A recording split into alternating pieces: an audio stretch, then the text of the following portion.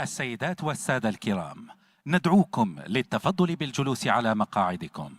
سنبدأ بعد 5 دقائق من الآن. Ladies and gentlemen, please find your seats. We're starting in 5 minutes from now. كما نود أن نلفت انتباهكم إلى أن خدمة الترجمة الفورية من العربية إلى الإنجليزية ومن الإنجليزية إلى العربية متوفرة طيلة فترة هذا اللقاء. We'd like to bring your attention that simultaneous interpretation is available throughout this event. Please find your simultaneous interpretation headsets at the entrance of this hall. السيدات والسادة الكرام، ندعوكم للتفضل بالجلوس على مقاعدكم. سنبدأ بعد 5 دقائق من الآن. Ladies and gentlemen, please find your seats. We're starting in 5 minutes from now. كما نود أن نلفت انتباهكم إلى أن خدمة الترجمة الفورية من العربية إلى الإنجليزية ومن الإنجليزية إلى العربية متوفرة طيلة فترة هذا اللقاء. We'd like to bring your attention that simultaneous interpretation is available throughout this event. Please find your simultaneous interpretation headsets at the entrance of this hall.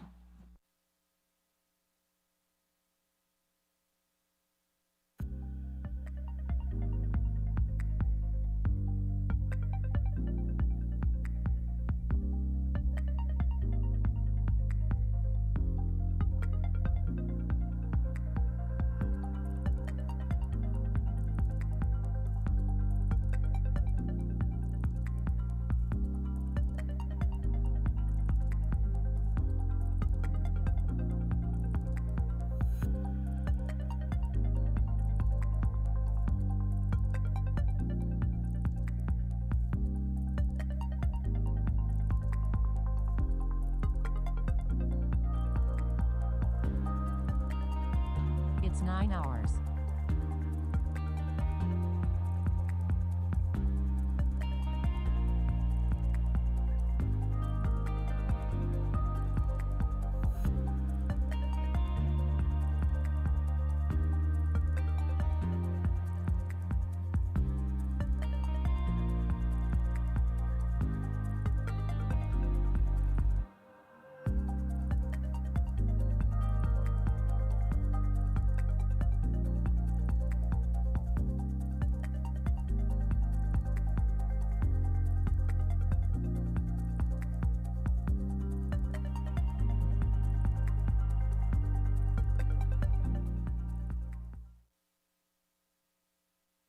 السيدات والسادة الكرام، نأمل منكم سرعة التفضل بالجلوس على مقاعدكم.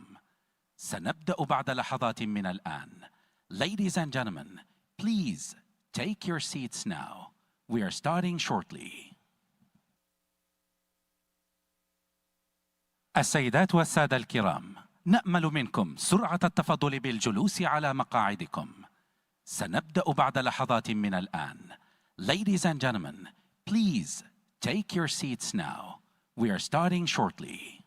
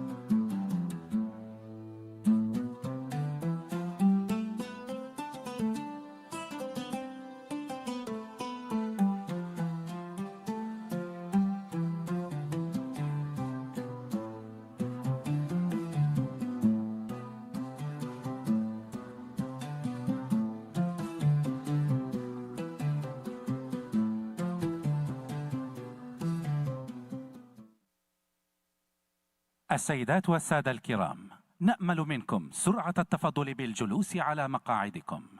سنبدأ بعد لحظات من الآن. Ladies and gentlemen, please take your seats now. We are starting shortly.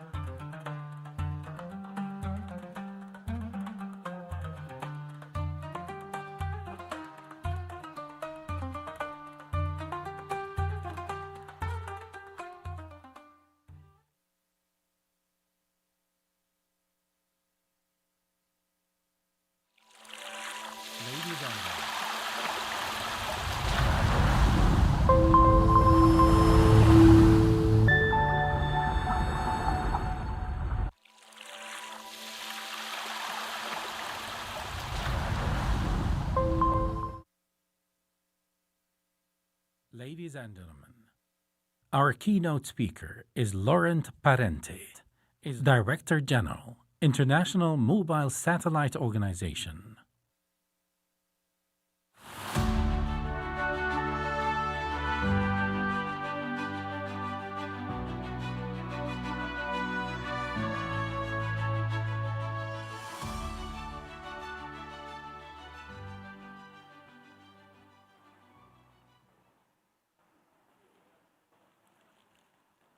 Good morning, everyone.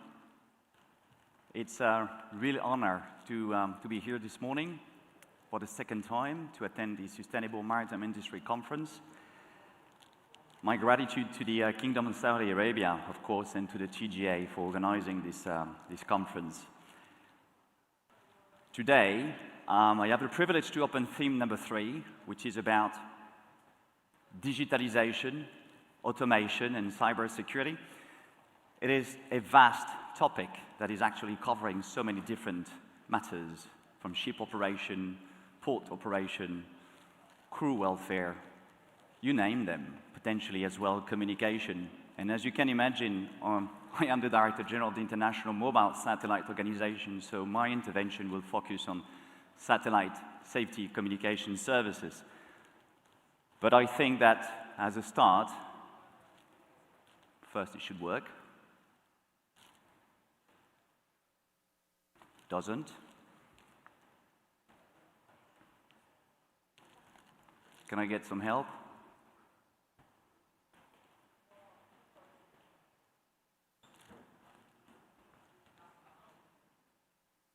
I need to move slide.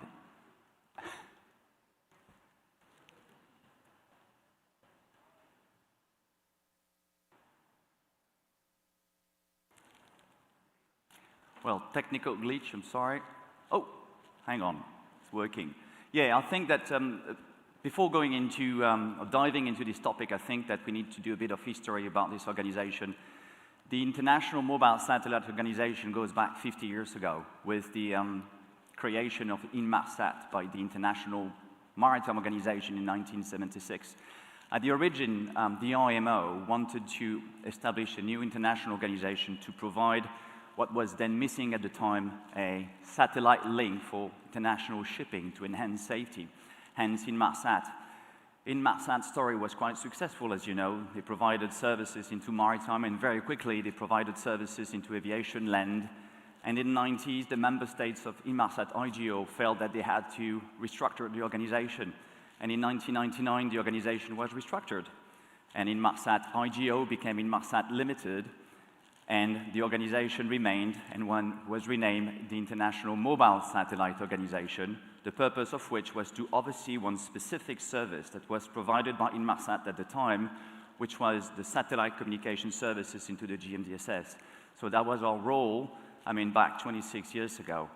Today, INSO is actually doing two things. We have two missions. We are overseeing the GMDSS, so the satellite component, the services provided by Iridium and Inmarsat Limited as well, and soon probably another third player. But we are also the coordinator of the long-range identification and tracking of ships. I'm not sure if everyone is very familiar with the LRIT, but the LRIT was established by the IMO back in 2008, implemented on the 31st of December 2008, purpose of which was to provide states-only, port, coastal, and flag states, the capability of tracking ships. At the time, it was a novelty. Today, we know that there are many devices to track ships, but at the time, LRIT was there, only for government use. We actually audit the whole system, which is quite unique in the sector, to be honest.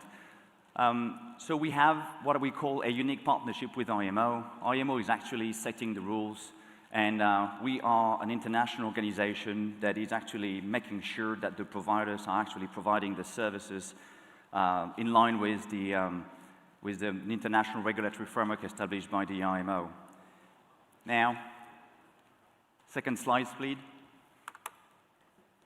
Thank you very much. When we talk about digitalization at sea, it is easy to think only of the newest commercially driven systems, but the truth is that shipping has relied on digital safety tools for decades. Inmarsat services, as I said earlier, was introduced in the early 80s, were in fact the first digital maritime distress communication services. The GMDSS adopted later in 1988 and then implemented during the 90s, built upon these existing digital capabilities by embedding them into the SOLAS Convention. The same with the LIT system, which, as I said earlier, was operational the 31st December 2008, added another layer by providing secure, verified ship position data to flag, port, and coastal states.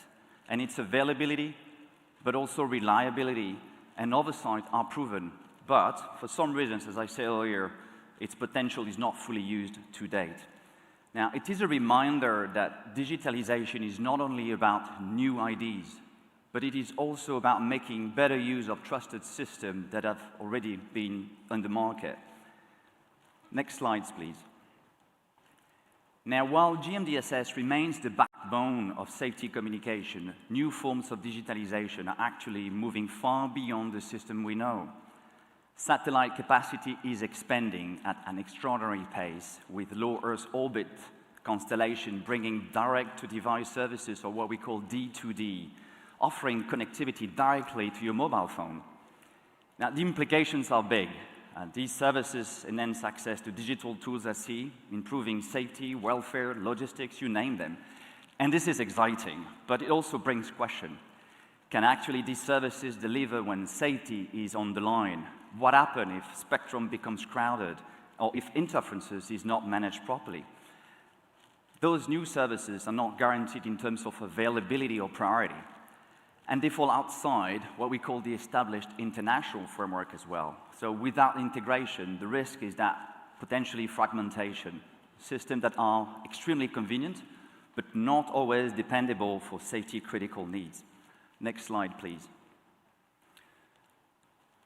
So the wave of new digital services is actually welcome and awesome. And at the same time, many of these services are developing, as I said earlier, outside the international regulation, which can actually create confusion about their role in safety, for instance. Take again the direct-to-device again. It may look actually more user-friendly than the GMDSS red button. And in practice, seafarers might believe that sending a message from a handset is the same as the GMDSS alert. And that is already demonstrated on the market, by the way, in the field, which is quite scary to a certain extent. But these services, as I said earlier, do not guarantee priority, global reach, but most importantly, integration with certain search and rescue coordination center, which makes the GMDSS so valuable. So the issue is not to reject innovation, obviously, but to think about how it is used and perceived. If new roles are seen as substitutes rather than complements, then safety could be weakened. And this raises the question, as disruption accelerates, how do we make sure that change is understood, managed and coordinated internationally for safety instead of evolving in fragments? Next slide, please. Now, for the last 26 years, the GMDSS has been the corner of maritime safety, making sure that any ship is not left unheard. But today, GMDSS could potentially face disruption. And actually, the question is not if change comes, but whether it is coordinated or fragmented, because the change is already coming. Elsewhere in the industry, automation is advancing fast, very fast.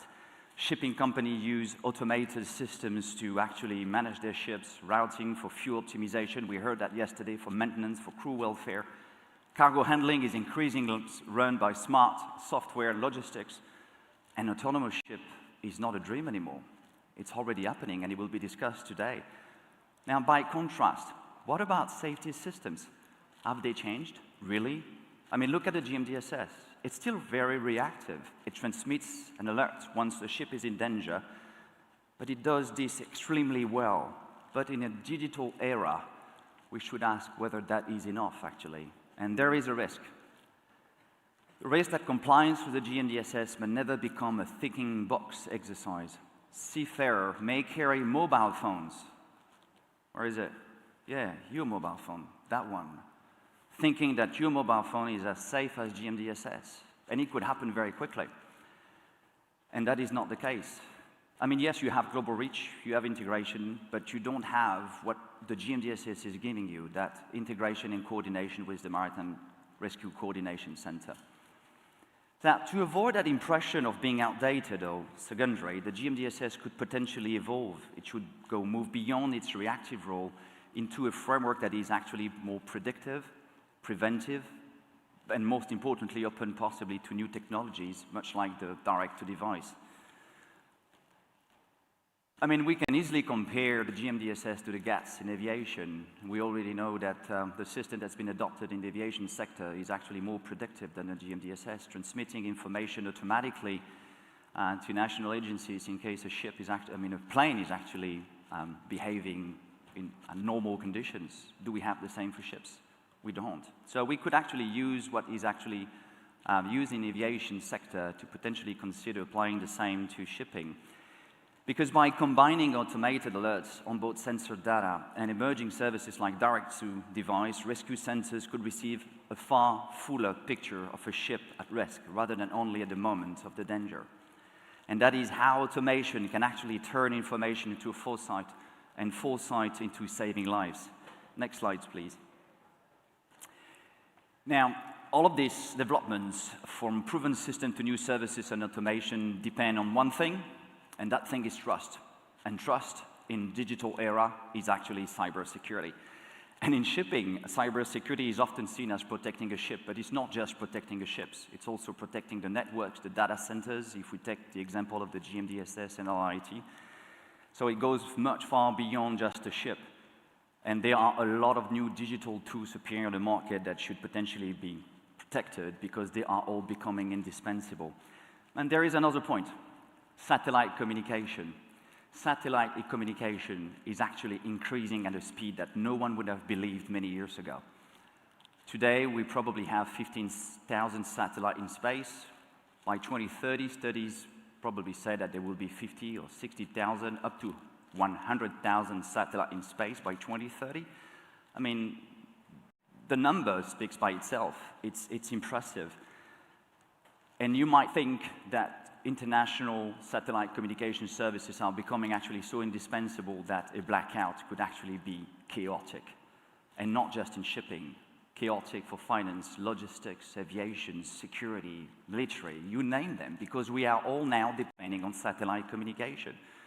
For shipping, it would mean thousands of ships that would suddenly lose their link with shore. I mean, we heard yesterday the director of IALA indicating that we all depend on digital tools now, and now a total blackout could actually prevent mariners to operate a ship because new mariners are not actually trained with celestial navigation. So I think that the consequences could be dramatic, and I like comparing satellite communication services with international shipping. Why? Because like international shipping, the public is not aware. What you don't see, you don't know. They are absolutely essential. During COVID, we heard about shipping, how shipping was indispensable. This is exactly the same with satellite communication. Disruption would be chaotic. Again, same. And they both require an international regulatory framework, which we do have for the international shipping with the IMO, but I'm not sure we have the same for satellite communication services. So the question is, how do we make sure that, for instance, the GMDSS remains liable, and not just in its radio links, but also in its digital backbone? How do we protect safety-critical informations, positions, coordinations, messages, both from cyber attack, but also from interference, as spoofing and jamming, which is quite topical at the moment? So there are no easy answers, to be fair, and yet these questions are essential if digitalization is to strengthen safety at sea. Now, some may argue that these services have become so essential that any interruption could actually carry significant global consequences. And this is where maybe we should all think that that may actually trigger the need to consider a potential international framework to actually establish international safeguards to ensure the availability of international, I wouldn't call that, of satellite communication services. Because to a certain extent, you might think that satellite communication services have become public services. Next slide, please. Now, when we talk about sustainability in shipping, we usually think about fuel, emissions, efficiency, that is real. But sustainability also applies to the digital environment that safety depends on, and that environment is getting crowded. It's what I said earlier, satellite. I did mention about some figures, 15,000 today, probably 50, 60,000 in a few years, 100,000, and this growth actually brings a huge set of opportunities, but also risks. And without coordination, congestions in orbit and crowding in spectrum could interfere with safety communication. And it is actually already happening with the international mobile telecommunication community, with the 5G. We're all using the 5G, the 6G, which is coming. Some of the bands are being allocated very close to the bands that are currently allocated for safety maritime communication, so the GMDSS. And that might raise quite sensitive questions and issues for the future about interfering with satellite safety communications. And yet, many, many years ago, we ensured at the ITU that the GMDSS bands would actually be given that priority, being listed into what we call the Appendix 15 of the ITU radio regulations. Is that enough today? Not sure. The market now has actually driven all those potentials, those opportunities, and you might think that what you established 15, 20, or 30 years ago is actually not up to date and should actually be reconsidered. I think that protecting the digital maritime commons, spectrum, orbits, or interference-free access for safety is as vital as protecting oceans themselves. Next slides, please. What I've tried to show you today is that maritime digitalization, automation, and cybersecurity are actually not abstract themes. They are already shaping that system that protect lives at sea.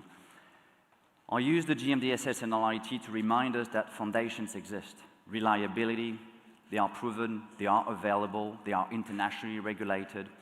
And now new technologies driven by low Earth orbit constellations bringing direct-to-devices capacity show both that speed of innovation, but also the risk if growth is not coordinated. Now, automation tells us that safety systems should evolve from reactive to predictive. Cybersecurity reminds us that trust is also everything. And sustainability also shows us that protecting the seas also means protecting the digital common above us. So the real question is actually not whether technology will evolve, as I said earlier, but how. Will it be managed and harmonized, or will it develop in fragments that could potentially weaken the safety net that we all depend upon? Next slide, please.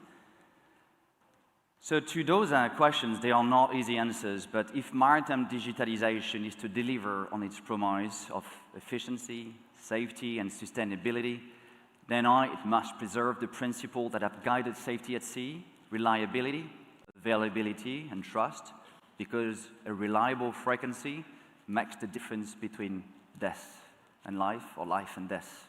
And that was my concluding comments. Thank you very much.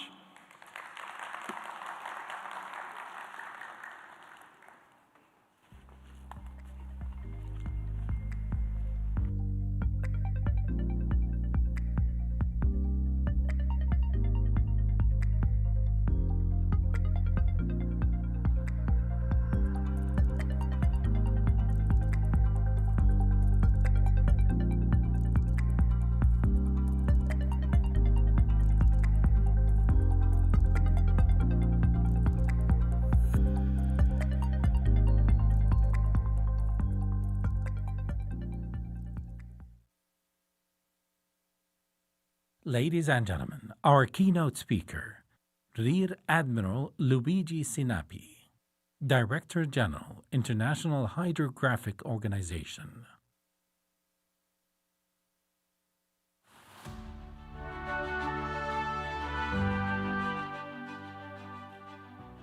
So, Excellencies and distinguished colleagues, ladies and gentlemen, thank you for being here, and let me say that it's a great honor to join you at this second Sustainable Maritime Industry Conference 2025. Finally, they said to me to come on the stage, and I hope to remain in my 10 minutes as it was scheduled in the agenda. So this gathering brings together visionaries and leaders from around the world with a shared purpose to adopt cutting-edge maritime technologies, build capabilities, strengthen global maritime leadership, and foster international collaboration in the maritime world. Today, I have the privilege of addressing a subject that sits at the very heart of this transformation: the importance of maritime digitalization and its vital connection to automation and cybersecurity. Now it's working the pointer that means that the digitalization is in place now during my speech. For centuries, hydrography and navigation were charted on paper. In recent decades, we transitioned to the two-dimensional digital charts, a milestone that allowed us to navigate more efficiently and safely. But we stand now at the threshold of a revolution, the move towards a four-dimensional digital environment. This transformation is embodied in the IHO S100 Universal Hydrographic Data Model, which provides not just static information, but a dynamic, interoperable framework that integrates depth, time, real-time positioning, and all the necessary context at sea. This is not simply about better charts. as we know since ever. It is about creating a holistic maritime digital ecosystem where vessels, ports, coastal states, and international organizations can exchange trusted information instantly. It is the foundation upon which automation, smart shipping, and maritime safety will depend. With the S100 framework, automation moves from concept to reality. Imagine ships that automatically update their navigation system with real-time tidal, meteorological, and traffic data. Ports that dynamically coordinate arrivals and departure based on live conditions. Authorities that instantly assess risks from coastal flooding, tsunamis, or changing sea conditions. This is automation in efficiency, sustainability, and safety. But automation without secure digital infrastructure is fragile, which brings me to the third pillar, cybersecurity. In a digital maritime world, information is the new lifeline, but that lifeline must be secure, trusted, and resilient. Cyber threats today are not abstract risks. They are real and growing, capable of disrupting shipping routes, compromising safety, and threatening global trade. To enable S100 and real-time data flows, we must embrace secure communication protocols, which ensure authenticated identities, encrypted exchanges, and trusted services. Cybersecurity, therefore, is not just a technical issue. It is a matter of maritime safety, environmental protection, and international trust.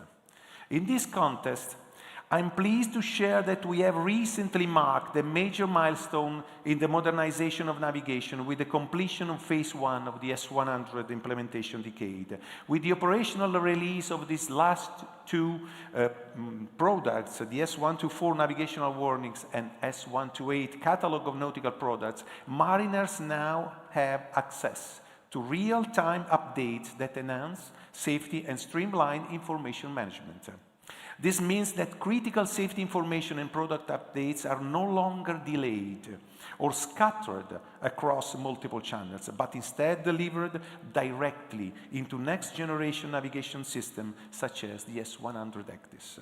The introduction of these two new standards transformed the way the information flows to mariners at sea. The S124 navigational warnings bring essential alerts directly into the electronic chart display, integrating them seamlessly into the navigation picture. No longer will crews rely solely on radio broadcasts. They will see vital safety information displayed exactly where it matters. Meanwhile, the S128 catalog of nautical products automates the management and subscribed data services, tracking their status, validity, and updates. This is not only increases operational efficiencies, but also supports regulatory authorities by simplifying oversight and compliance. By enabling smarter voyages, these standards also contribute to reduced fuel consumption and lower emissions, bringing both cost savings and environmental benefits. This is not only a safer and more efficient system, it is also a more cyber-secure foundation for the future of automated navigation. The completion of phase 1 of S100 implementation is more than a technical achievement. It is a testament to the commitment of the international hydrographic community to the roadmap set out for the S100 decade. That started in 2020 and will hopefully see a successful end in 2030.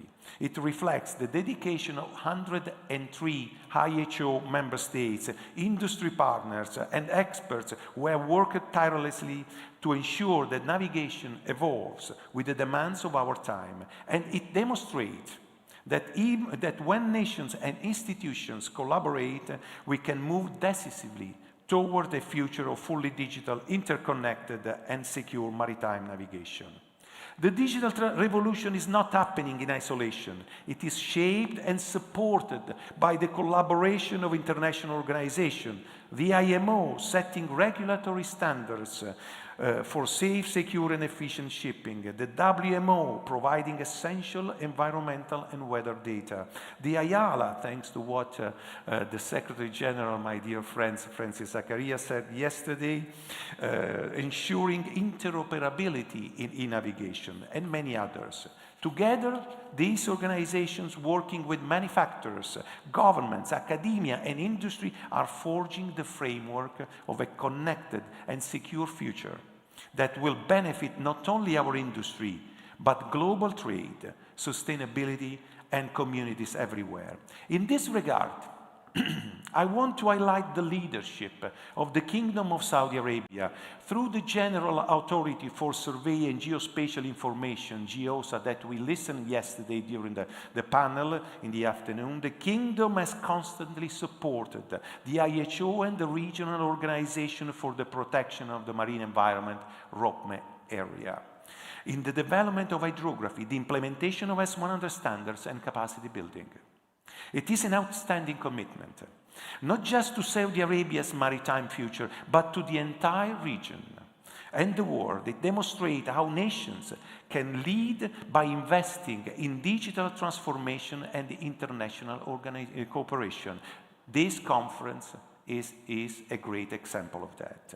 Why does this matter? Because digitalization is not an end in itself. It is an enabler. By unlocking and sharing hydrographic and ocean data, we support scientific research, climate resilience, and the blue economy. Hydrography underpins everything from tsunami propagation modeling to biodiversity restoration. It directly supports multiple sustainable development goals. You can see on the slide the SDG number 14, life below water, through better management of marine resources. Number 9, industry, innovation, and infrastructure by fostering technological advancement. And number 13, climate action by providing the data needed for adaptation and resilience. Yes, today, less than 30% of the ocean floor is mapped with modern standards. The right percentage is 27.3%, announced last June during the World Hydrography Day in Nigeria. And much of the existing data remains inaccessible. Unlocking this data through digital platforms is essential if we are to meet the scale of our global challenges. Dear ladies and gentlemen, we stand at a decisive moment. The transition to a digital, automated, and cyber-secure maritime environment is no longer optional. It is essential.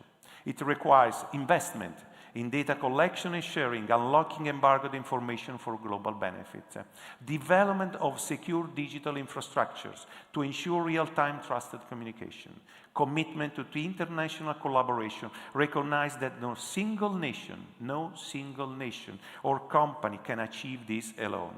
Capacity building and skills development, ensuring that every coastal state is ready for the transition to S100 by 2030.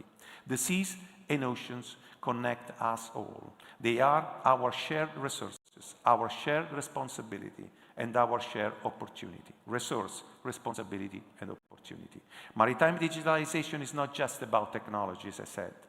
It is about building a safer, smarter, and more sustainable maritime future for generations to come. As we gather here in Saudi Arabia, let us commit to working together across nations, across organizations, across industry to make this vision a reality. Thank you very much for your kind attention.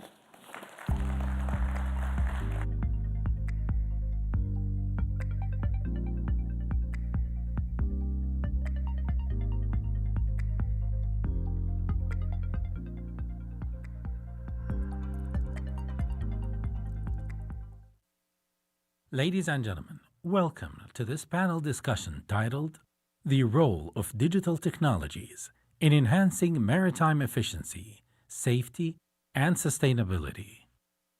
Our distinguished panelists are Rear Admiral Luigi Sinapi, Director General, International Hydrographic Organization, James Collett, Managing Director, Ranmore Advisors, and Dr. Hanan Kafura, Ambassador, MENA Region, National Observatory for Sea Protection, ONTM, Rome.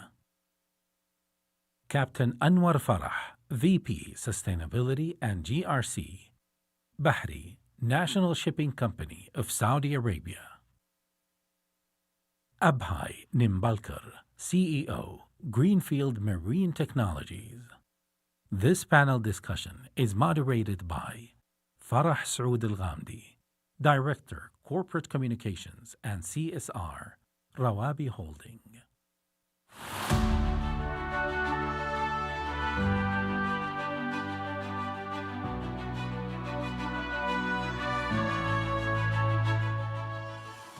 Assalamu alaikum and good morning, Your Excellencies and respected guests.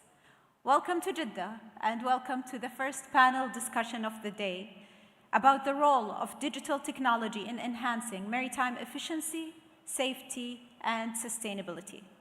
I'm Farah Al-Ghamdi, Director of Corporate Communications and CSR at Rawabi Holding, and I am pleased to moderate this important session today, as digital transformation, as Rear Admiral mentioned, is no longer optional for our industry. It is essential. With artificial intelligence, Internet of Things, and big data, we can optimize routes, cut fuel consumption, reduce emissions, and strengthen our trackage. Here in Saudi Arabia, we already see this transformation in many companies that we've seen today, yesterday and today in our exhibition. Bringing an example of Rawabi, where we rolled out many firsts in sustainability initiatives, from conventional to hybrid vessels, to fuel management systems with best economy utilization across more than 140 offshore support vessels, cutting CO2s, saving fuel, as well as maintaining and enhancing operational efficiency. But this raises bigger questions. How do we scale? What challenges remain? And how do we ensure the benefits cover the entire sector? And these are questions that we're going to discuss today with our panel of experienced professionals. Ladies and gentlemen, please join me in welcoming my distinguished panel members, starting with Rear Admiral Luigi Sinapi, the Director of International Hydrographic Organization, leading global efforts in hydrographic standards and services. With distinguished career in the Italian Navy, he commanded major vessels and directed the Italian Hydrographic Institute. Please welcome Rear Admiral.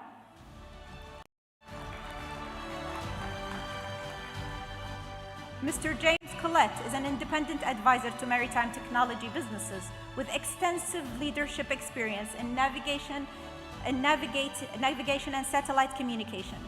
He had served as Managing Director of Northrop Grumman's Perry Marine, Head of Mobility and Energy at Intelsat, and Senior Director of Maritime Business at Inmarsat, where he oversaw the launch of fleet broadband.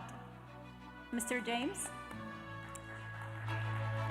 Dr. Hanan Kafura, Ambassador and Foreign Representative of the MENA region, an international maritime expert specializing in port management, maritime traffic facilitation, and sustainable port development.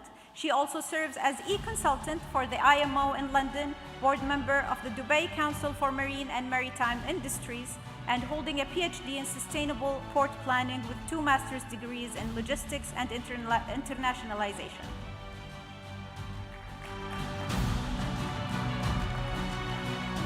Captain Anwar Farah is the VP of Sustainability and GRC at Bahri, bringing over 28 years of cumulative experience in the industry. A master mariner with a degree in marine operations, he has led critical functions in quality assurance, health, safety, and environmental management in the marine sector, and now drives Bahri's sustainability and GRC agenda. Captain Abhay Nimbalkar is the founder and CEO of Greenfield Marine Technologies in Abu Dhabi. A master mariner turned entrepreneur, he leads AI-powered tech innovation in human-centered decarbonization and behavior-driven safety for maritime industry, empowering vessel owners to cut emissions and costs while enhancing crew performance. Welcome to all of our panels. So, Rear Admiral, I think we're starting with you, starting with the foundations. the standards, and the regulation. So in your keynote, you described a four-dimensional digital environment through the S100 framework. Can you explain to us a little bit about the opportunities, the immediate opportunities and challenges that we can foresee by adopting this framework in Saudi Arabia and the wider RUPMI region? So thank you very much, Ms. Gamdi, for this question, because it's taking a very important point of my speech. We were moved from an analog world characterized by the paper charts into the early 90s to a two-dimensional digital world characterized by a format that is used on all the solar ship. But the next step will be exactly as you said, a four-dimensional world, because as I tried to explain during my keynote, there will be the entire number of characteristics of marine environments that will be represented at the same time in near real time, and that will enable from the 1st January 2026, thanks to the IMO regulations, to start with the new standard on board of the ship. And that's very well beyond paper charts. It's something that is embracing all the aspects of the marine environment, and it's opening the world of shipping to new challenges, but also to new opportunity. We are going well beyond the simple safety, touching on economic development for all nations and not just for the nations with coastlines. And now we come to Saudi Arabia, as you said, because we have a structure within the IHO which is composed of 15 regional hydrographic commissions.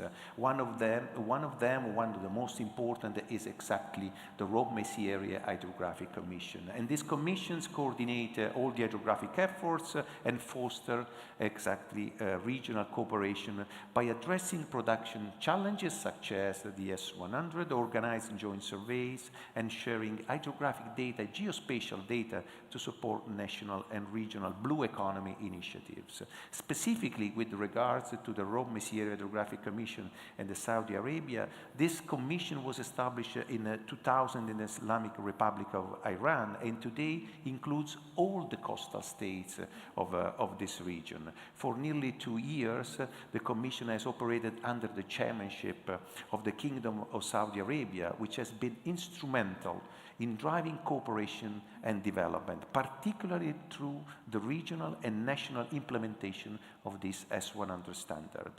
And the Kingdom of Saudi Arabia has played a pivotal role in reinvigorating this regional cooperation. And we are witnesses significant progress in capacity building, digital modernization, and regional dialogue, especially regarding the S100 hydrographic standards. And the commitment demonstrated by GEOSA, and especially by its Directorate of Hydrography, we heard, as I said before, by their representative yesterday, it has established a solid foundation for the transition to the next generation maritime data product, and essential step in achieving the goal for the full implementation of the S100 in 2030. Thank you, Rear Admiral. It shows that once Saudi adopts such a framework, it will have a larger impact on the entire region. But also raises a question about technology enablers that are in place for implementing such a technology, such a framework. Mr. James, from your perspective, which emerging technologies can be adopted or included to see this through? Yeah, thank you, Farah. What I actually see, and building on the two keynotes of this morning, is three forces conspiring very well to give us a real opportunity.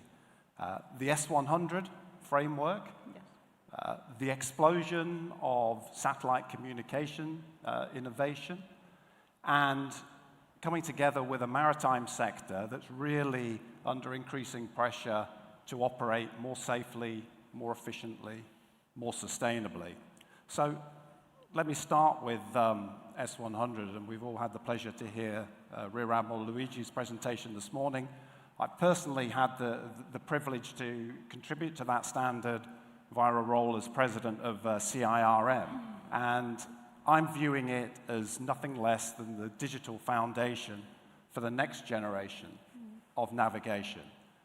As we've heard, it provides this common language where we're bringing together maritime data from hydrography, tides, currents, even meteorology, and instead of very isolated proprietary systems, S100 allows us to build that interoperable ecosystem.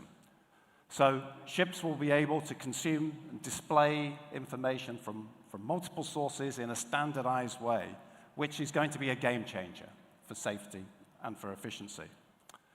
Around the second force, that of communications, we heard very clearly from Laurent that the industry is experiencing its most dynamic period for absolutely decades.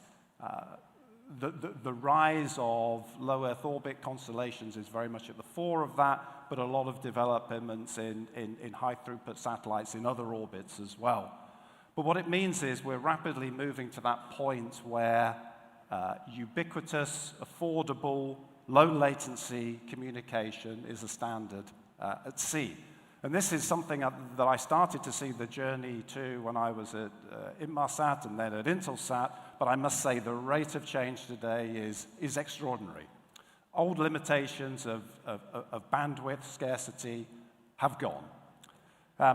So in my mind, when you combine these two things, this rich digital framework through S100, you combine that with the high capacity connectivity that we're seeing from these new SATCOM networks, you're really creating conditions for something transformative. Real-time, data-driven decisions, taking board both on board and ashore. That's going to give us things like smarter route optimization, proactive maintenance, dynamic safety alerts, and much more efficient fleet management. Critically, it's going to mean that operators can take very meaningful steps as well towards fuel burn and to their emissions. I'd like to also touch upon a Saudi dimension that I see to this. Organizations like the NEO Space Group are positioning the kingdom at the forefront of space-enabled services. If we can align these innovations with international standards like S100, Saudi Arabia has a great opportunity not just to adopt, but to help shape global best practice. It's a way of turning digital innovation into both a competitive advantage for the kingdom, but also a practical benefit for seafarers. So a very exciting area. That's a powerful vision. Mr. James, combining the S100 framework with satellite connectivity really will open the door to smarter and more efficient shipping. But what about ports, Dr. Hanan? How do you see the ports transforming during this digital era? Many thanks for the question. Excellencies, ladies and gentlemen, today from the Kingdom of Saudi Arabia, a lighthouse of maritime innovation and sustainable development. It's a true honor to be part of this landmark conference at this defining moment in our sector, as maritime sector is undergoing historic transformation driven by stricter regulation, innovation, and technological advancement. Decarbonization in the maritime industry, it's not merely an option, it's an imperative necessity to protect biodiversity, to mitigate pollution, and to reduce climate change impact. Furthermore, digital innovation will fundamentally redefining the port and the maritime sector, becoming the essential driver for sustainable future. While ports will be the backbone of the green transition, acting as innovation and energetic hub for the supply, storage, and the production of the clean fuel. Digital innovation will transform our ports from traditional with old structures and outdated infrastructure into intelligent organism at the heart of the global trade, pumping efficiency, safety, transparency, security, and sustainability. In simple words, the ports of the future will be smart and sustainable, will be a new generation of digital ports, powered by clean energy, guided by artificial intelligence, connected by Internet of the Things, protected by blockchain and digital twin, to ensure that every process and operation is guided with intelligence and driven with responsibility. Let's imagine together, in order to fully recognize the role of digital technologies in transformation of our ports and our future. Let's imagine the ports as intelligent organism, where Internet of the Things become the nervous system, where every process is performed with precision and harmony, and every operation is optimized. Everything is connected, everything is expected. In addition to that, blockchain becomes the immune system of this organism. No fraud, no errors, only secure and permanent transactions to ensure security, safety, confidence between stakeholders, becoming the true currency of the global trade. In addition to that, digital twin will become the insightful eye of this organism to transform the visibility into foresight. A perfect virtual replica of the port will help us to create strategies to transform unpredictable actions into manageable situations in order to help us to predict maintenance, avoid accidents, in addition to that, make safer and proactive and smarter decisions. While at the heart of everything will be the artificial intelligence, will act as a thinking point to plans, improves, and artificial intelligence coordinates arrival and departure like a conductor leading a symphony with maximum efficiency and minimum emissions. Well, safety rises, energy saved, and decision becomes smarter and proactive. Let me please give you practical and concrete examples in GCC area. Jeddah Islamic Ports reported that the gate transaction time will reduce to 10 seconds. 10 seconds by or through using Internet of the Things and artificial intelligence technologies. In addition to that, in the area, Jebel Ali Port, after deploying digital twin and artificial intelligence technologies, reported very significant benefits, like 40% reduction in downtime, 32% increasing in handling cargo, and 22% energy saved. Then every kilowatt of energy saved, every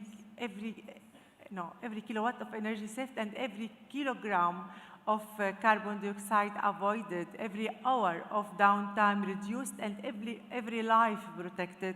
It's that we are on the right road towards sustainable future. Last but not least, I would see that the technologies are here.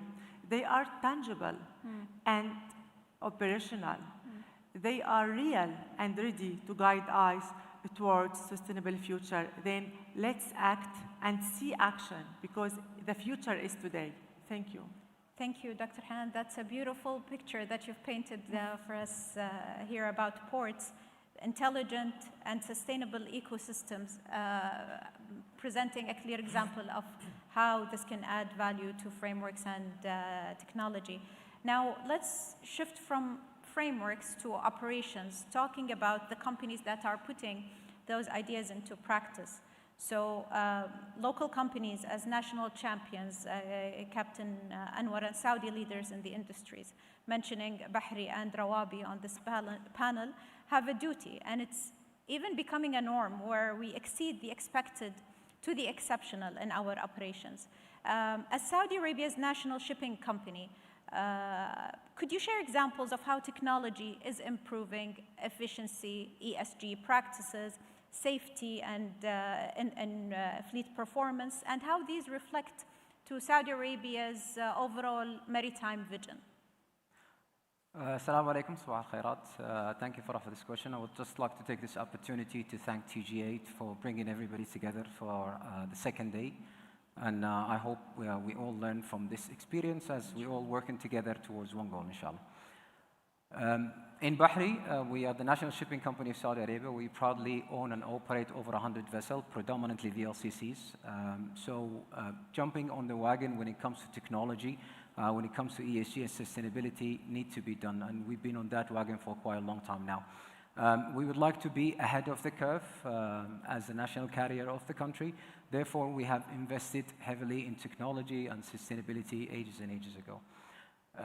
We've accelerated our technology. We have, yesterday we were talking about our fleet performance department, whereby we have incorporated IA tools into our day-to-day operations. So we have cloned basically our vessels, and we have access to them from the data that they're transmitting from the vessels on a daily basis. So we're thinking of how can we make the vessels more energy efficiency, tools and equipment that is not being used. We compare a lot between the two vessels that running on the same route, that they come out with a different energy, and that obviously goes around the predicted of the maintenance that we carry on board the vessels. It's all about cost as well, so the more you commit to technology and invest heavily in artificial intelligence, then you will pay for less for operating those vessels. On the environmental section, we looked deeply into our waste management protocols. When I went to sea 30 years ago, believe it or not, we were throwing every waste overboard except plastic. I'm sure you remember those days. Fast forwarding now, 30 days down the road, the only things you can throw overboard is communal food. So you can see how the regulation came in and driven us to find other ways to manage our waste and garbage. In Bahri now we have other ways to compact and recycle our garbage, as well as yesterday as well we talked about the equipment that we use for fuel-saving devices, the propellable cap fins, and the Muse ducts that we have invested in probably over 10 years ago, even before this new requirement came into force. On the safety department, again, coming back from the safety and quality perspective, a great subject to my heart. Making sure that seafarers go on board the vessel and go home after 4 and 5 months is a very important thing. There is the technology when we have Bahri invested in technology in the market whereby we predict incident and accident. I know a lot of people, just like autonomous ships, a lot of people will maybe not believe in it. I'll leave it for you, ladies and gents, if you believe it or not, but the technology out there. These artificial intelligence, think about it as the magic ball. So it looks into interaction events, so things like coming out of observation comes out of the internal audits, from external audit, for commercial inspections such as OCIMF, SIRE regime programs, port state control inspections. The system look at all of these and predict you might have an issue, for example, in the galley of the vessel. The software is there, the artificial intelligence is there, and a lot of companies have jumped into the wagon, to invest heavily in it. So we can talk about this for a long, long time. I don't want to take the mic from everyone else, but my small piece of advice is, for people who own a vessel, you can't be living in the dark ages. You need to move forward when it comes to technology, when it comes to digitalization and sustainability, because they all go together. In terms of the country, we all know the kingdom effort in meeting the IMO requirement by 2030, 2040, and 2050. So lowering the emissions, it's a very good starting point that by me doing this, I'm helping the country, I'm helping the kingdom towards the reaching the IMO goal. And of course, low cost. At the end of the day, we are a shipping company, so we want to save money. We want to make our investors happy. In the same time, we need to meet the digital requirement. So yeah, thank you. Thank you, Captain Anwar, for showing the strong example that we're living, where Saudi Arabia is turning ESG ambitions and commitments into action.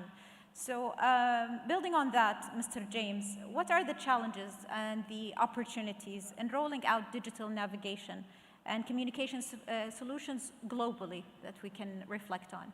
Yeah, thank you. I don't think it will become as a surprise to the people in this room that the maritime industry is, by design, a heavily regulated environment.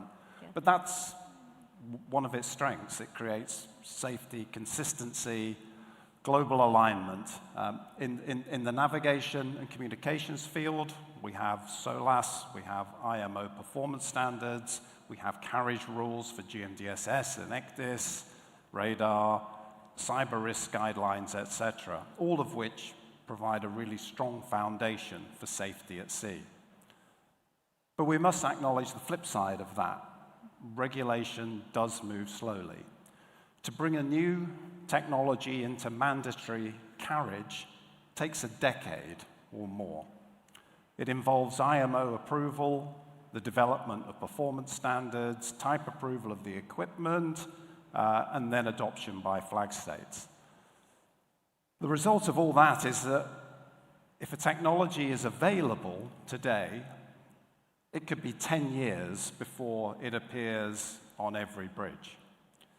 So that's really a source of attention. The threats and opportunities we've been talking about here are emerging much faster than regulation can keep pace.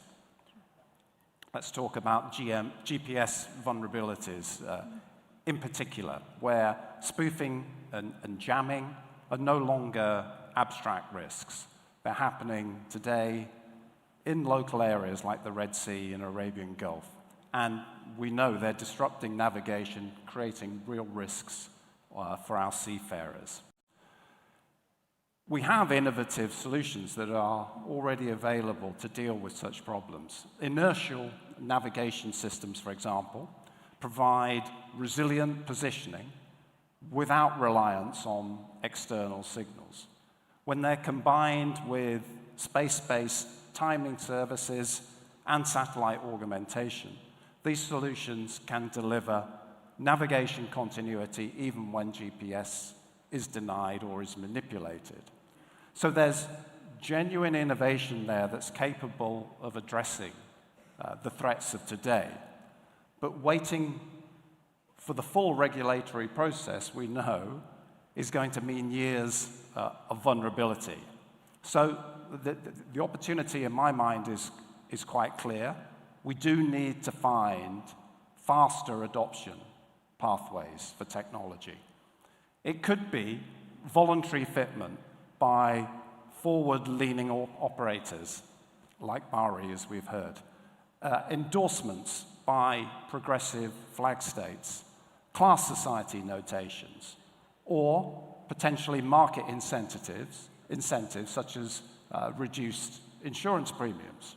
So these mechanisms are ways that we can bring critical technologies to the bridge years ahead of the regulated process. At the same time, we must value what regulation does achieve. When it finally lands, it provides very much a level playing field and, importantly, universal adoption, which is why ECDIS, AIS, and GMDSS have been so successful. So in my mind, the balance is to maintain the integrity of regulation, but we need these fast lanes for innovation. Technology can solve the problems today, such as resilient GPS or stronger cyber protection.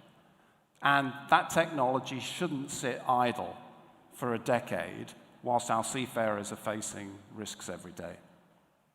So the balance really between the innovation and the regulation is really critical, especially with, as you mentioned, the GPS vulnerability that we're already witnessing in the region. But what about the people, Captain Abai? From your work, how can digital tools empower seafarers themselves to drive sustainability on board the sector? Yeah. Thank you, Farah. You know, can you hear me? Yep. I think we can, yes. Yes, okay. So Farah, good question.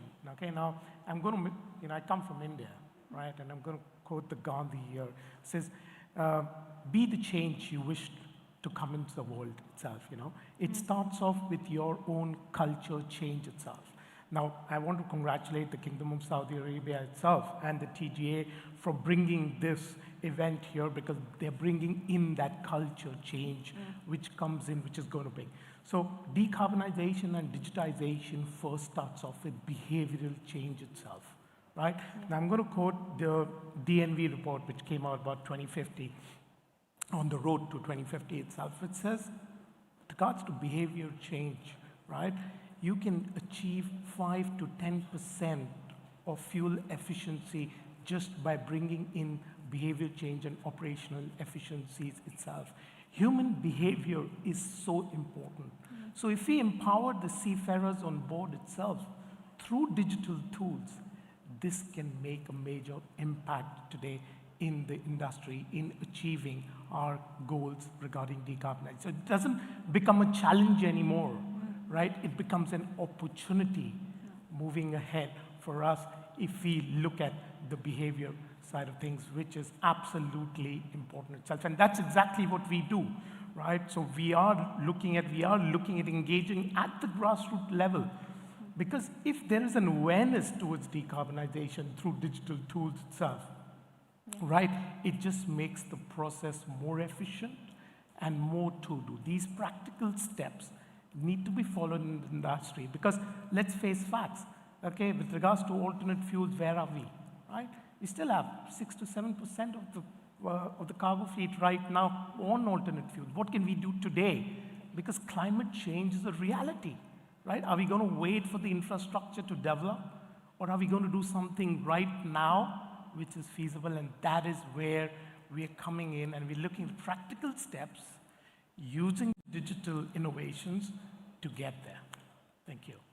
Thank you. That's an important reminder, culture change at sea. And with that, let's turn to the broader question about sustainability and decarbonization in the future of maritime.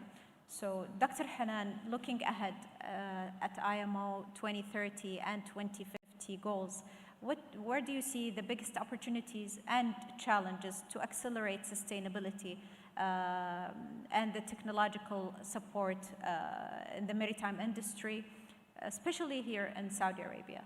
Okay, thank you for the question.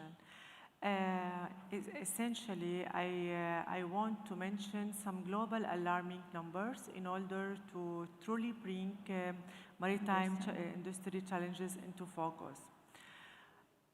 Firstly, maritime trade volumes could be tripled by 2050 in comparison with today's total.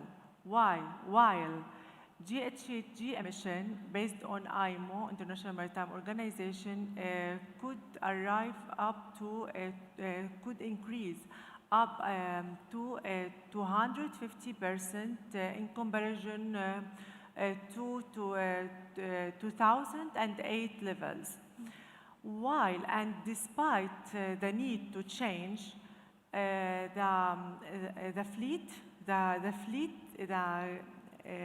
the global fleet still relies on conventional fuel. Then approximately 99% of the fleet relies on conventional fuel.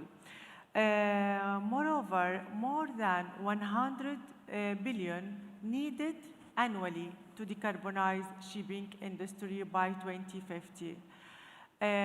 Also, by 2050, there will be more plastic than fish in our oceans if we don't act. In addition to that, more than 86% of our global ports will be affected by climate change disasters, causing billions dollars in economic losses without act. Also, as the International Renewable Energy Agency reported that at least more than 50% of low carbon fuel will be traded by shipping industry. Then we have really global and common challenges in this era. But when it comes to digital innovation, key challenges will be workforce transition, because we'll be transformed from traditional into digital skills. In addition to that, we have another challenges, cyber threats. Strong challenges, and the cost of implementation, insufficient connection between stakeholders, and the uncertainty of ship owners about for what fuel I have to adopt, what green technology I have to invest in. But by applying comprehensive strategies and collaborative efforts, we can transform these challenges into opportunities. By investing in training and development for workforce to transform from traditional into digital. In addition to that, this is an opportunity because workplace will be safer and smarter. And we mustn't forget that digital innovation isn't about machines replacing a human. It's about a human powered by technology. Then I see great opportunities 100%. In that. Also, we can adopting strong cybersecurity measures and increase the connection and the collaboration between stakeholders, engaging the local community in the administrative system. Also, a strong capacity building system of United Nations integrated program, especially in developing countries, and raising public awareness about the vital role of our oceans and maritime transportation. And as the Secretary General of the International Maritime Organization said, our oceans, our opportunity, our obligation, our opportunity. Then I see a great opportunity in this age of transformation, because increasing awareness about the importance of oceans' role in our life, because oceans and seas not only represent beauty and leisure, beyond this wonder and recreation, there are deep significance of importance, because they are regulate the climate, they are essential for our life, they are produce more than 70% of our oxygen and absorb 1/4 of carbon dioxide. They support biodiversity, food and livelihood for billions of people. In addition to that, maritime transport is responsible to transport more than 90% of the global trade, and 99% of the internet traffic is passing under our oceans. Then I see great opportunity in this era to really enhance and increase the public awareness about the importance role of our oceans. Regarding Saudi Arabia is already placed with a strategic location, natural resources, and wise leadership. Saudi Arabia is investing heavily in a sustainable program according with the vision of 2030, and will be the leading global exporter in green hydrogen and ammonia, and already green hydrogen and ammonia, they are promising fuel to decarbonize shipping. This is also the great opportunity that will capture economic and environmental benefits for the kingdom. Saudi Arabia is investing in digital infrastructure and solar infrastructure also. And I see that for GCC ports will play a key role as a key maritime hub in the project of Road Cotton in the future to link India to Europe by Middle East. Ports as Jabal Ali, Dammam, Ras Al Khair, Abu Dhabi will be a key point in this project. Thank you. Thank you, Dr. Hanan, for highlighting both the opportunity and the urgency to accelerate decarbonization. Captain Abai, building on that, how can AI and digital twins help us reach IMO 2030 and 2050 goals? Okay, thanks for that. So with regards to AI, now I'll tell you what we do. So I was having a conversation the other day with my team, right? And now they've not been on the ship. They are basically all tech enabled. So they asked me who the client was, right? And I said, you know, if you get a phone call from the CEO of the company, and what do you do? And when you get a phone call from the captain of the ship, what do you do? Who do you give priority to? And I was like, give the priority to the ship's captain, because if you solve his problem, okay, you solve the CEO's problem itself, right? Yeah. Because he's the one who's running the ship. Now, what do we do from an AI perspective on that, right? Now, like Captain Anwar rightly said, you know, you do risk management, right? But for risk management, one of the most important things is data, right? Yeah. Are we getting the right, correct data from the ship itself, okay? Now, where do you get the data from? You get the data from the people who works in the galley, who works on board, who's there in the deck, who's working in the tanks, right? Yeah. Now, if he sees a risk, how does he communicate so that the AI can function on that data, right? Now, the question is, my poor seafarers there, not everybody can speak or type in English, right? That's the first step. You need to get the right data. So what we do is we use AI-enabled tools to ensure that they can speak in Hindi or in Arabic, and it gets converted to English text itself.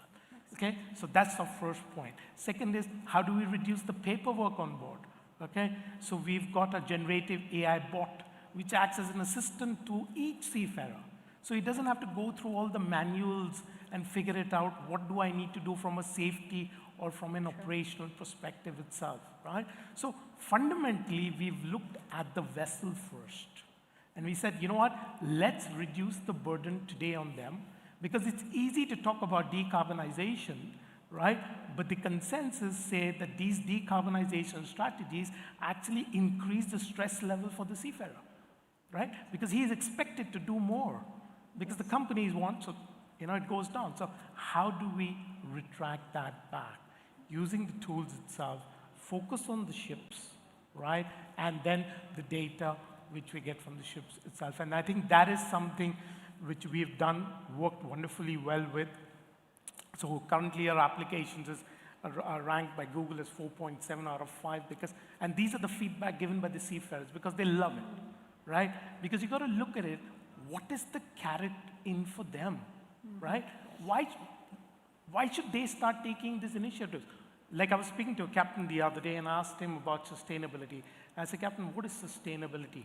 And he said, sustainability for me is me having a job, you know, me getting my salary on time and hoping my family is safe. That's sustainability for him, right? And he's not wrong, you know? But how do you bring that paradigm shift within the people itself through our digital tools as well as good?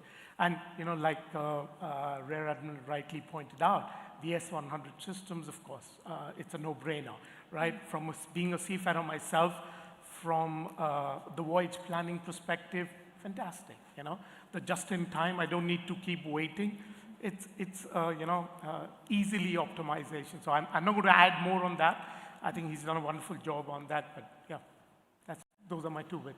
Thank you, Captain. And yes, it is a fascinating framework that was mentioned. And digital twins and AI can really redefine how we manage risk first and then reduce emissions further on by creating that carbon culture.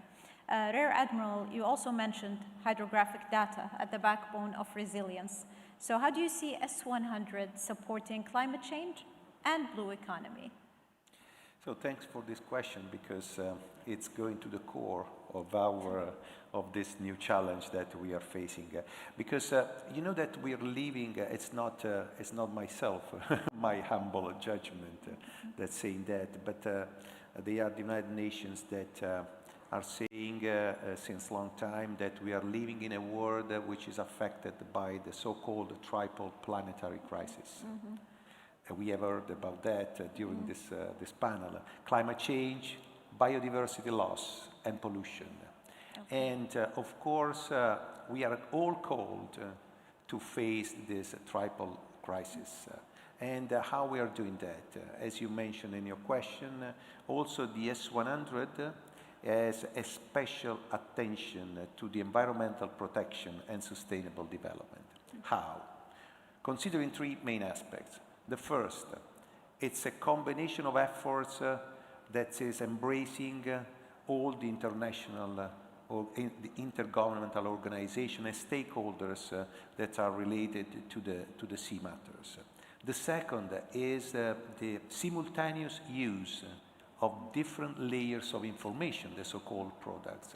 And the third is the update in near real time of the information provided by these products. So the combination of those can reduce, for instance, the fuel consumption from vessels and the delivery times. For that, we have data which are based on trials that have been already conducted, but it's a couple of months that we issued thanks to the efforts of our member states, some so-called sea trials area where this kind of checks, this kind of trials can be conducted in different parts of the world. The first has been the one provided by Canada in their waters of responsibilities. Another one will be activated very soon in Indian Ocean. And from the other side, from the side of sustainability, of course, all this is positively affecting the use of this new products on board of the ship, because we can optimize safely cargo handlings, balancing economic interests with navigational safety. And so this is exactly the synergy between the S100 standards and smart port ecosystem we heard just now, not only fosters safer and more sustainable maritime operation, but also strengthens digital defenses against future challenges. Thank you, Rear Admiral. It's fascinating to see how data itself becomes key to driving sustainability.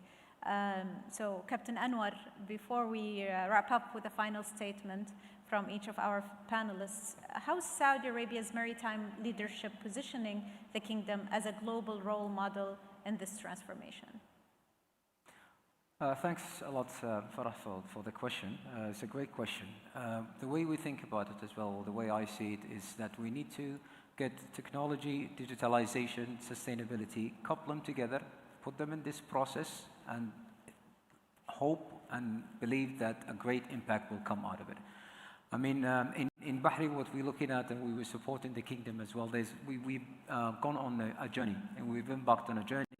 We've been working with the Fleet Consortium project with King Abdullah University of Science and Technology, whereby we'll be looking at the future fuels. We were looking at the biodiesel, we're looking at how can we work with hydrogen and things like that for the fleet. I mean, when it comes to future fuels, and I agree with Captain Abai, unfortunately, we don't have that magic ball. If today you ask me what type of future fuels is going to be around in some part of the world for ships like working within a specific part of the world, maybe that's available, somewhere in Europe maybe. But I'll take example from one of my VLCC. One of my VLCC will load from Ju'ayma, Ras Tanura, 2 million barrels, and then she'll embark on a voyage all the way to the US. That's you're talking about 40 days of sailing. You get to the US, and then you go and do back-to-back lightering operation, and then probably somebody will charter you back to the Far East. Now, if I'm taking a future fuel from this part of the world, I need to make sure that that fuel is available at the other end. Yes. Otherwise, you know, I will not be spending millions and millions and millions of dollars building vessels and thinking about I'm going to upgrade my engine, not knowing is what the future fuel. So anyone or any shipping company that has that number of vessels will think of energy efficiency. Energy efficiency now, for the time being, is a few. A lot of people are talking about LNGs and things like that, but we still know that LNG still provide carbons and provide, emissions. So it's a short-term solution, but it's not long-term. So unless when we have a clear crystal ball on what is the future, we still need to think of programs and projects. We talked about biofuels, we talked about carbon capture. We've been working with Saudi Aramco and programs like the carbon capture fuels. But at the end of the day, we will need to make sure that ships are available. Let's be honest. Yesterday we talked about the 3% of the carbon is being emitted by shipping. It's 3%. Today, if you look in this room, 99.9% of everything in this room is somehow transported by ships, somehow. A lot of people don't understand this. When you drive in a car, we all know a few years ago when that incident happened in the Suez Canal. I mean, the canal was shut for, 3 weeks? People in Europe are crying because they couldn't get their IKEA cupboard. It's fact. Shipping is always been there, is always going to be there. However, we need to work together, whether it's going to be the public sector, whether it's going to be the private sector, to come up with the solution, because shipping is not going to stop. Shipping is not going to stop. We need to look at it a different way or different lenses. Another way we looked at as well from the safety of the crew, our fleet performance center. I mean, we have incorporated alarms that helps the ships and gives a good indication. We use those alarms as well when it comes to incident and accident investigation. As we said, yes, that we created the cologne for each vessel. Today, I can log in vessel X and I'll look at the bridge, not only from a CCTV, so actually today I can see the people standing behind a radar looking at the ships in the middle of the ocean. This is technology for you. Yeah. We protect our seafarers, and again, people who might be looking at it thinking that Big Brother is watching and all of that stuff. We need to change that culture. When I was at sea, yes, the last thing I want to know is why does the company have a camera, CCTV on my bridge? But nowadays, it's not a requirement, but it's something that really, really will help. Alarms that we have on board of our vessels that will help during the incident investigation, simple things on the bridge, things like loss of a GPS signal, things like loss of a log, things like a loss of a gyro. When you're looking at the tanks, the cargo tanks, you're talking about 2 million barrels, increase or decrease of a temperature, pressure, level. That could be a significant incident, significant accident. When you're looking at the engine, I'm not an engineer, but they tell me a lot about the main engine, alarms on the main engine, alarm on the auxiliary engine, alarms on the flat steering gear, alarm on the purifier system. All of these today is technology and indicators, data that we can see live. 10 years ago, 20 years ago, that did not exist. My 10-year-old daughter today, they've been teaching her in school AI. 30 years ago when I was at school, I guarantee you they were not talking about AI. So the ball is moving. And again, I go back to what I said earlier, the ship has sailed, the train has left the station. Everyone who have a ship or interested to have a ship, you need to get on the wagon, you need to get on the train and be always ahead of the game. Thank you. Be part of the change. So this brings us to almost the ending of our panel today, and I'd just like to ask one more question, starting maybe with Mr. James. What is the single most important step you believe the industry must take now to ensure that digitalization delivers on safety, efficiency, and sustainability? Personally, I'd like to see some fast-track adoption pathways for some of these transformative global standards we have in front of us, like S100. Thank you, Mr. James, Rear Admiral. Same question. It's a binomial between, I don't know if you can hear me. Mic is on. It's a binomial between investing in innovation and IT, information technology, and the trust on the international and intergovernmental organization, because everything including the implementation and the use of new technology, needs of rules. And these rules at global level can be provided with the support of the member states of those organizations by only international and intergovernmental organizations. Thank you, Rear Admiral. Captain Abai, you've kept it short and crisp, as you have promised earlier. So what's the single most important step you think the industry must take now? For us, it's plain and simple. Let's walk our talk. Walk the talk. Absolutely. You know, enough is being said, enough is being discussed, but how much has been done is something. The action, absolutely. You know? So let's walk our talk in our individual steps. Let's not wait for somebody to do it. Let's do it ourselves in a small, meaningful way itself. Yep. Thank you, Captain. Dr. Hanan? Dr. Hanan's mic. Now, is it better? Yes. Okay. I think that only the combination between digital and infrastructure and innovative and technological innovative and smart technologies, offshore and onshore operations can lead us to sustainable future. But to realize that, we need wise leadership mindset that can able to design a chart where digitalization is our passport, decarbonization is our destination, keeping always in mind that our final mission, it's not digital efficiency, but is planetary harmony. Let's act. The future is today. Thank you. Thank you, Dr. Hanan. And Captain Anwar. I'll try to make it short, as crisp as Captain Afai, as we say, I like to say it at sea. For me, alignment between future digitalization and sustainability together in any company's core business strategy. We need to invest in training, changing cultures. As we said, the train is going. And finally, the interaction between the private and the public sectors, just exactly like we're doing today. Thank you.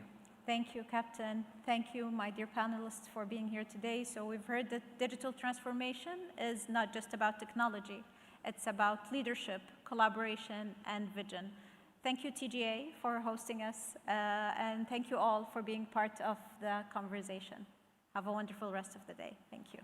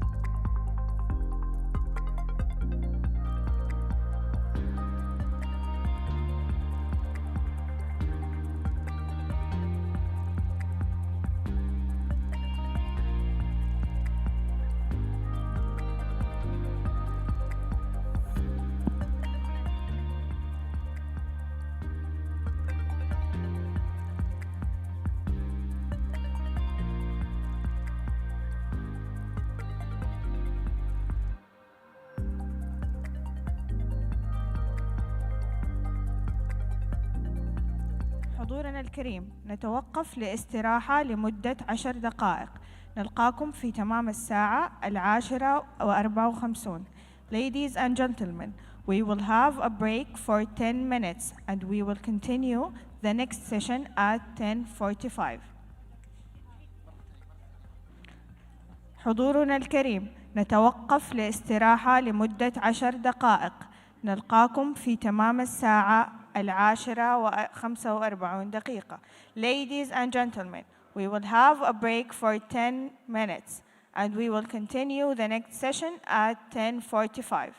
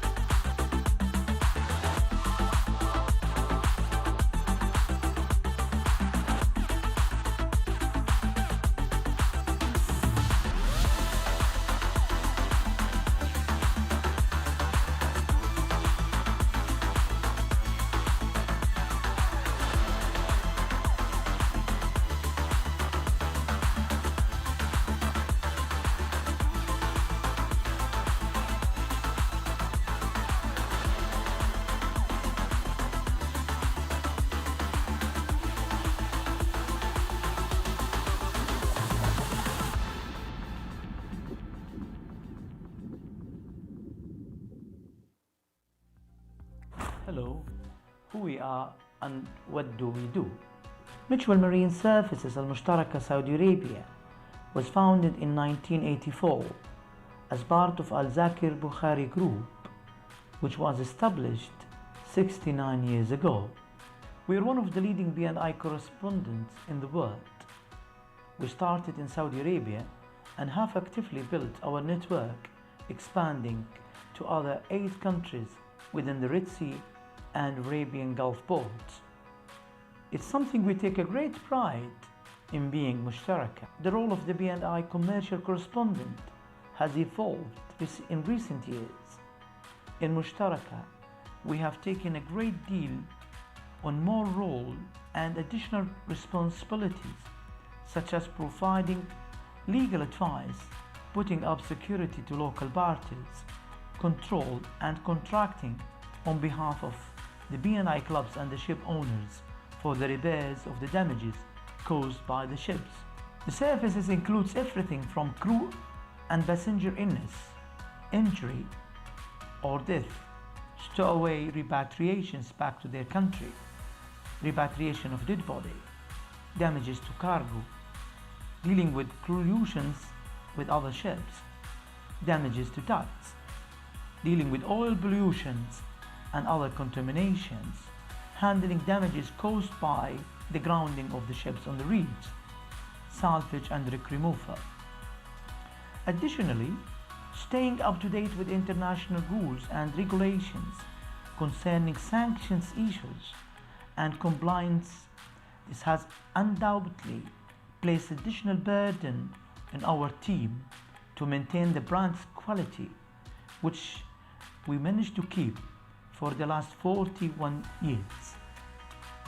The company growth and developments are based on our quality legacy and a vision for the future, aiming to manage our client expectations. One of our most important activities is engaging with the local authorities, including Mawani and the Transport General Authority in Saudi Arabia, to enhance the local understanding and knowledge of the role of the B&I clubs. This helps to develop and build more productive relationships between the B&I clubs and the local authorities. We therefore would like to thank Mawani and the Transport General Authority for the tremendous support they provided us in this regard. Thank you.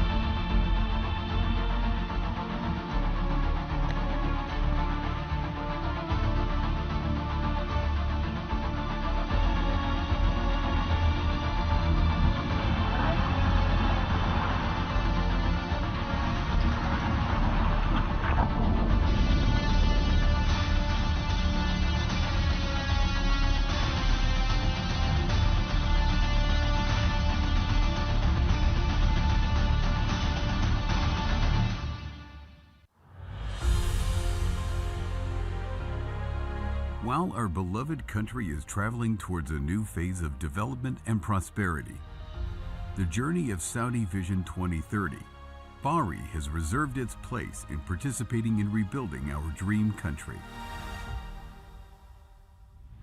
Water is the world where we feel free from the middle of the oceans and the seas. We contribute to positioning Saudi Arabia as a unique regional logistics gateway to 3 continents. Bahri embarked on towards thousands of miles and destinations, and today, Bahri is the first national carrier with over 40 years of experience of journeys and of miles crossed.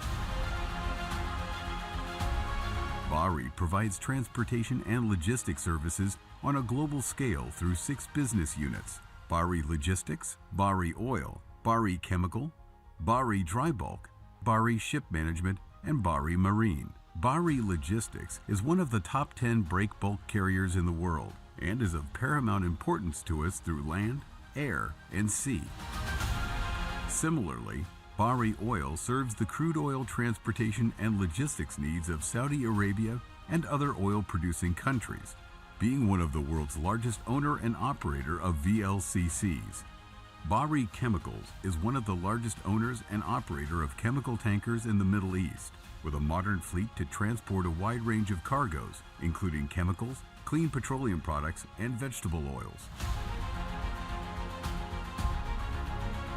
While Bahri Dry Bulk, a leading and competitive dry bulk logistics provider in the region, is expanding to the global trade, being innovative and setting high standards in the industry. Bahri Ship Management provides technical and crew management services to a large and diverse fleet, as well as comprehensive and seamless quality ship management services. Bahri has expanded its business into new sectors through a 20-year agreement with Saudi Arabia's Saline Water Conversion Corporation, SWCC, to establish 3 floating desalination barges capable of processing 150,000 cubic meters of seawater per day to serve the kingdom's needs for the desalinated water. Our services are incomparable, our commitment is unequaled, and our certifications are testament to our core values and high standards of quality and safety. Nothing could have ever happened without the dedicated, hard-working team who brilliantly performs to exceed expectations in every way. We are optimistic about the future of Bahri.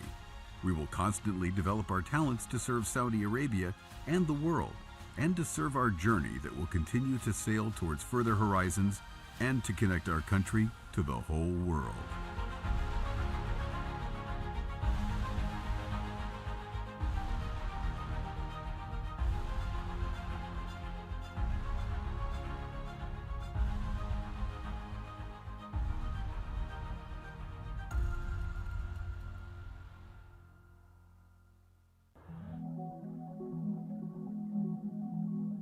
Overcome the complex challenges of today's maritime industry. Only with fuel tracks can you secure sustainable fleet performance. Secure fuel protection. Actively protect against fuel theft, misuse, and measurement inaccuracies. Secure fuel efficiency. Optimize fuel consumption, reduce costs, and minimize carbon emissions. Secure ESG compliance. Protect your reputation by ensuring accurate reporting, following best practices, and minimizing environmental and community impact. Secure your vessels and crew. Implement active risk deterrence and ensure strict adherence to operating procedures. And secure optimal fleet performance with our active fleet management services. You only get this level of protection and performance with fuel tracks, the only real-time, end-to-end secure maritime electronic fuel management system. We connect the world, fostering inclusive social prosperity and economic growth, while respecting and nurturing the home we all share, our blue planet. At MSC, people are at the core of everything we do. People are the source of our strength and central to our success. And we build long-term relationships with those who choose us and those who work with us. As a global company, we have a diverse workforce at sea and on shore, and we value the unique contribution of each member of the MSC family. We help local communities thrive by connecting local businesses, enabling access to global markets by removing barriers to trade. Driven by our passion for the sea, we have embarked on a journey to net zero. We're exploring all solutions to accelerate the global energy transition. Our focus is on ensuring that our ships are ready to adopt zero-carbon fuels as they become available. We're doing this by investing in record-size, energy-efficient ships. Our fleet is welcoming new ships with the flexibility to operate using different fuels. And in 2022, our first LNG-powered ships entered service as a transition solution on our decarbonization pathway. We've bunkered responsibly sourced sustainable biofuel since 2019. We are responsible for protecting life below water and on land. As citizens of the ocean, we have a responsibility to contribute to healthy and productive ecosystems. We will not use trade routes in fragile marine and coastal ecosystems. And we were the first in the industry to reroute our ships to protect endangered whales off the coasts of Greece and Sri Lanka. We connect the world, and our responsibility goes beyond simply transporting cargo. Our destination is clear. We are navigating towards a more resilient and better world for generations to come. MSC, moving the world together. بسم الله الرحمن الرحيم الحمد لله رب العالمين والصلاة والسلام على أشرف الأنبياء والمرسلين. الحمد والشكر لله وعلى هذا اليوم العظيم اللي تمكنا فيه من تجميع نخبة من مختصين المجال البحري ومجال التأمين البحري في المملكة العربية السعودية في العديد من الدول المجاورة في الشرق الأوسط ومن الدول الأوروبية. الهدف من مثل هذه الاجتماعات هو النهوض بالمجال البحري في المملكة العربية السعودية بقدر الإمكان لنقوم بواجبنا كشركة خاصة في هذا المجال توافقا مع رؤية المملكة العربية السعودية 2030 تحت رعاية مولاي خادم الحرمين الشريفين وسيدي سمو ولي العهد، وتماشيا مع الرؤية الطموحة. وأنا سعيد جدا اليوم بهذا الجمع وبهذا الحضور. الشكر موصول لجميع العاملين بالمجموعة على هذا الجهد الجبار الذي بسببه وصلت المجموعة إلى هذا النمو والرقي وهذا التفوق والجهد المبارك من الجميع. وأتمنى الاستمرار وأتمنى من الله سبحانه وتعالى أن يوفقني شخصيا بقيادة هذه المجموعة إلى المزيد من التقدم والنجاح، وأن نشارك مع الأخوة الزملاء في المجال وفي المهنة والشركات العاملة في نفس المجال للرقي بالمجال البحري في المملكة العربية السعودية إلى أعلى المستويات، وأن تكون بيئة المملكة العربية السعودية في المجال البحري بيئة جاذبة للخطوط الملاحية وللشركات الدولية، وأن نكون بمشيئة الله سبحانه وتعالى في المقدمة دائما وأبدا. وهذا ما يطمح له سمو سيدي ولي العهد، ونتمنى أن نوفق جميعا فأن نعمل جانبه في هذا المجال، وأن تكون المملكة العربية السعودية رائدة دائما وأبدا في كل المجالات. والشكر اليوم لكل من حضر، والشكر لكم جميعا، والشكر للعاملين على إنجاح هذا الحفل، وأتمنى من الله سبحانه وتعالى التوفيق والشكر للجميع. والسلام عليكم ورحمة الله وبركاته.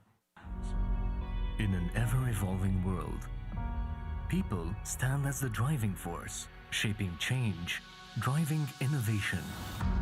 Our story unfolds through the individuals who constantly look ahead, fueling the momentum that propels us toward the next era. Each stride, each effort, each partnership brings us closer to a tomorrow where progress knows no bounds. We harness the collective potential of our people and partners to create real impact and pioneer the next era of sustainable solutions and environments that nurture a sense of belonging. Rising to the next challenge isn't just an ambition, it is who we are. It's in these moments that we thrive and discover the next big idea, the next wave of breakthroughs, while empowering the next generation. It's not just about our future. It's about the future we shape for our nation and beyond. Join us in this journey of transformation, and together, we'll usher in the dawn of a new era. Rawabi, powered by people.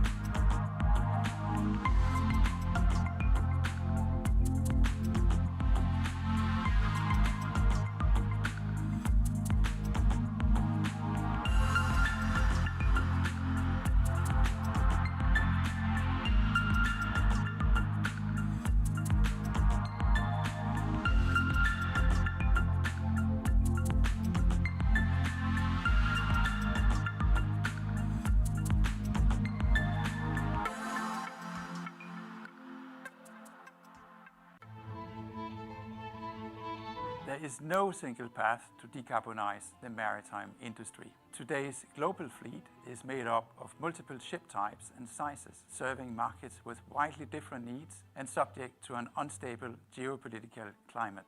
To add to the complexity, each of these ships has an average service life of 20 to 25 years. Ship owners therefore face mounting pressure, but also uncertainty. How can they identify lasting solutions to reach net zero in the next 2 decades, while also starting to act now?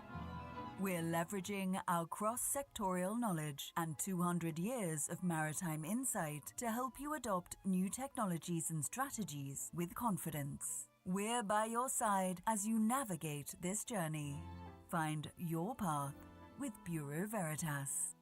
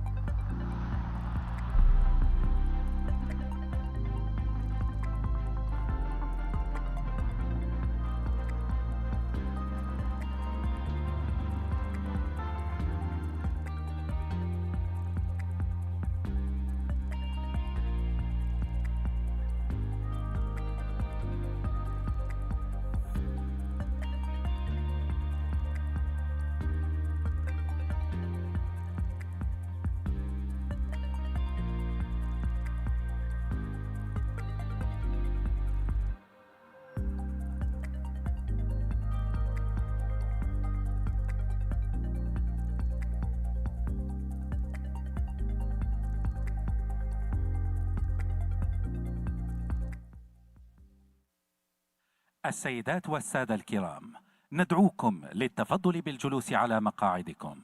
سنبدأ بعد 5 دقائق من الآن. Ladies and gentlemen, please find your seats. We're starting in 5 minutes from now. السيدات والسادة الكرام، نأمل منكم سرعة التفضل بالجلوس على مقاعدكم. سنبدأ بعد لحظات من الآن. Ladies and gentlemen, please take your seats now. We are starting shortly. السيدات والسادة الكرام، نأمل منكم سرعة التفضل بالجلوس على مقاعدكم. سنبدأ بعد لحظات من الآن. Ladies and gentlemen, please take your seats now. We are starting shortly.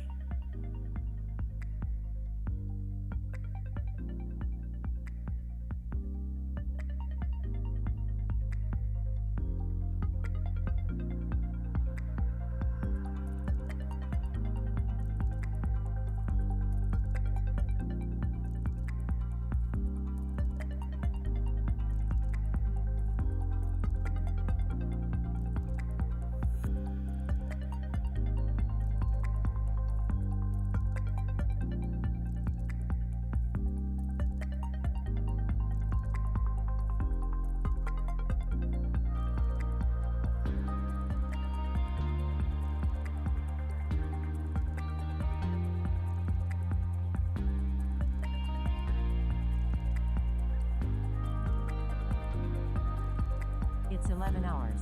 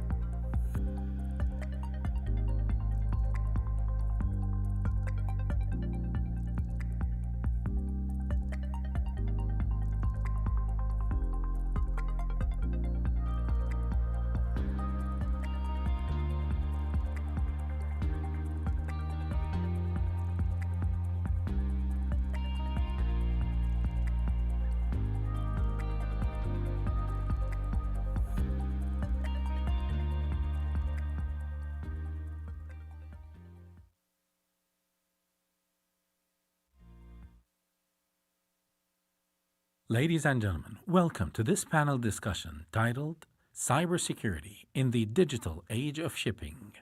Our distinguished panelists are William Azo, panelist, Cybercrime in the Digital Age, Independent Maritime Consultant for Maritime Administrations; Chris Trilwani, Deputy Secretary General, Interport Police, Counterterrorism and Security; Dr. Ala Khoja, Deputy Director of the International Maritime Training Center, King Abdulaziz University; Dimitris Armanis, ABS Technology Manager, Engines and Controls Center, American Bureau of Shipping; Kumaraswamy Margabandhu, Innovation and Technology Manager, India, Middle East, India, and Africa, Bureau Veritas. This panel discussion is moderated by Cesar Vera, Director of Global Reach and Strategy, Fuel Tracks.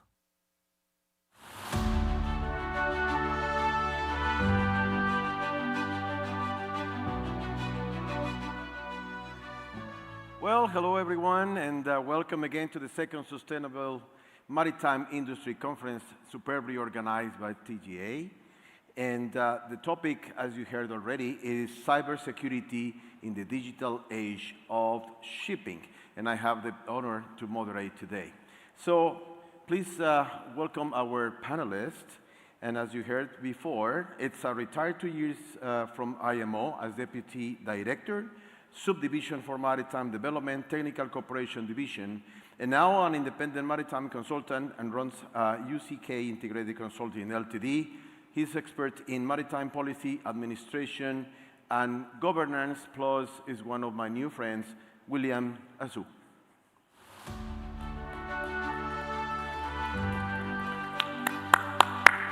Welcome. All right. We have now the Deputy Secretary of General of Interpolice.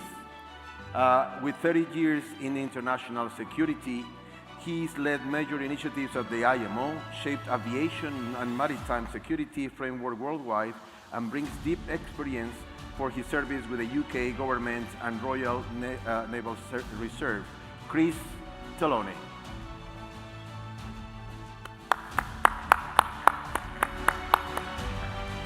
Welcome, Chris.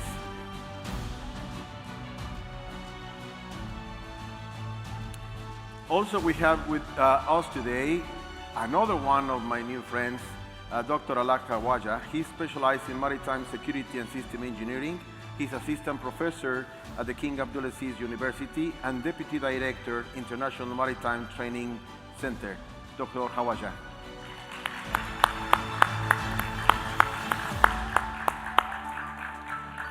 Welcome, my friend. All right. We have another doctor. In this case, is Demetris Armanes. He is the managing principal research engineering at ABS, and is also one of my new friends. And if you get to know him, you're gonna realize what a gentleman he is. Come on, Demetris.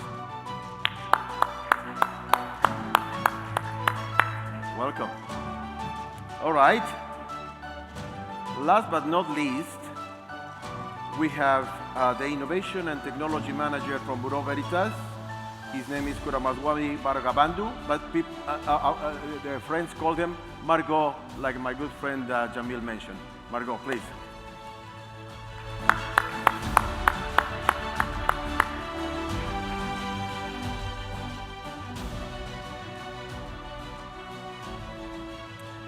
All right.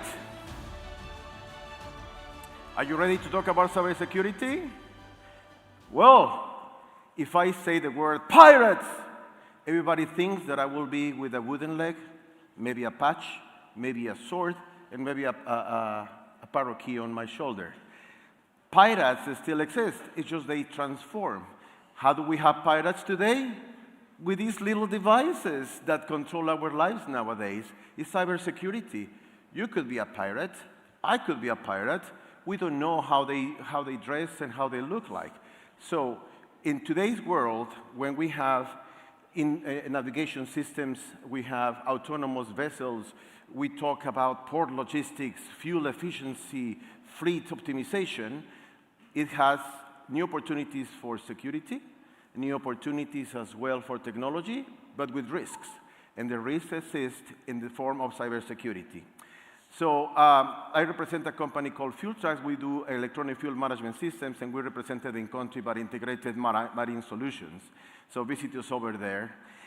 We have in our systems independent satellite antenna and independent GPS. Therefore, we don't interfere with the communication of the vessel, but also the vessel doesn't interfere with the channel that we're providing.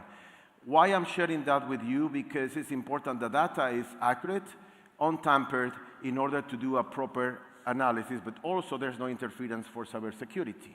So that's what we do. So that's telling you that it's not all about software and that we're beyond information technology. This is something operational and personal, as William is going to share with us a couple of examples, and Dr.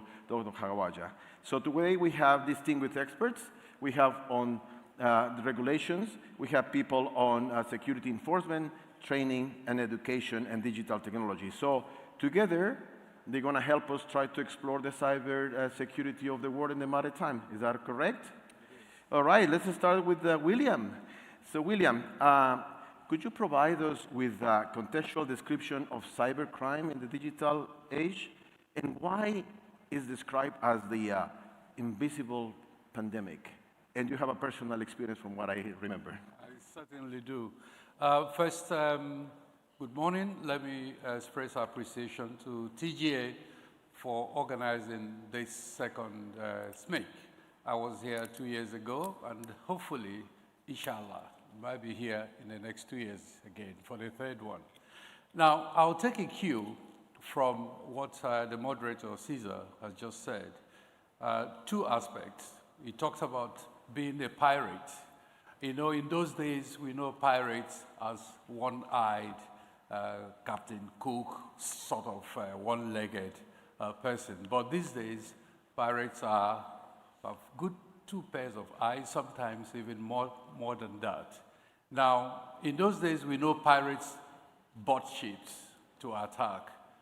But now, cyber criminals bought the network to cause massive damage.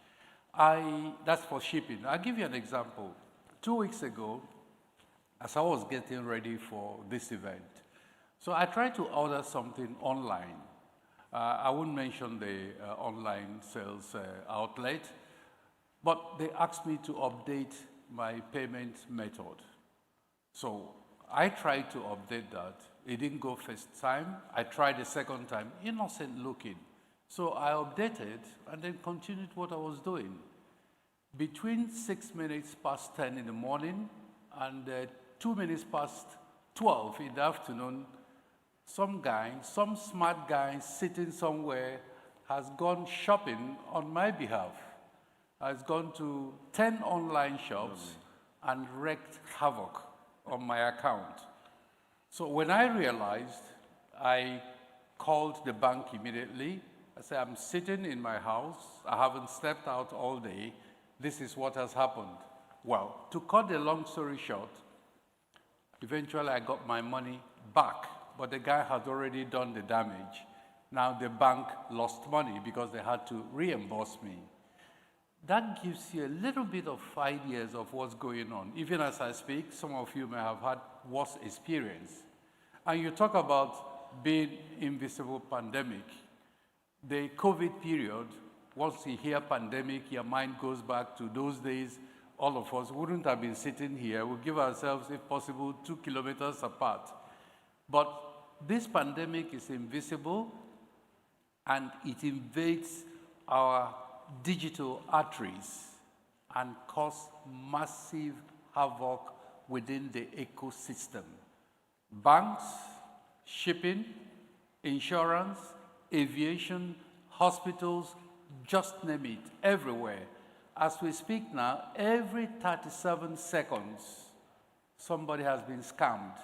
Every 37 seconds. So guess when we started this session, number of people that have been scammed already. This is how dangerous it is. And for shipping, it's even more devastating, because if they jam your systems, they can redirect your ship, they can do literally anything, and global trade suffers. I will hold on now contextually, and then we'll get into more details when the moderator permits me to come back again. Thank you. Thank you, William. Well, thank you for grounding us in the reality of cybercrime, which is pervasive and becomes personal. So let's talk about the international enforcement perspective, Chris. So how can we better navigate this cybersecurity into the existing maritime security framework? So ports, hubs, now they're going to be controlled digitally. They are. Right. Thank you very much, Chair, and good morning. Yes, good morning, everybody. Thank you to TGA for arranging this superb event, and thank you for the dinner last night. I'm still full. I went to some of the interesting workshops yesterday, and some of the messages were that a key ingredient in sustainability is business continuity. And I'm going to focus a bit on that. Because when most people hear the term cybersecurity, they immediately think of computers, patching software, fighting off malware, strengthening firewalls. All that's important, but it only scratches the surface. What we sometimes overlook is that cyber incidents are not just technical events. They're business continuity threats. And for ports, the real risk is to vessel traffic, cargo handling, and the flow of goods throughout the supply chain. And this perspective is emphasized in Interport Police's approach, which makes it clear that operators of critical infrastructure, like ports, must plan not only for cyber defense, but also for operational resilience. And Interport Police, in its recent submission to IMO's Maritime Safety Committee, highlights the same point. Points are vital nodes in international trade and national security, and the continuity of operations must be our guiding principle. We also draw attention to some of the guidance out there, including new guidance from the US FEMA, planning considerations for cyber events, which is available online and is really worth looking at. So what does this mean in practice? Well, first, we need to identify our mission-critical services. What systems in your ports or your operations must never fail? Cargo handling, vessel traffic, customs processes, logistics platforms, these must all be mapped out in our continuity plans. And we also need to understand our dependencies. Upstream services like power and telecoms, internal systems such as industrial controls for cranes and gates, and downstream partners like trucking, rail, and shipping customers.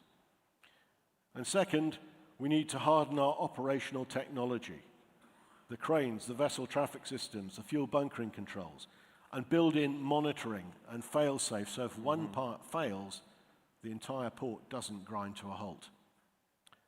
And third, collaboration is essential. Planning teams should bring together port authority leaders, shipping line representatives, law enforcement, security practitioners, IT people, OT people, and emergency services within the Port Security Committee context. Together, we adopt a structured approach to incident response, following the prepare, detect, contain, recover, and learn cycle. And beyond that, in the context of port security committees, we should establish a cyber disruption team, run regular tabletop exercises, and strengthen our public-private partnerships to share intelligence quickly and coordinate responses. And finally, we've got to ensure resilient communications. This means that redundant systems, priority telecommunication services for port command staff, and drawing on IMO guidance and other guidance, such as the FEMA stuff, along with grant funding that supports cyber hardening. So in summary, and I will shut up, cyber resilience in ports is not just about defending our networks, it's about ensuring that ships keep moving, cargo keeps flowing, and our economy and security remain protected. So by combining strong technical defenses and business continuity planning, and by following the guidance, we can build a port system that's both more secure and resilient. Thank you. Thank you so much, Chris. If I can pick a couple of words, it was about redundance, but we're also talking about doing it together. So thank you for highlighting the importance of collaborations among the different aspects and agencies. So, but for that as well, training is really important. We need to be aware, otherwise we can react. So, Dr. Hawaja, can you tell us from the, why supply chain risks are critical? Like that cyber ransom attack that occurred on the evening of January 7, 2023. We're not going to say how, but that affected approximately 1,000 ships. So how can shipping companies protect themselves when an attack comes from a trusted supplier? Trusted supplier. That's an excellent question. First of all, thank you, Cesar, for the brilliant introduction. And thanks for the TGA and Ministry of Transportation for arranging such an event. It's a highlight and an evident show of the Kingdom's Vision 23 in enhancing the maritime system, especially in the cyberspace. Now, coming back to your question, when securing the third-party or vendor system architecture, it's no longer enough for a particular company or an operational sector to secure their system architecture. They can secure it very well, and they can be waterproof, all right? But the thing is, dealing with multiple vendors and third parties and users will expand the cyber landscape of threat. The integration is the key for this. Segregation of networks would prevent lateral movement of cyber perpetrators. So it's not an individual homework, it's a group project. It's a multilateral and multi-angle kind of approach to tackle this problem. It's a multiple angle approach. It's from everyone's responsibility, and often hacking of ships systems and controlling their cargo or putting a ransomware or malware on the critical data for clients often takes place starting from the ships because they are the weakest point. We're all already aware of the legacy system problems normally existed in ships. And the sailors and people working aboard ships have this responsibility not only to be cyber aware. We talked about this in SMIC 2023. It's no longer enough for them to be cyber aware. They should be cyber vigilant. It's a proactive approach rather than a reactive one. So this is a cultural adapting or creation, do you say? Well, it's adaptation and getting the necessary knowledge and training and keeping up with the trends because things are not changing annually in the cyberspace. It's changing day by day. Yeah. We should have in place a cybersecurity kind of database or a sharing platform for the common threats because these things are novel. We can build a system very strong to protect against the classic approach. But novel approaches is what the hackers are known for. SQL injection, for example, guessing the passwords. As Chris said, hashing softwares to guess the hashes of the password. Weak passwords, weak networks, easily infiltrated the infrastructure. This is all interconnected together. It's a big project and need to be tackled from multiple angles. Fantastic, thank you. So resilience and firewalls. Let's talk about now standards. So Dr. Armanes, with smart ships and autonomous systems, which are coming, how do you see the new technologies creating both the opportunities but also the vulnerabilities? Great question. Thank you for that, and thank you everyone for attending. The world trade is accelerating by global demand. We experience that every day. Time is of essence, like never before, and due to this time demand, everything in the logistic chains are optimized, from production, from loading on the port side, transfer the cargo across the sea routes, and then delivering, offloading the vessel in the other port and take it further inland. So the opportunities for these smart systems to cooperate together across the logistic chains and find wherever time can be gained is what everybody's looking to achieve. We're talking about just-in-time arrival. We're talking about ships losing less time at anchorage, consuming less energy while waiting for the next order or the port of call.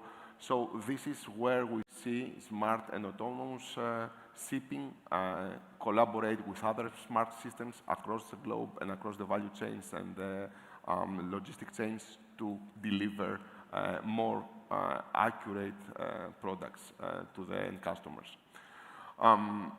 The other side of that is that the operators and our seafarers on board are over-reliant with this extended automation and smartness. They are not very familiar with all the modes of operation. They are not very familiar of when a troubleshooting occurs, if it's actually a failure or a cyber attack. So hidden between this complexity may be cyber threats that cannot be readily identified. We haven't been trained, we have no experience in identifying them in real time, and that is taken into advantage by the pirates, the modern pirates you mentioned before.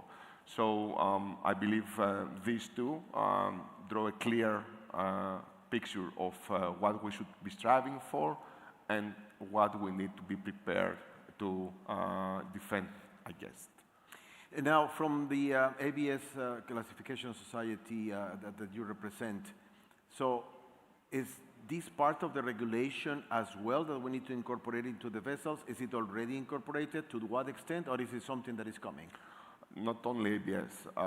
ABS, as part of the International Association of Classification Societies, have been working with this for the last 2 or 3 years at least, trying to find what can jointly be achieved, because you cannot regulate everything. You need to leave a space for innovation. You need to leave space for new ideas, new solutions. So you try to identify the minimum safety framework that at least can protect the ship and the systems on board from certain threats. Above that, every classification society and independent organizations are implementing additional safety layers, training their people, running tests, try to educate as much as possible, but this is a global effort which cannot be heavily regulated. You need somewhere to draw the line and then let the industry adapt and find their own solutions. Thank you for that insight as well. So, Margot, about you led this first successful conversion of a vessel run on high-pressure LNG, and LNG decarbonization efforts, sustainability is in place, but that comes as well with some cybersecurity threats as well. Is that true? And how do you think we can prepare for that? We still need to do the transition, but how can we do it with that in mind? Thank you very much. Thank you very much, Caesar. Indeed, a very pertinent question. First of all, thank you very much to TGA for this wonderful opportunity and to talk on this very, very important subject and topic. Also to my panelists, very insightful comments and observations already on various segments. Particularly with regard to a retrofit or a conversion project, as you mentioned, Caesar, it's a little bit different than new build, than how you would conceptualize to start right from scratch. So the challenges are different. It's a totally different beast in order to handle. A key important here is what we know traditionally in the maritime sector, in oil and gas sector, is related to a management of change or an MOC. Now, I think as operators and in our various roles, we've always looked at wanting to do something with the end goal. The end goal is to have a vessel or a marine asset function, work, optimized in a safe, efficient manner. But I think I will say honestly, I've been an operator for almost 27 years earlier. We have never considered the cybersecurity as a threat before, which, as William also mentioned, it's a very, very important threat that we need to put into our management of change. If we are going to evaluate vendors, we need to put cybersecurity or how secure design it is as one of the fundamental or one of the important aspects. When we started off sailing, I never imagined that a ship was let out to sea, master chief engineer go out to sea to handle the vessel. Now, every vendor wants to have input, wants to have data. The previous panel also discussed this. They want data to run the ships. They want data to read, and they want also ability to write. Now, if an asset out at sea, especially LNG vessels or similar hazardous cargo vessel, it becomes a threat as much as an asset. So it needs to be very, very well managed. The second aspect to your question actually is, you've got the challenges in a retrofit is every vendor is clashing with another vendor. The design is not very detailed. It is to a certain extent as best as possible. And then as and when you execute the project, you're trying to plug in the gaps. That's when stakeholders, operators, regulatory bodies such as class, the yard, the design team have to work together to make sure, apart from the functionality aspect, which they will ensure, they need to also consider that the fact for cyber security is being maintained. It's almost like a cover that we are putting in. Yeah, we're putting like a shield around it, and every time you try to patch in and to alter something, you need to be sure that this cover is being maintained. We lose it. We lose it very often because our end goal, again, vessel safe, but we've not seen or we've not gone back and checked the systems that we have put in, the way we are plugging in, the way we are exchanging the data, the way the commissioning engineer who's coming on board has extracted the data, and is that sanctity being maintained? You've got UR 26, 27, these unified regulations which we need to now meet, and the key is to make sure that at the end of the project, that particular notation or class notation is actually being maintained. You know, you triggered a memory for me on LNG. I was just recently this year in Finland, and I had the opportunity to be at the bridge of one of these large passenger or RoPax vessels, ferry, 200-something meters. And I was with the captain, 40 years experienced captain, and I asked the captain, how do you feel now operating an LNG vessel?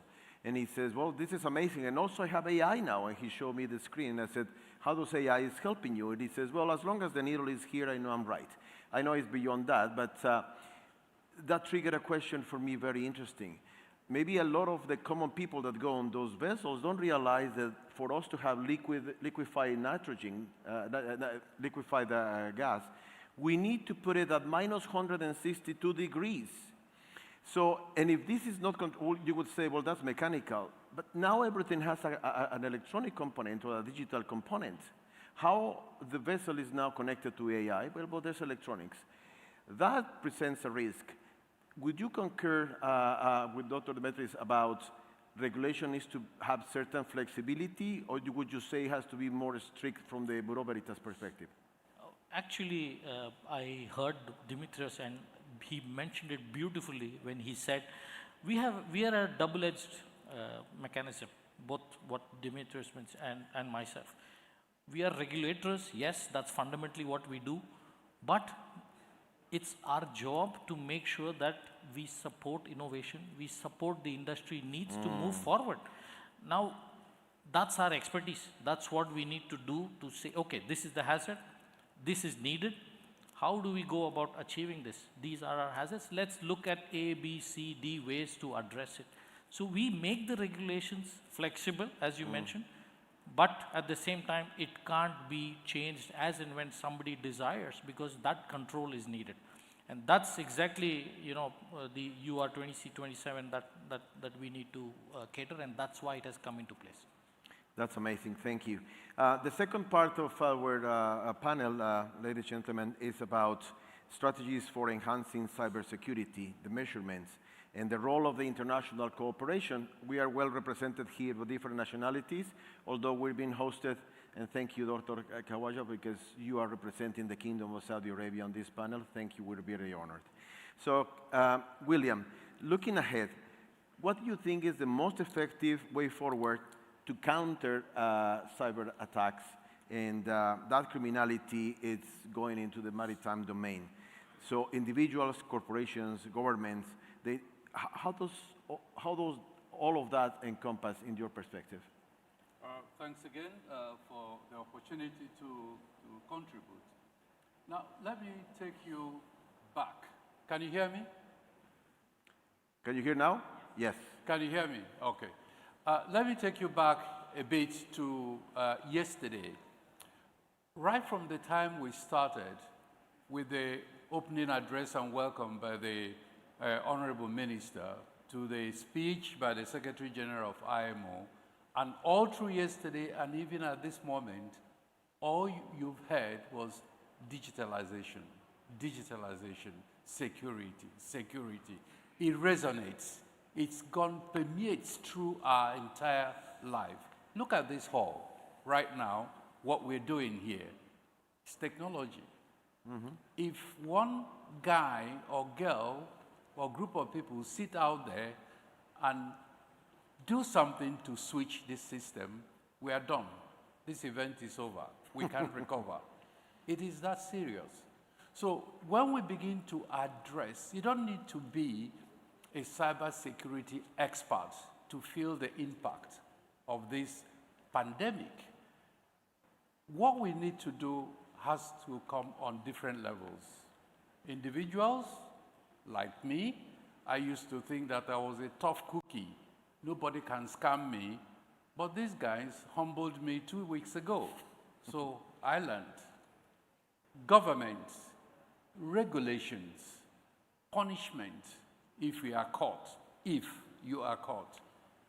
Tech companies developing AIs to detect potential cybersecurity threats. IMO, for instance, has regulations, MSC Regulation 428, you know, not addressing cyber crime as it is, but the risk, managing the risk of cyber crime, cyber risk.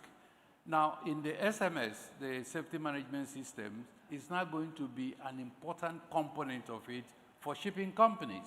So it's part of the regulations. Yep. So it's pervasive. So it comes at different levels. Individuals, for me, I have to be more careful. That email you receive looks innocent, but it's not innocent. They've gone ahead now. You don't need to click any link. All you need to do, open your inbox. You are done. It is that bad.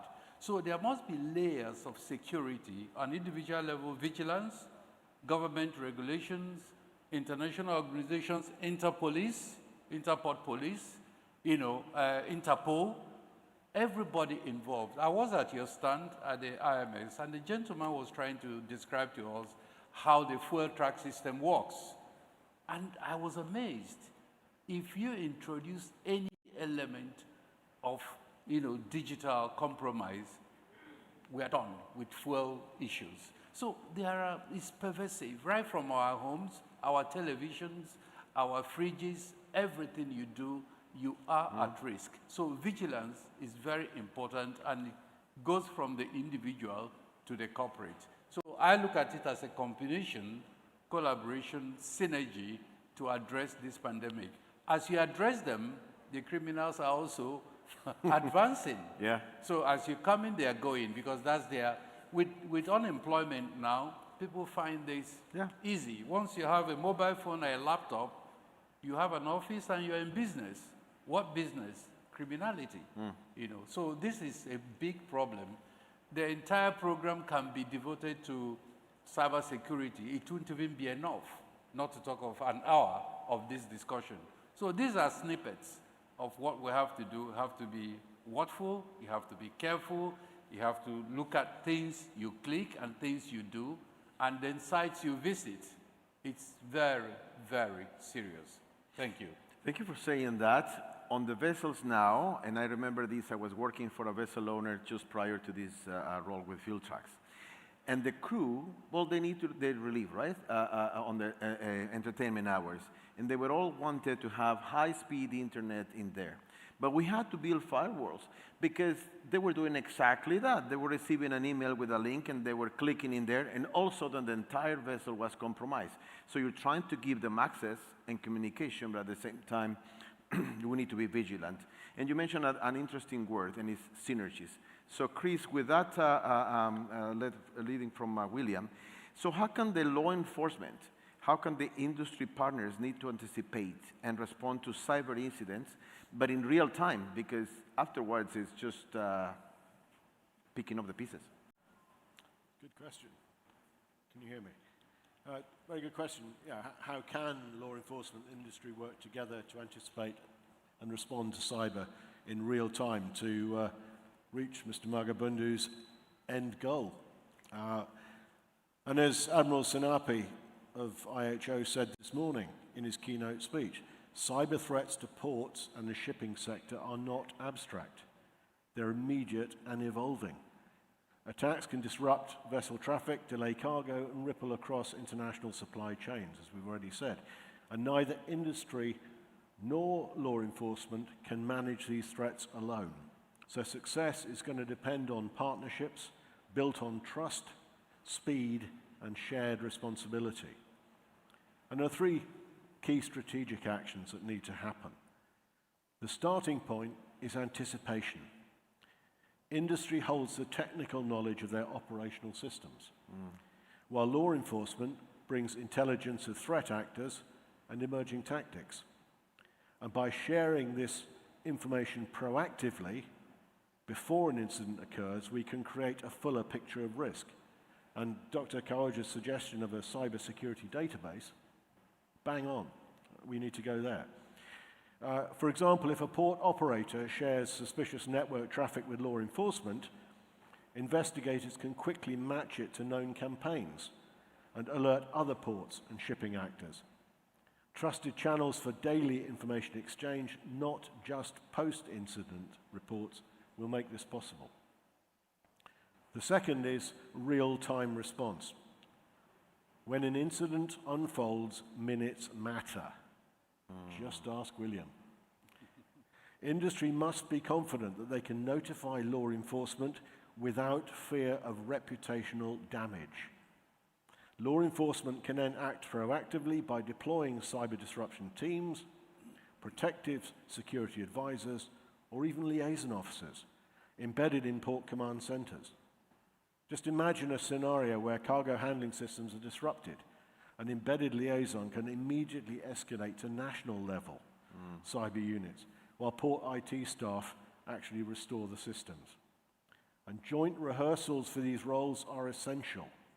So back to training, back to exercises, so that in a crisis, response is seamless. The third is joint resilience. This means investing together in monitoring tools, secure communication platforms, your database, and priority telecommunication services. It also means running joint exercises, simulating attacks on vessel scheduling systems, for example, so that both sides can practice coordination, align their frameworks with the IMO or FEMA guidance mentioned earlier, and also recognizing IMO's work on public-private partnerships to give it a strong foundation. So basically, law enforcement and industry must move from transactional engagement to true operational partnership, where intelligence, response, and recovery are shared in real time. And that's how we ensure that cyber incidents, no matter how disruptive, never bring our ports or global trade to a standstill. So in summary, cyber threats to ports aren't just IT issues. They're business continuity risks, as I said before. If law enforcement and industry share intelligence, respond together in real time, and build resilience around trust, speed, and shared responsibility, we can keep global trade moving, no matter what they throw at us. Thank you. Thank you, Chris.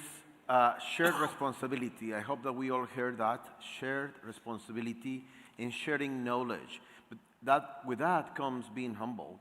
Just like you shared with us, William. Well, I thought I had it on, and no one was going to do anything like that to me, and you did it.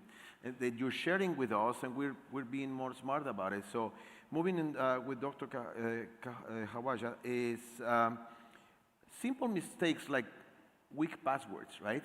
Like, I don't know if you heard that, but it's a funny story that somebody, her password was wrong. And why that person chose wrong? Because every time he was typing the wrong password, the computer was saying, your password is wrong. Oh, that's right. So he was putting wrong. Anyway, but that happens. That happens, that we still trust that what we're doing, it's well protected. What is an effective way to train people, train personnel? You train individuals, professionals at the university.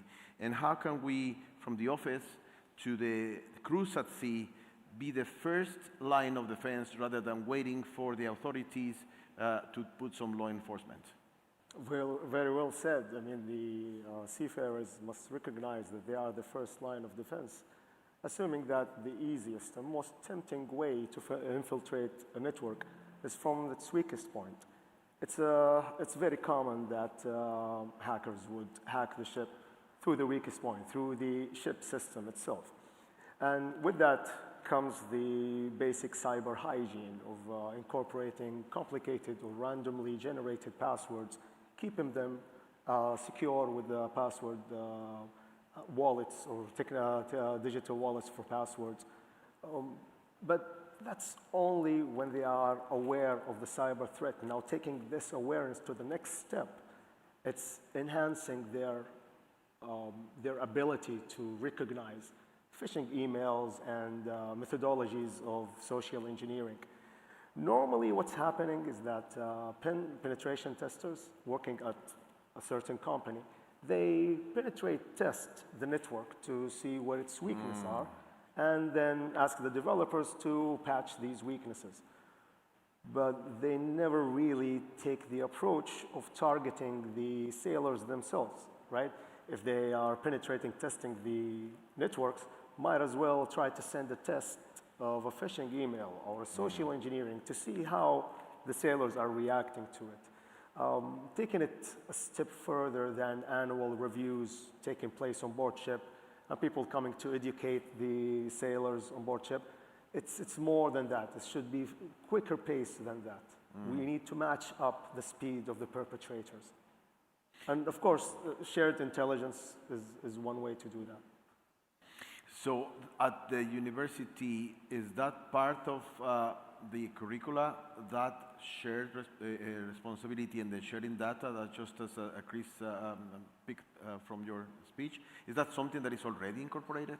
Absolutely, absolutely. At the International Maritime Training Center and the Faculty of Maritime Studies, we have a number of young researchers, our students. We're proud of our students here. They carried out multiple projects in securing the digital twin for the ship. And they understand that. What they found out is that our boys, our students, they found out that since the ship is now constantly connected with the network, there's a constant flow of data packages going back and forth, right? And it's very easy with common cybersecurity threat methodologies to infiltrate these packets with Wireshark or any other technologies. They can put their payload or their malicious software within the coding of it, looking innocent and passing the filters of the infiltration system and the firewalls, but yet will do their irreversible damage in their network. Well, thank you for those that useful information.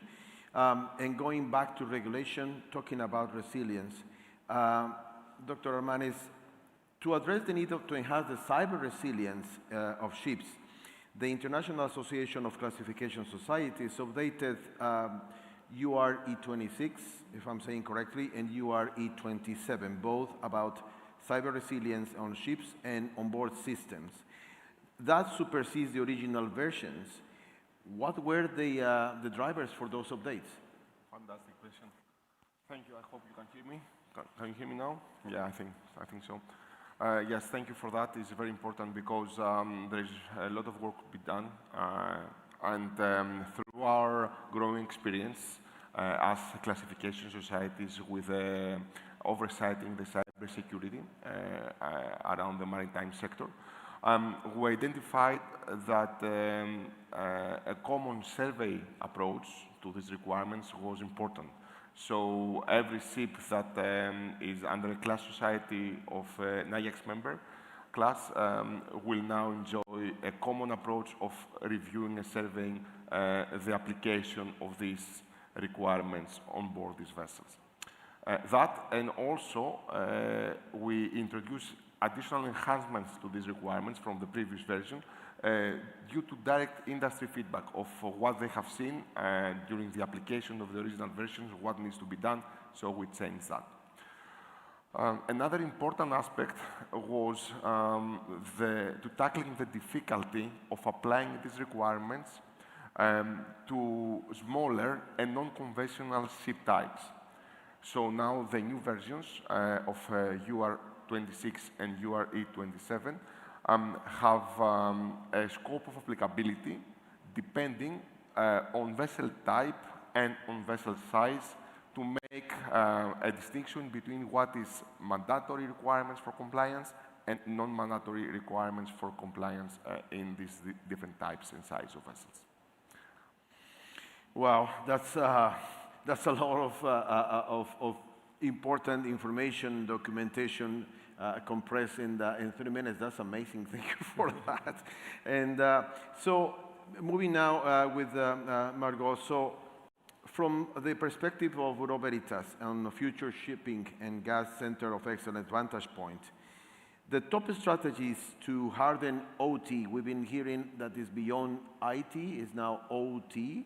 We always come with these things. Remember yesterday we were talking about IoT and IT, OT, AI. But I like the best one is HI, human intelligence. Don't forget about that one.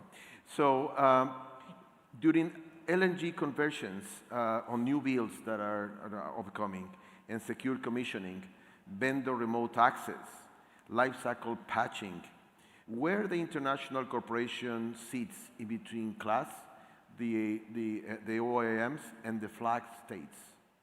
Is that happening? Thanks. Thank you, Cesar. Yeah. Again, very good question. There are 3-4 aspects to that question. I'll take the last segment, and you know, where is that cooperation happening? Because I think that's one important one to take first. We need to see why are we in this position, why maybe 8 or 10 years ago we didn't consider it, honestly. An engine needed to run, it needed a piston, and it was just a pure mechanical engine.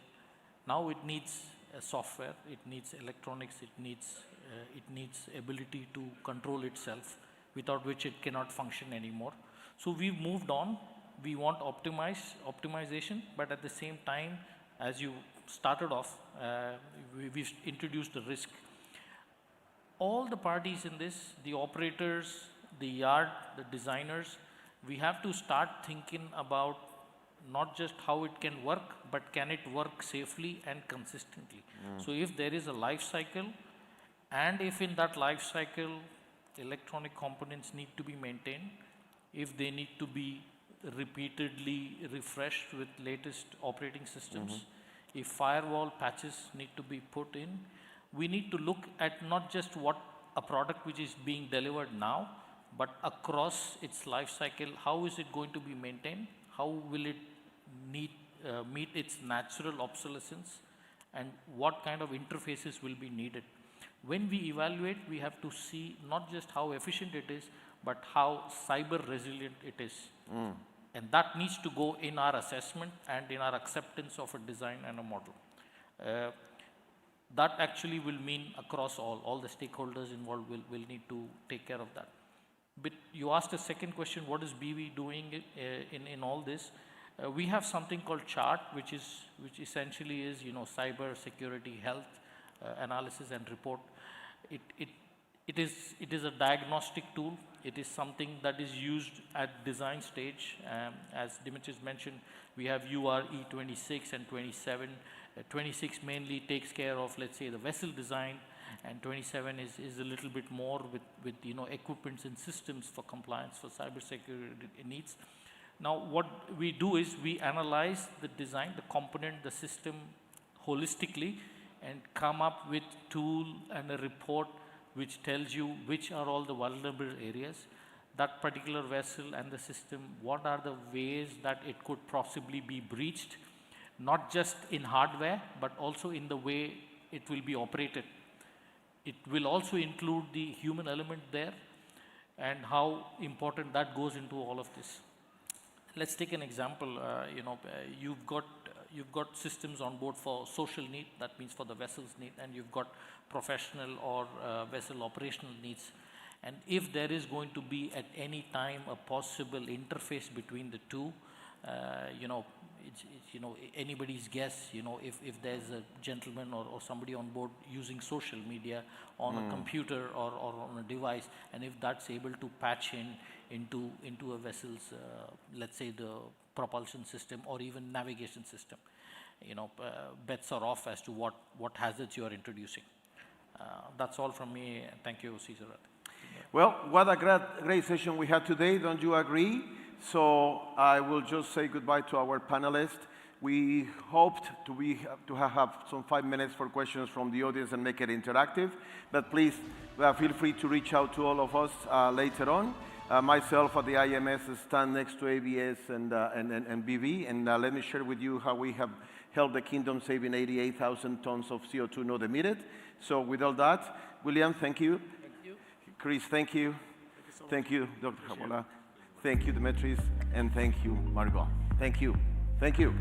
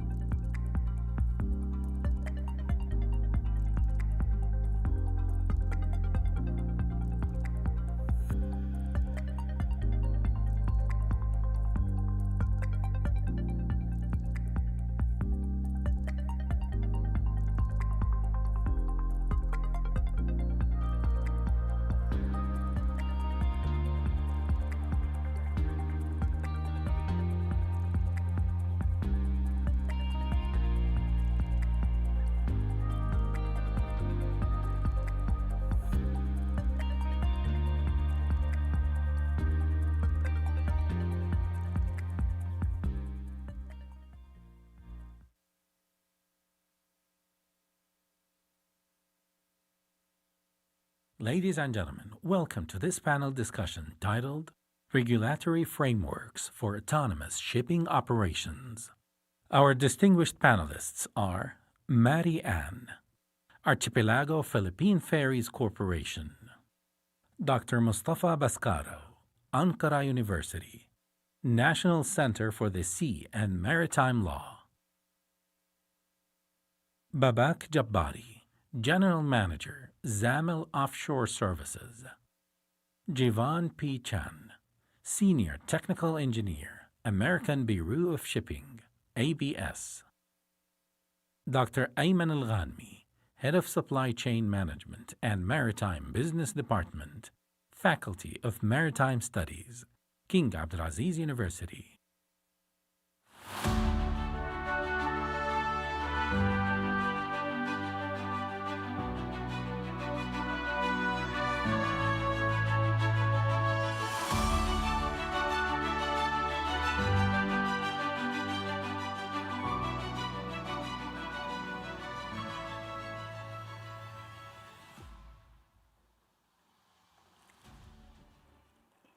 Good morning, ladies and gentlemen. We still didn't reach 12 o'clock, that's what I'm going to say. Good morning. First of all, I'm thanking TGA for hosting this conference, and it's our pleasure to be here. It's important to mention that this panel is so important, and it's going to bring together 4 distinguished leaders who represent their perspectives, not in an isolation situation, but they are part in one solution. As you can see, the title of the panel is, which is Panel 3 is a Regulatory Framework for Autonomous Shipping Operations. First of all, I would like to introduce, which I'm also kindly good for me to know her, Miss Marianne Pastarana. She's the Archipelago Philippines Ferry Corporation Digital, and with experience in the domestic ferry operators for the maritime sectors.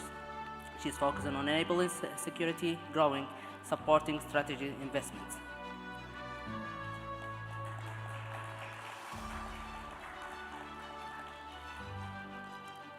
Welcome, Mr. Mania. Followed by Dr. Mustafa. He's graduated from Ankara University Faculty of Law in 2013, and he got his PhD in 2024 on the shipping sales considerations. And he's also currently he's the CEO of Director and Shipping. Followed by Babak Jabbar. Babak Jabbar, he's General Manager of Zamel Offshore, with more than 23 years of experience, including 20 years of senior executive roles. He's currently working. He got experience in the cruising, offshore, and cargo operators. And finally, Dr. Javan Shen. He holding PhD in Maritime Technology from Newcastle University, focusing on autonomous maritime operation and human factors.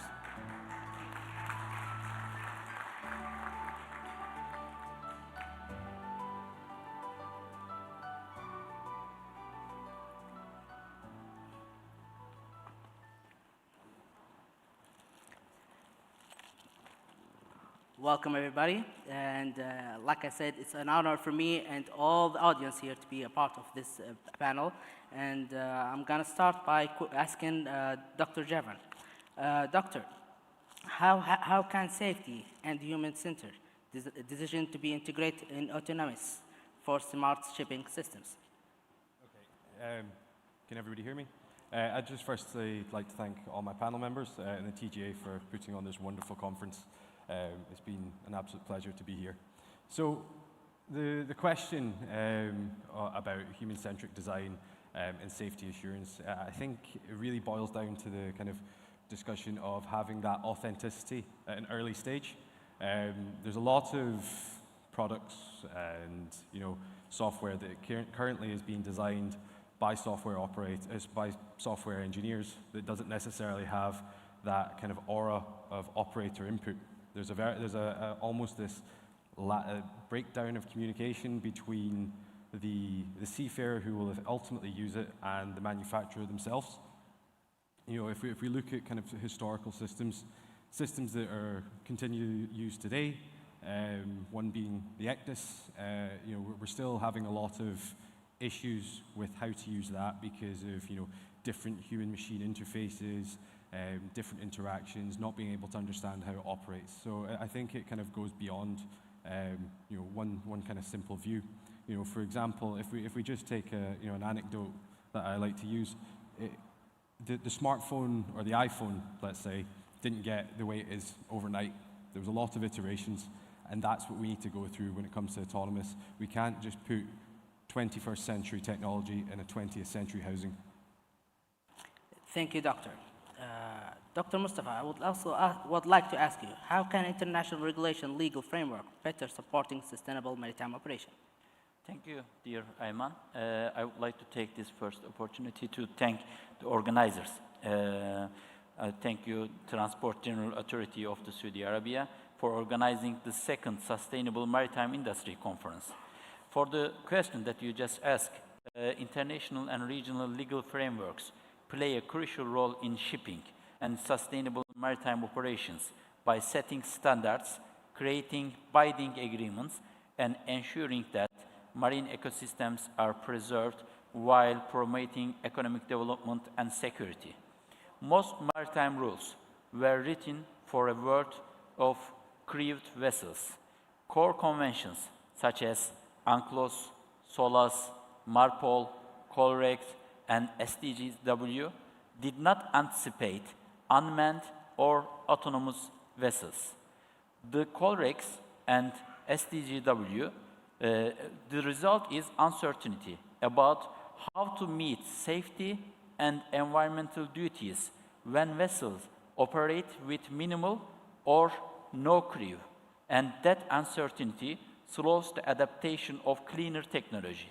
To support sustainable operations, the legal order should provide clarity through targeted interpretation, carefully scoped amendments, and coordinated standards that keep the protective purposes of existing law.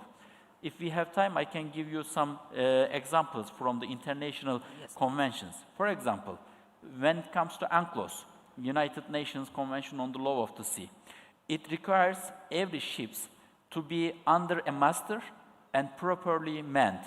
Language written with people on board in mind. However, UNCLOS does not insist that the master or crew will be physically present at the vessel. UNCLOS aims can be met by a certified remote operator acting as master from a shore control center.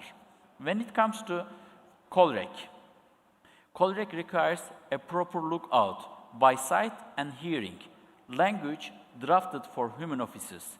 An autonomous vessel can meet that purpose through sensors, data fusion, and monitoring that equals or even exceeds human performance.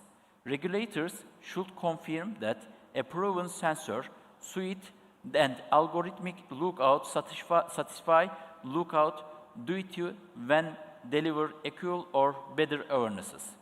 When it comes to SOLAS, Safety of Life at Sea Convention, it presumes people are aboard for 5 patrols, distress communication, and manual tests, but equivalency clauses can authorize automated detection and suppression with removed supervision and robust shoreside radio watch where safety outcomes proven.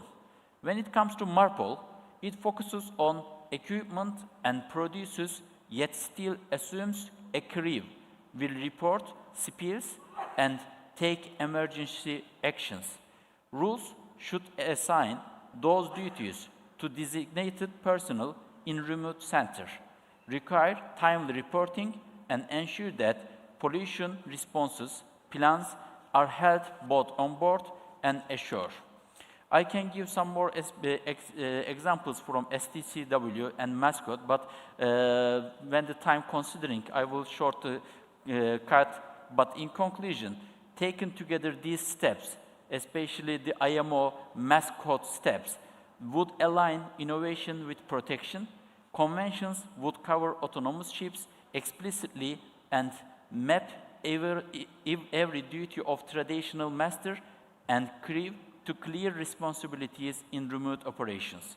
The mascot would function as widely accepted rulebooks that enables reliable certification. Regional and national sandboxes would generate lessons that feed back into global standards.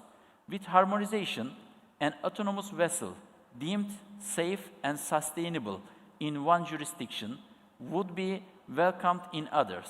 The maritime sector could then deploy cleaner, more efficient ships that serve economic needs and environmental goals under a clear, stable, and predictable legal framework.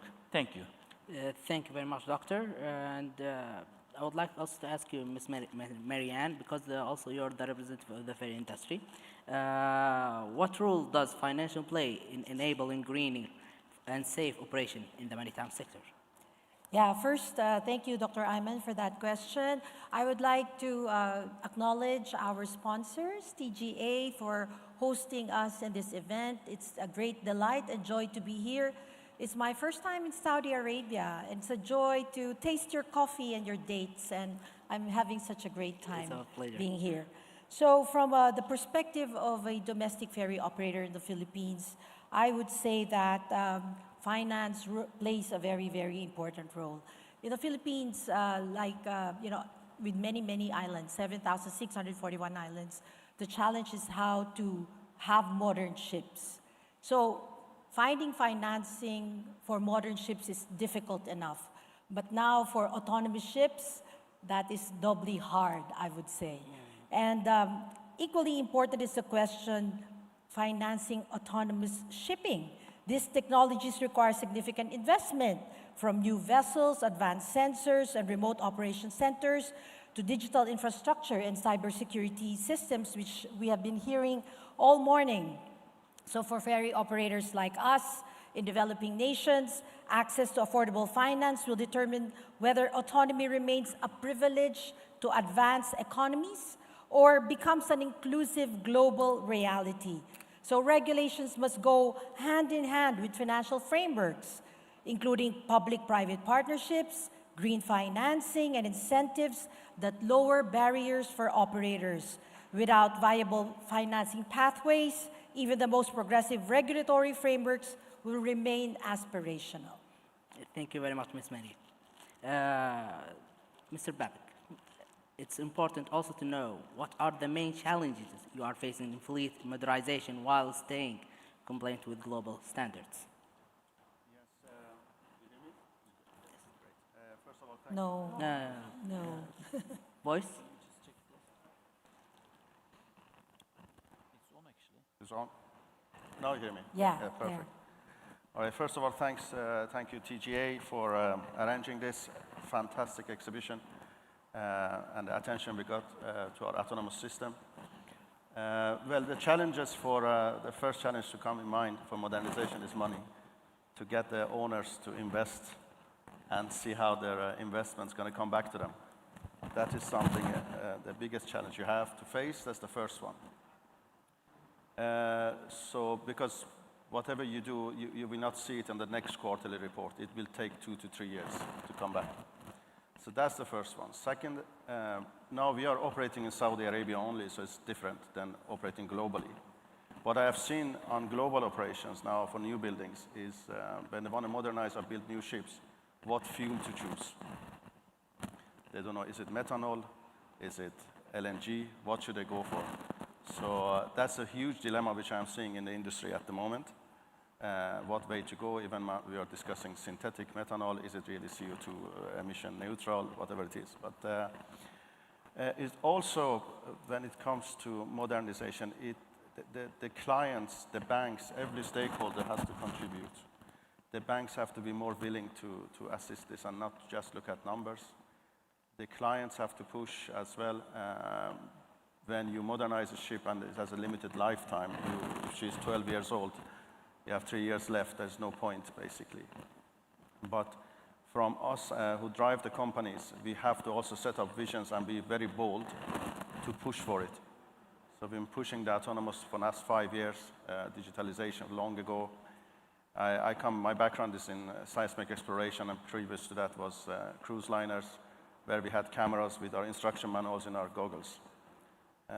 So it all came from people with visions. What I've experienced is also, it pays off. Not immediately, but it actually pays off.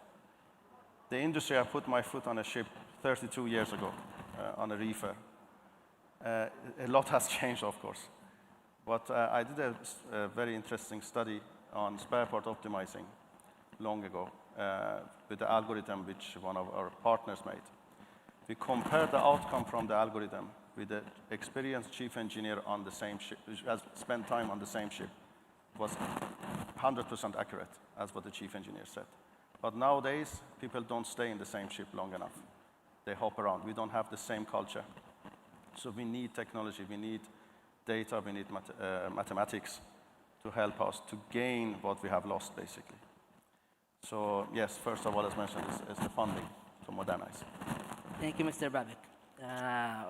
Let's go a little bit deep, and I would like to ask Dr. Javan regarding to the challenges. What role should regulators and classification societies play in ensuring safe adaptation of automation? Yeah, I think it's a pretty valid question considering what we're talking about here. With regards to the role of class, I think we're really good at establishing what we know.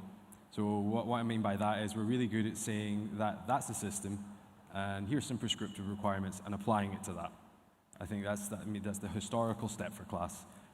Rinse and repeat.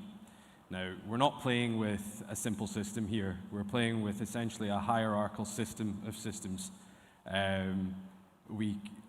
It's not as simple a procedure to kind of shoehorn that philosophy into a kind of a simplistic method. The role of class, we need to kind of start, being adventurous, thinking outside of the box, and adapting to, new technologies.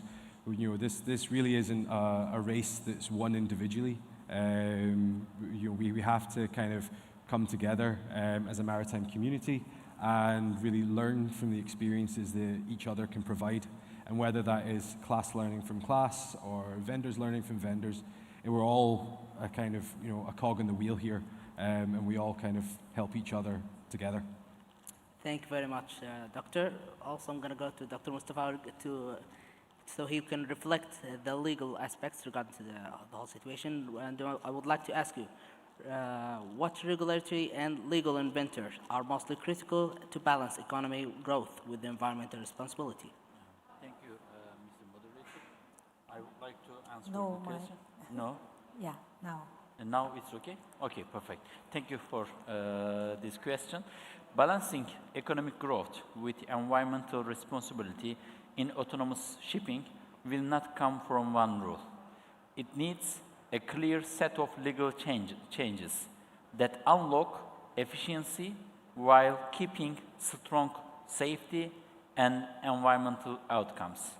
The common idea is simple. The law should set the results that ships must achieve, allow different technical ways to reach those results, and make responsibility and transparency very clear. If we do this, greener operations also become the smarter business choices. I will give you a list of bases how we can achieve the balance between economic growth with ecological and environmental responsibility. The first, use goal-based and adaptive regulations. Do not lock the industry into fixed checklists. State the outcomes that every ship must meet, such as continuous situational awarenesses, reliable collision avoidance, verifiable low emissions, resilience to failures, and strong cyber hygiene. And in this perspective, IMO mass code can apply to this approach by defining measurable goals and evidence needed to show compliance. Secondly, roll out rules in pieces and base changes on evidence.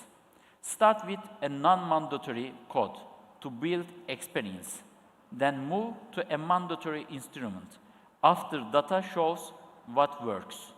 Flag states can issue time-limited waivers, pilot permits, and use regulatory sandboxes with clear safety and pollution guidelines. Thirdly, create strong pathways for equivalence and alternative compliance. Owners should be able to offer a technical alternative to a legacy rule and provide that it delivers the same or better safety and environmental outcomes. Fourth, modernize liability and responsibility without reducing protection. Map every traditional duty of masters and crew to clear roles in the remote operational models.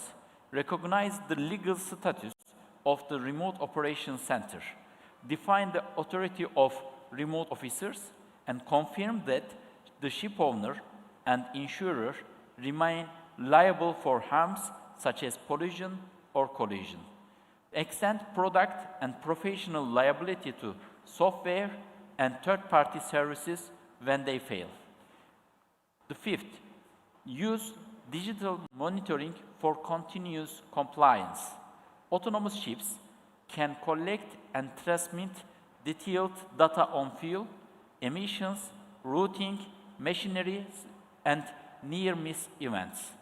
Regulators should require standardized data streams, secure remote audits, and real-time alerts for environmental non-compliance. Sixth, align incentives so that cleaner autonomy wins in the market. Differentiate port duties, fairway fields, and pilotage based on environmental performance, including verified zero or near zero emissions, low noise, and shore power uses. Create green lines with priority berthing and expected clearance tied with continuous data providing and adherence to environmental corridors. Seventh, strengthen cyber and human competence frameworks. Safety management systems must include software updates, remote access control, anomaly detection, and incident responses. 8. Pursue harmonization and natural recognition to avoid fragmented markets. Use common templates for safety cases, shared taxonomies for operational data, and repository for approvals. If policymakers deliver on these points, the sector can grow through autonomy and cut emissions and risk at the same time. Outcome-based rules, phased rollout, proven equivalence, clear accountability, trusted data, aligned incentives, skilled people, and cross-border coherence from a competence package. This package market makes the green choice if the profitable choice and lets the benefit of mass reach the market without losing sight of public safety and environmental protection. Thank you. Thank you, Doctor. Mr. Babik, can you explain how offshore companies balance between the commercial pressure with safety and environmental expectation? No.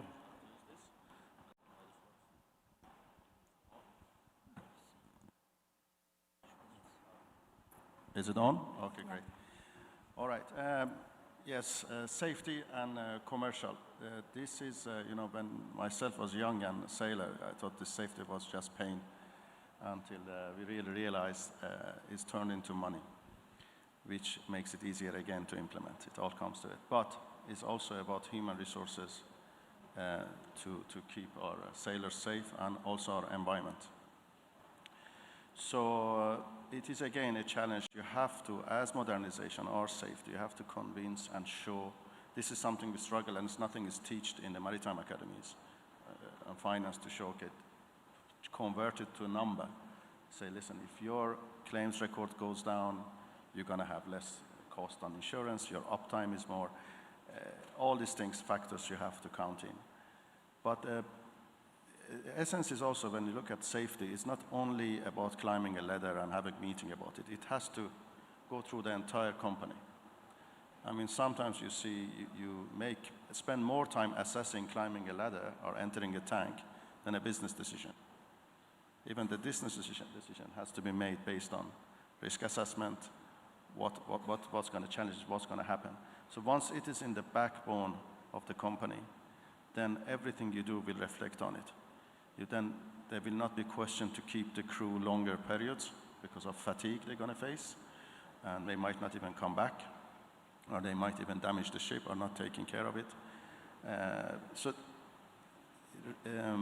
I remember we doubled our safety team in 2015. Everybody was downgrading or shrinking. But we saw the numbers coming immediately, quite fast actually, in terms of safety incidents, how we manage the design even when we design ships, we start and look at the safety aspects of it. Because as we categorize the incidents based if it's a design issue, is a lack of procedures, human error, what has caused it, and try to eliminate one by one. So we cannot just blindly look at wearing gloves and having helmet. It has to go through entire board. So the first slides have to be safety. So it gets, the message goes through the whole infrastructure of the company. Thank you. Thank you. Ms. Marianne, I would like to ask you, what risks and opportunities should investors be most aware in the maritime industry over the next decade? Yeah, so Dr. Ayman, I must tell this story. You know, the first time this talk on autonomous ships came about in the Philippines, that was really a concern among a seafaring nation like us, no? The fear that autonomous ships will displace seafaring jobs. So the Philippines, as you know, is the largest supplier of seafarers. 1 out of 4 seafarers would be a Filipino, and we have a young population aspiring maritime careers. So for many, autonomy feels like a threat to livelihoods. Unless there is a clear regulatory framework that includes provision for reskilling, redeployment, and new job opportunities in the digital maritime operations, public acceptance and industry acceptance will, I guess, remain limited. So for a country like ours, where seafaring is not just a profession, but a national identity, regulations must address both technological change and social impact. We've been hearing about the threats of this modern fleet can bring, and this autonomous ships can bring. Threats like cyber security. All of these, of course, are challenges, technological challenges. So I think that the approach for regulation must be planned out well, phased out, allow gradual adaptation. There must be public and private collaboration, and that includes banks, financiers. They must all be on board, as well as classification societies, the academe, training sector, technology providers. All of us must be part in co-creating rules. And of course, we've been talking about training a lot, capacity building and pilot projects. This must all be in place. And of course, developing nations such as ours must be helped. We must be supported, not only in research, technology, financing, but also in conferences like this, where we can share all this knowledge and bring it to fore. So, yes, it's really synergy and collaboration among all maritime stakeholders for me. Thank you very much. Dr. Devon, I would like to ask, let's think in the future. Let's say 10 years ahead. What transformations, changes will impact the maritime industry based on your perspective? How long have we got? Yeah. Can everyone hear me? Yes. Yeah. I really think that's a question of a generation. To kind of to give a simple, couple-of-minute answer would be doing it a disservice. Like I think many of my panelists have highlighted here, whether it be Dr. Mustafa from his list of recommendations of what needs to go forward, or even looking at the impact that autonomy is going to have on seafarers, I think we really need to understand that we need to kind of move past buzzwords. And I say that term quite a lot because whenever I come to a conference, or I speak to people, or I get engaged in meetings, we use the same buzzwords time and time again. Digitalization, decarbonization, AI is the current one. We continually move the goalposts of what we want to see and what we want to achieve. Now, to say where will we be in 10 years, I think, while being pragmatic, we kind of have to reflect on how we've got to this stage right now. There was a time where crews were hundreds of officers, hundreds of men on board. There was different roles. There was radio officers, there was radar operators, but they're now defunct. They're adopted into the navigational officer role. So I think where we need to go is be malleable to and adaptable to change. We need to evolve as time goes on. We're all a part of the maritime industry, which is a historically glacial moving industry, if I could say that. We don't move fast. We're expecting all of these wonderful changes to come on board, but yet we're still using kind of sluggish fuels. We're still using old technologies. We've got training regimes that still teach the foundations of seafaring. What we're not doing is educating the masses and trying to help them gain the skill sets to actually future-proof themselves. I think like Ms. Marianne said, where do large seafaring nations fit in all of this? Because there is the question of job retention, and I think that's another element that where we're very good at dancing around the subject but refusing to answer. Where I think I read somewhere is 20% of the jobs in the next decade have yet to be finalized yet. If I look at myself when I was a teenager, I'd never heard of the word influencer, but yet there's people that make money off of influencing today. We don't necessarily know what the future will bring. We just need to do the best service that we can do to ourselves, educate the masses, and ensure that way the next step forward has a foundation and a platform to leap from. Thank you, Doctor. I would also like to ask all of you, and I would to know, not just to know, just to give an advice to the audience and for new generation of leaders, because you are all leaders in your fields. Just give a small advice regarding to the next generations in the maritime industry. That's it. So for me, it's a call to action for all of us to build a future where innovation and tradition sail together, where autonomous ferries reduce risks and emission, while Filipino seafarers or all seafarers continue to lead with skill, resilience, and heart. Regulation must not only guide technology, it must protect people and preserve opportunity, ensuring that progress in shipping becomes a progress for all. So, autonomous shipping is here or it's coming, but it is not only about technology, it must be about people, safety, and sustainability. That's it. Thank you very much, Ms. Marianne. And Dr. Babak, can you give your advice? Yes, I mean, think long ahead. Today's, how to say, society is quick wins, 15-minute fame, that's it. Next quarter, that's it. But even for young people, think at your career for long term. What you're doing? What are you trying to achieve?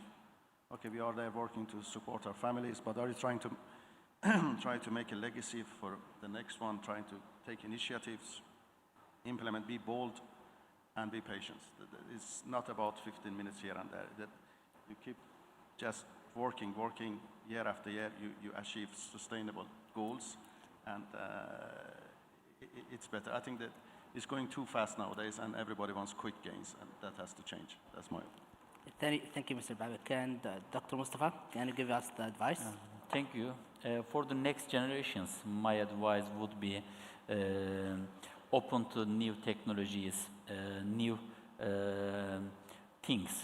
Normally, we consider shipping sector as a conservative sector, but nowadays it became very fast-changing sector.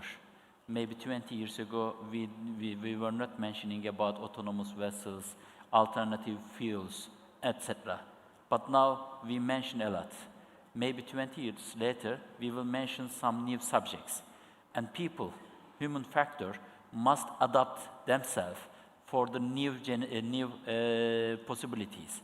As my colleague Mary just mentioned, for the Filipino seafarers, it may be a threat for the autonomous vessels. They may face to lose their jobs, but they need to educate themselves to adapt to work from remote control centers, for example. So new alternative roles and opportunities will appear in the sector, and next generations should focus on this kind of new trends. And one of the most important subjects will be definitely autonomous vessels, and this will definitely create new risks, but also a lot of opportunities. And I would strongly recommend for the next generations to focus on this kind of possible new subjects in the sector, so that they can find a place in the future shipping maritime industry. Thank you. Thank you. Thank you, Ms. Marianne. Thank you, Dr. Mustafa. Thank you, Babak. Thank you, Dr. Javan. I would like to thank all our panelists for being here, and for all the audience to attend here this panel discussion. And at the end, we're just going to say, here in this panel, we include technology, regulation, and operation, and financial, and they give us all advice and regarding to the situations. Thank you very much.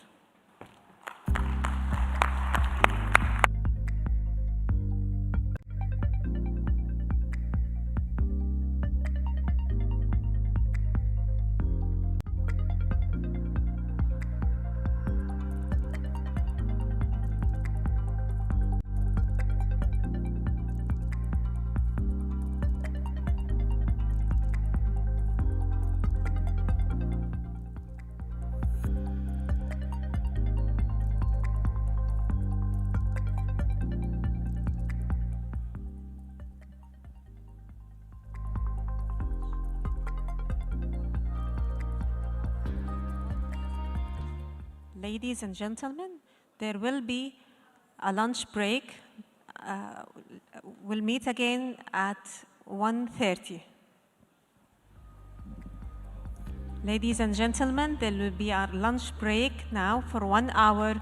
We'll meet again at 1:30.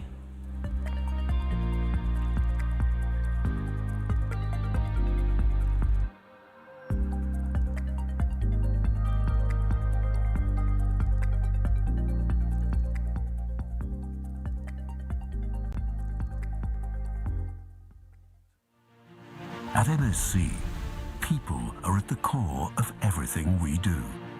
People are the source of our strength and central to our success. And we build long-term relationships with those who choose us and those who work with us. As a global company, we have a diverse workforce at sea and on shore. We connect the world, fostering inclusive social prosperity and economic growth, while respecting and nurturing the home we all share, our blue planet. At MSC, people are at the core of everything we do. People are the source of our strength and central to our success, and we build long-term relationships with those who choose us and those who work with us. As a global company, we have a diverse workforce at sea and on shore, and we value the unique contribution of each member of the MSC family. We help local communities thrive by connecting local businesses, enabling access to global markets by removing barriers to trade. Driven by our passion for the sea, we have embarked on a journey to net zero. We're exploring all solutions to accelerate the global energy transition. Our focus is on ensuring that our ships are ready to adopt zero-carbon fuels as they become available. We're doing this by investing in record-size, energy-efficient ships. Our fleet is welcoming new ships with the flexibility to operate using different fuels. And in 2022, our first LNG-powered ships entered service as a transition solution on our decarbonization pathway. We've bunkered responsibly sourced sustainable biofuel since 2019. We are responsible for protecting life below water and on land. As citizens of the ocean, we have a responsibility to contribute to healthy and productive ecosystems. We will not use trade routes in fragile marine and coastal ecosystems. And we were the first in the industry to reroute our ships to protect endangered whales off the coasts of Greece and Sri Lanka. We connect the world, and our responsibility goes beyond simply transporting cargo. Our destination is clear. We are navigating towards a more resilient and better world for generations to come. MSC, moving the world together. بسم الله الرحمن الرحيم الحمد لله رب العالمين والصلاة والسلام على أشرف الأنبياء والمرسلين. الحمد والشكر لله وعلى هذا اليوم العظيم اللي تمكنا فيه من تجميع نخبة من مختصين المجال البحري ومجال التأمين البحري في المملكة العربية السعودية، في العديد من الدول المجاورة في الشرق الأوسط وفي من الدول الأوروبية.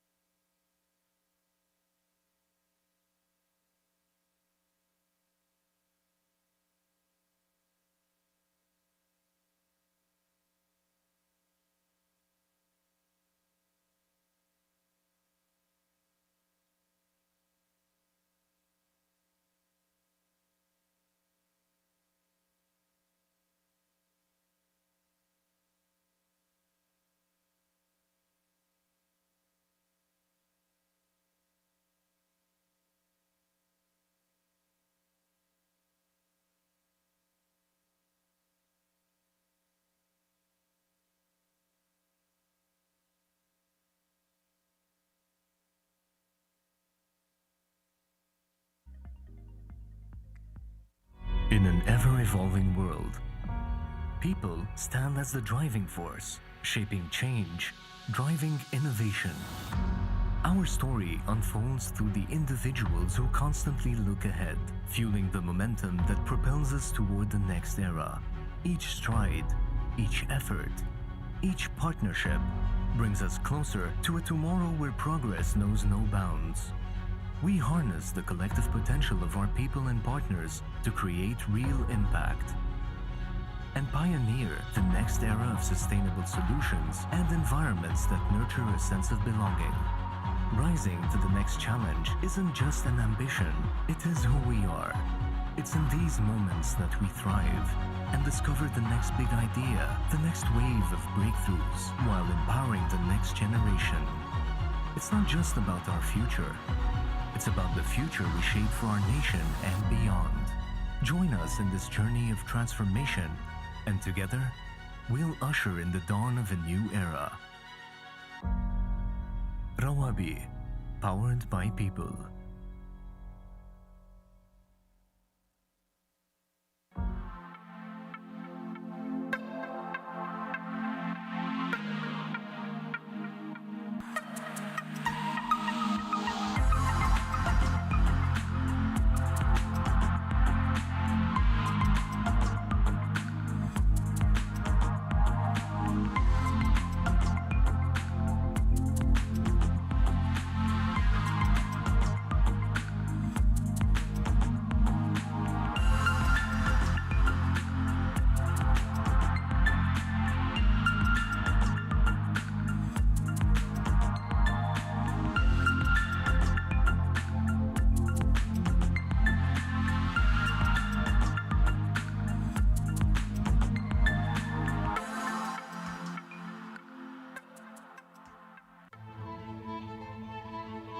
There is no single path to decarbonize the maritime industry. Today's global fleet is made up of multiple ship types and sizes, serving markets with widely different needs and subject to an unstable geopolitical climate. To add to the complexity, each of these ships has an average service life of 20 to 25 years. Ship owners therefore face mounting pressure, but also uncertainty. How can they identify lasting solutions to reach net zero in the next 2 decades, while also starting to act now? We're leveraging our cross-sectorial knowledge and 200 years of maritime insight to help you adopt new technologies and strategies with confidence. We're by your side as you navigate this journey. Find your path with Bureau Veritas.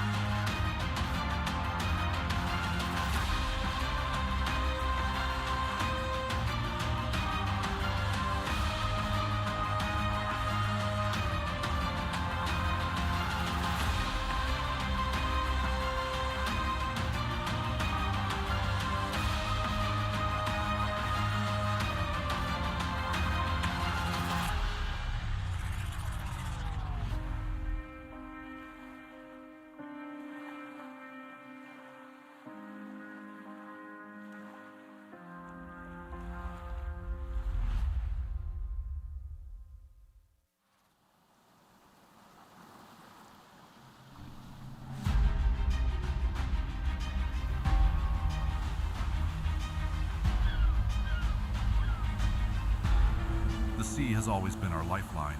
It connects nations, it powers trade, it fuels progress.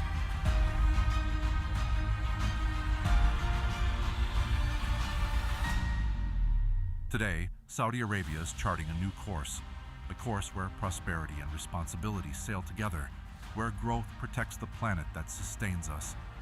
This is the spirit of Vision 2030, an ambitious nation, a thriving economy, a vibrant society. And at the kingdom's ports, this vision comes alive, as His Royal Highness Prince Mohammed bin Salman said, "We are working to protect our planet, as climate change is not only a challenge, but an opportunity for innovation and economic growth." Guided by this vision, Mawani has launched a comprehensive sustainability strategy built on innovation, responsibility, and partnerships to transform Saudi ports into a global model of green maritime excellence. At Jeddah Islamic Port, semi-automated ship-to-shore cranes, among the largest in the world, operate with clean energy, setting new standards for sustainable port operations, able to receive the largest ships in the world. At King Abdulaziz Port in Dammam, 80 electric, zero-emission trucks replace traditional fleets, cutting harmful emissions and improving air quality.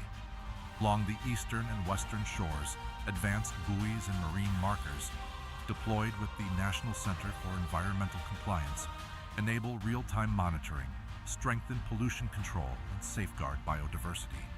And with smart air and water monitoring systems, we protect both our coasts and the communities that depend on them. As part of our future initiatives, new waste reception facilities, fully compliant with the MARPOL Convention, will be established with an annual capacity of 70,000 tons, advancing the kingdom's circular economy and ensuring sustainable maritime practices. Across our facilities, solar power stations are being developed to integrate renewable energy into every stage of operations. But sustainability is more than technology. It is people. Ambitious, skilled, determined. Mawani is a cornerstone of sustainable trade, anchoring Saudi Arabia's leadership in maritime excellence and environmental responsibility.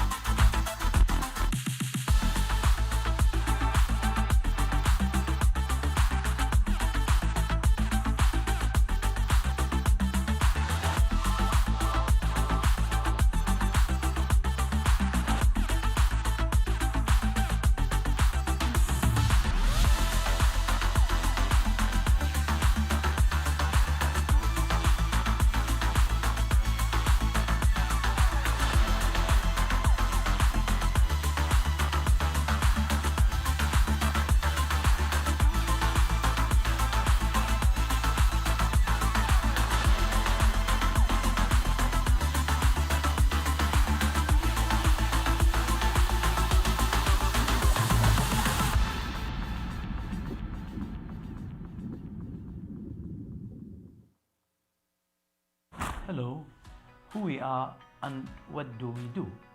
Mutual Marine Services المشتركة Saudi Arabia was founded in 1984 as part of Al Zakir Bukhari Group, which was established 69 years ago.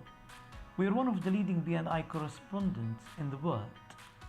We started in Saudi Arabia and have actively built our network, expanding to other 8 countries within the Red Sea and Arabian Gulf ports.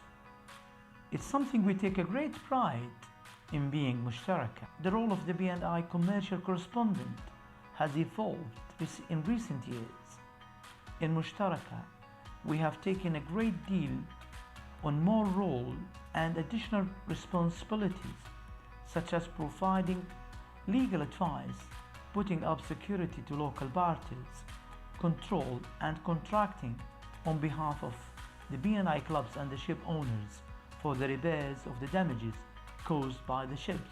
The services includes everything from crew and passenger illness, injury or death, stowaway repatriations back to their country, repatriation of dead body, damages to cargo, dealing with collisions with other ships, damages to ducts, dealing with oil pollutions and other contaminations, handling damages caused by the grounding of the ships on the reefs, salvage and wreck removal. Additionally, staying up to date with international rules and regulations concerning sanctions issues and compliance. This has undoubtedly placed additional burden on our team to maintain the brand's quality, which we managed to keep for the last 41 years. The company growth and developments are based on our quality legacy and a vision for the future, aiming to manage our client expectations.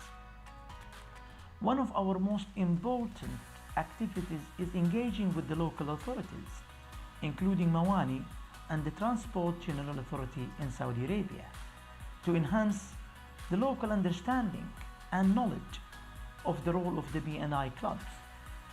This helps to develop and build more productive relationships between the B&I clubs and the local authorities. We therefore would like to thank Mawani and the Transport General Authority for the tremendous support they provided us in this regard. Thank you.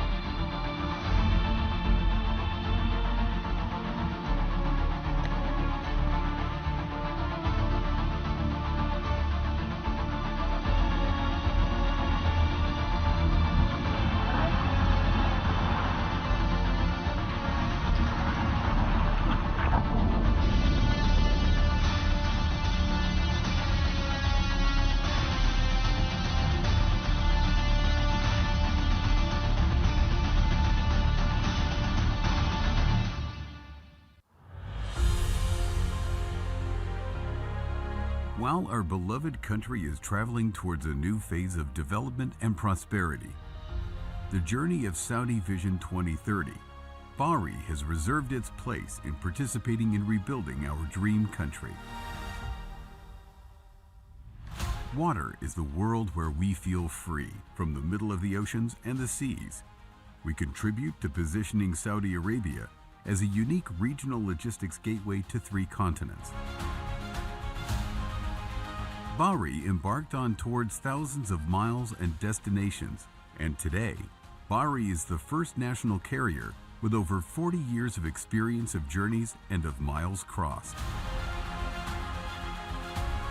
Bahri provides transportation and logistics services on a global scale through 6 business units: Bahri Logistics, Bahri Oil, Bahri Chemical, Bahri Dry Bulk, Bahri Ship Management, and Bahri Marine. Bahri Logistics is one of the top 10 break bulk carriers in the world and is of paramount importance to us through land, air, and sea. Similarly, Bahri Oil serves the crude oil transportation and logistics needs of Saudi Arabia and other oil-producing countries, being one of the world's largest owner and operator of VLCCs. Bahri Chemicals is one of the largest owners and operator of chemical tankers in the Middle East, with a modern fleet to transport a wide range of cargoes, including chemicals, clean petroleum products, and vegetable oils. While Bahri Dry Bulk, a leading and competitive dry bulk logistics provider in the region, is expanding to the global trade, being innovative and setting high standards in the industry. Bahri Ship Management provides technical and crew management services to a large and diverse fleet, as well as comprehensive and seamless quality ship management services. Bahri has expanded its business into new sectors through a 20-year agreement with Saudi Arabia's Saline Water Conversion Corporation, SWCC, to establish 3 floating desalination barges capable of processing 150,000 cubic meters of seawater per day to serve the kingdom's needs for the desalinated water. Our services are incomparable, our commitment is unequaled, and our certifications are testament to our core values and high standards of quality and safety. Nothing could have ever happened without the dedicated, hard-working team who brilliantly performs to exceed expectations in every way. We are optimistic about the future of Bahri. We will constantly develop our talents to serve Saudi Arabia and the world, and to serve our journey that will continue to sail towards further horizons and to connect our country to the whole world.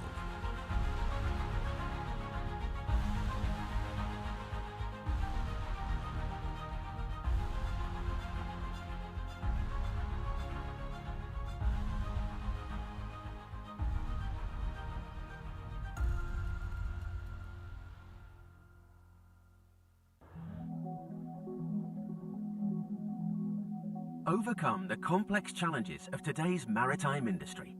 Only with fuel tracks can you secure sustainable fleet performance. Secure fuel protection. Actively protect against fuel theft, misuse, and measurement inaccuracies. Secure fuel efficiency. Optimize fuel consumption, reduce costs, and minimize carbon emissions. Secure ESG compliance. Protect your reputation by ensuring accurate reporting, following best practices, and minimizing environmental and community impact. Secure your vessels and crew. Implement active risk deterrence and ensure strict adherence to operating procedures. And secure optimal fleet performance with our active fleet management services. You only get this level of protection and performance with fuel tracks, the only real-time, end-to-end secure maritime electronic fuel management system. We connect the world, fostering inclusive social prosperity and economic growth, while respecting and nurturing the home we all share, our blue planet. At MSC, people are at the core of everything we do. People are the source of our strength and central to our success. And we build long-term relationships with those who choose us and those who work with us. As a global company, we have a diverse workforce at sea and on shore, and we value the unique contribution of each member of the MSC family. We help local communities thrive by connecting local businesses, enabling access to global markets by removing barriers to trade. Driven by our passion for the sea, we have embarked on a journey to net zero. We're exploring all solutions to accelerate the global energy transition. Our focus is on ensuring that our ships are ready to adopt zero carbon fuels as they become available. We're doing this by investing in record-size, energy-efficient ships. Our fleet is welcoming new ships with the flexibility to operate using different fuels. And in 2022, our first LNG-powered ships entered service as a transition solution on our decarbonisation pathway. We've bunkered responsibly sourced sustainable biofuel since 2019. We are responsible for protecting life below water and on land. As citizens of the ocean, we have a responsibility to contribute to healthy and productive ecosystems. We will not use trade routes in fragile marine and coastal ecosystems. And we were the first in the industry to reroute our ships to protect endangered whales off the coasts of Greece and Sri Lanka. We connect the world, and our responsibility goes beyond simply transporting cargo. Our destination is clear. We're navigating towards a more resilient and better world for generations to come. MSC, moving the world together. بسم الله الرحمن الرحيم الحمد لله رب العالمين والصلاة والسلام على أشرف الأنبياء والمرسلين.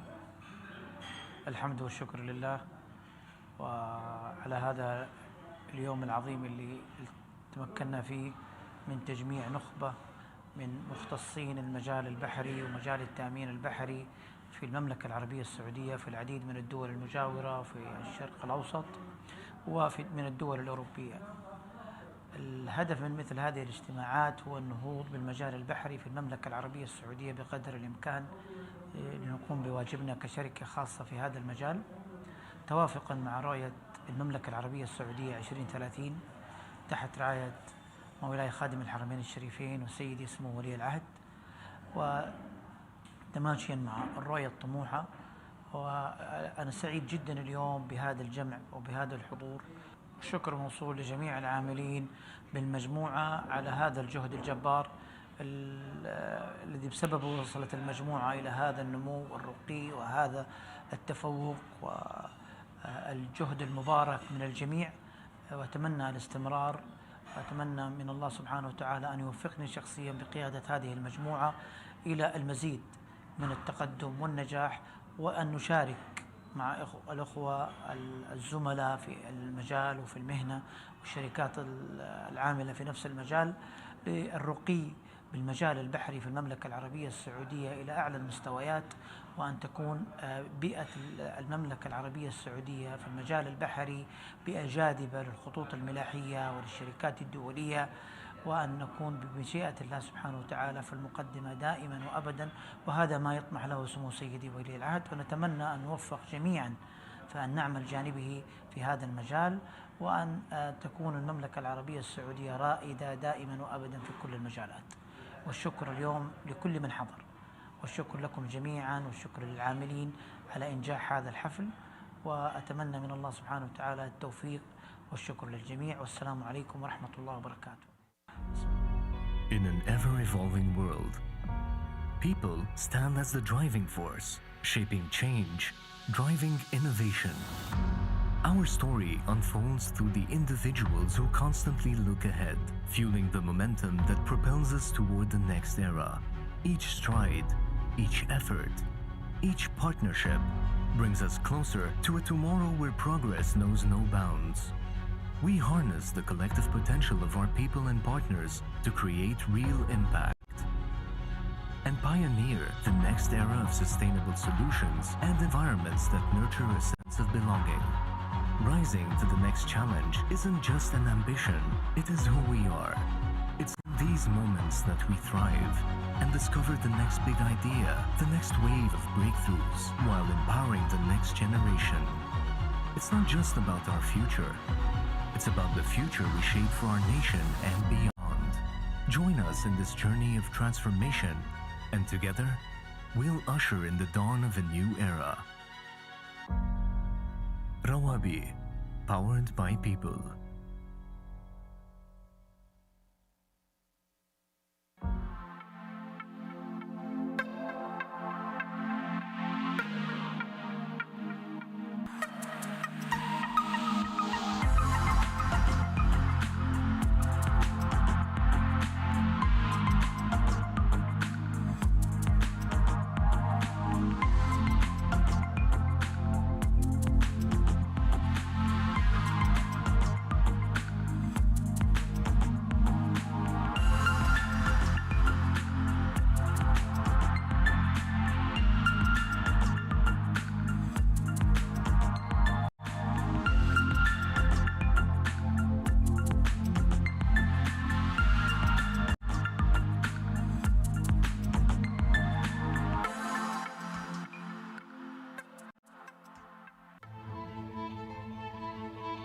There is no single path to decarbonize the maritime industry. Today's global fleet is made up of multiple ship types and sizes, serving markets with widely different needs and subject to an unstable geopolitical climate. To add to the complexity, each of these ships has an average service life of 20 to 25 years. Ship owners therefore face mounting pressure, but also uncertainty. How can they identify lasting solutions to reach net zero in the next 2 decades, while also starting to act now? We're leveraging our cross-sectorial knowledge and 200 years of maritime insight to help you adopt new technologies and strategies with confidence. We're by your side as you navigate this journey. Find your path with Bureau Veritas.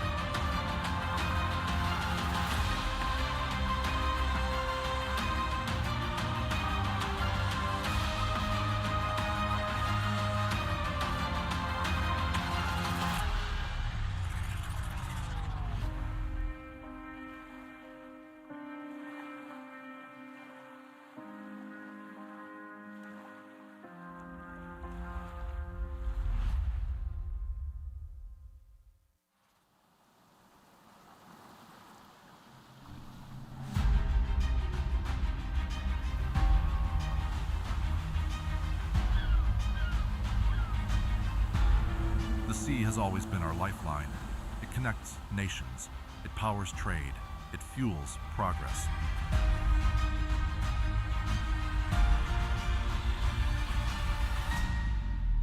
Today, Saudi Arabia is charting a new course, a course where prosperity and responsibility sail together, where growth protects the planet that sustains us.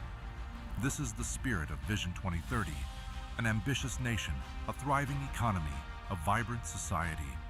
And at the kingdom's ports, this vision comes alive, as His Royal Highness Prince Mohammed bin Salman said, "We are working to protect our planet, as climate change is not only a challenge, but an opportunity for innovation and economic growth." Guided by this vision, Mawani has launched a comprehensive sustainability strategy built on innovation, responsibility, and partnerships to transform Saudi ports into a global model of green maritime excellence.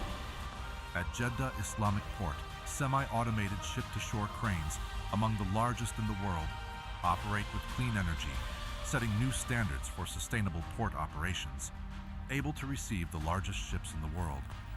At King Abdulaziz Port in Dammam, 80 electric, zero-emission trucks replace traditional fleets, cutting harmful emissions and improving air quality.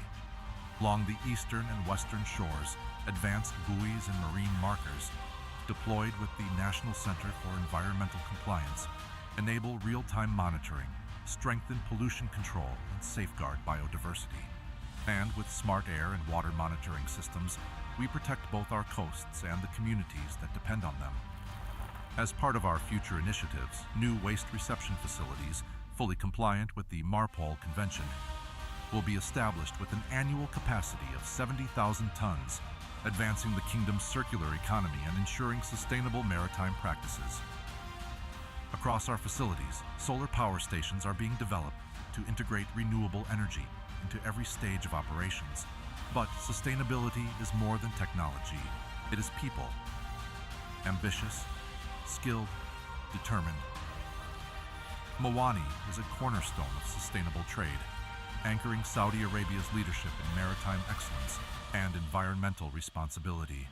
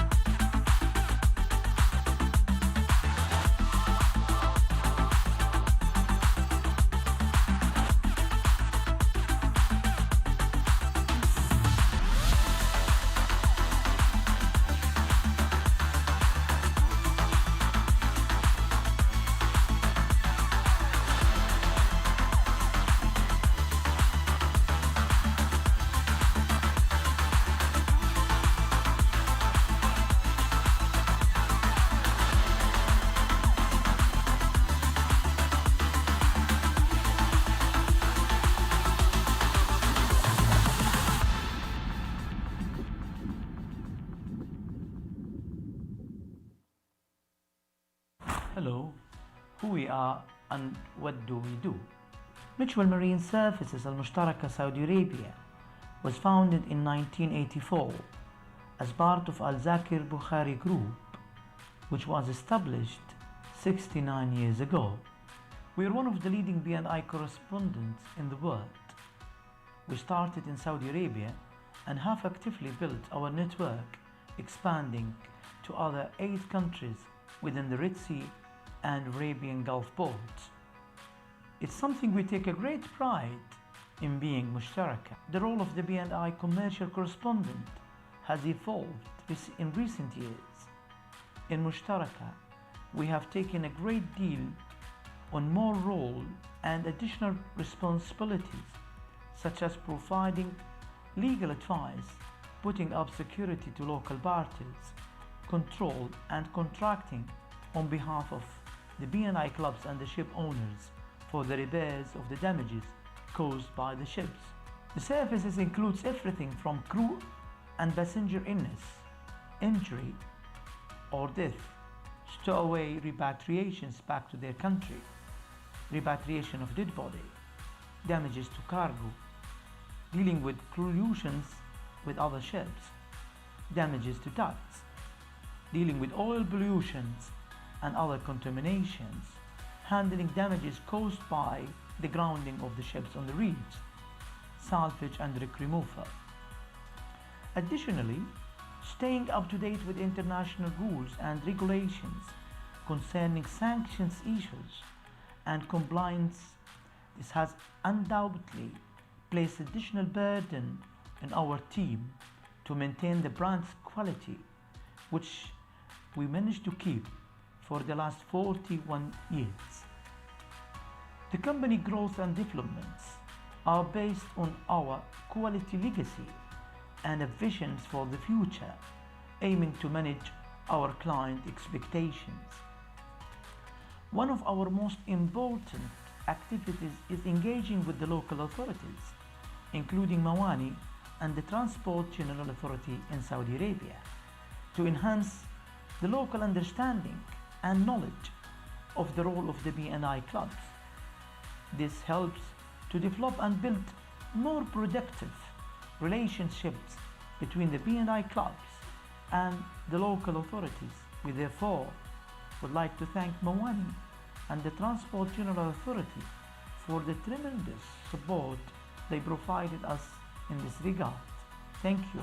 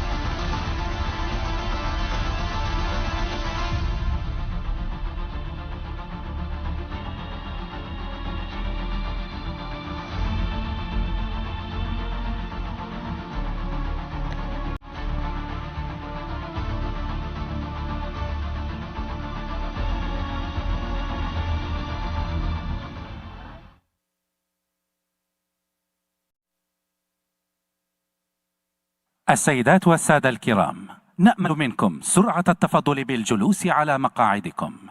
سنبدأ بعد لحظات من الآن. Ladies and gentlemen, please take your seats now. We are starting shortly.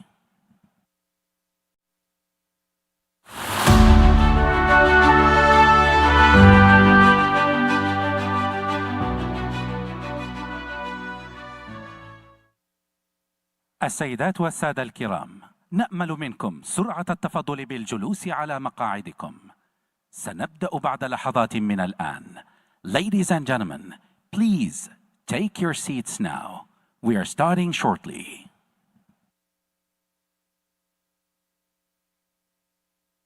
السيدات والسادة الكرام، نأمل منكم سرعة التفضل بالجلوس على مقاعدكم. سنبدأ بعد لحظات من الآن. Ladies and gentlemen, please take your seats now. We are starting shortly.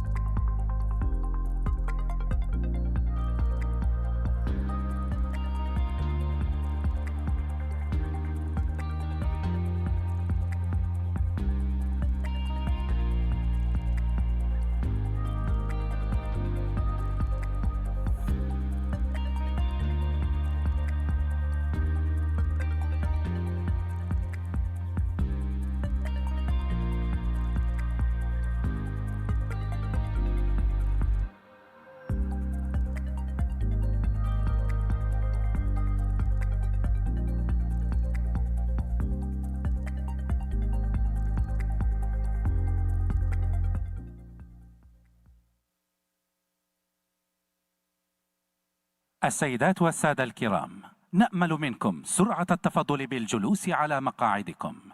سنبدأ بعد لحظات من الآن. Ladies and gentlemen, please take your seats now.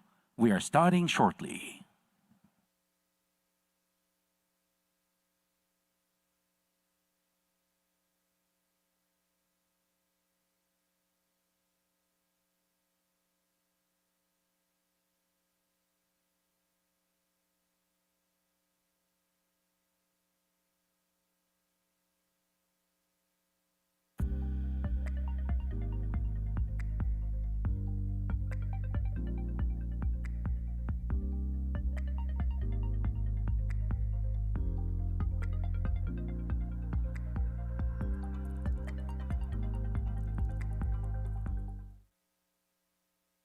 السيدات والسادة الكرام، نأمل منكم سرعة التفضل بالجلوس على مقاعدكم. سنبدأ بعد لحظات من الآن. Ladies and gentlemen, please take your seats now. We are starting shortly.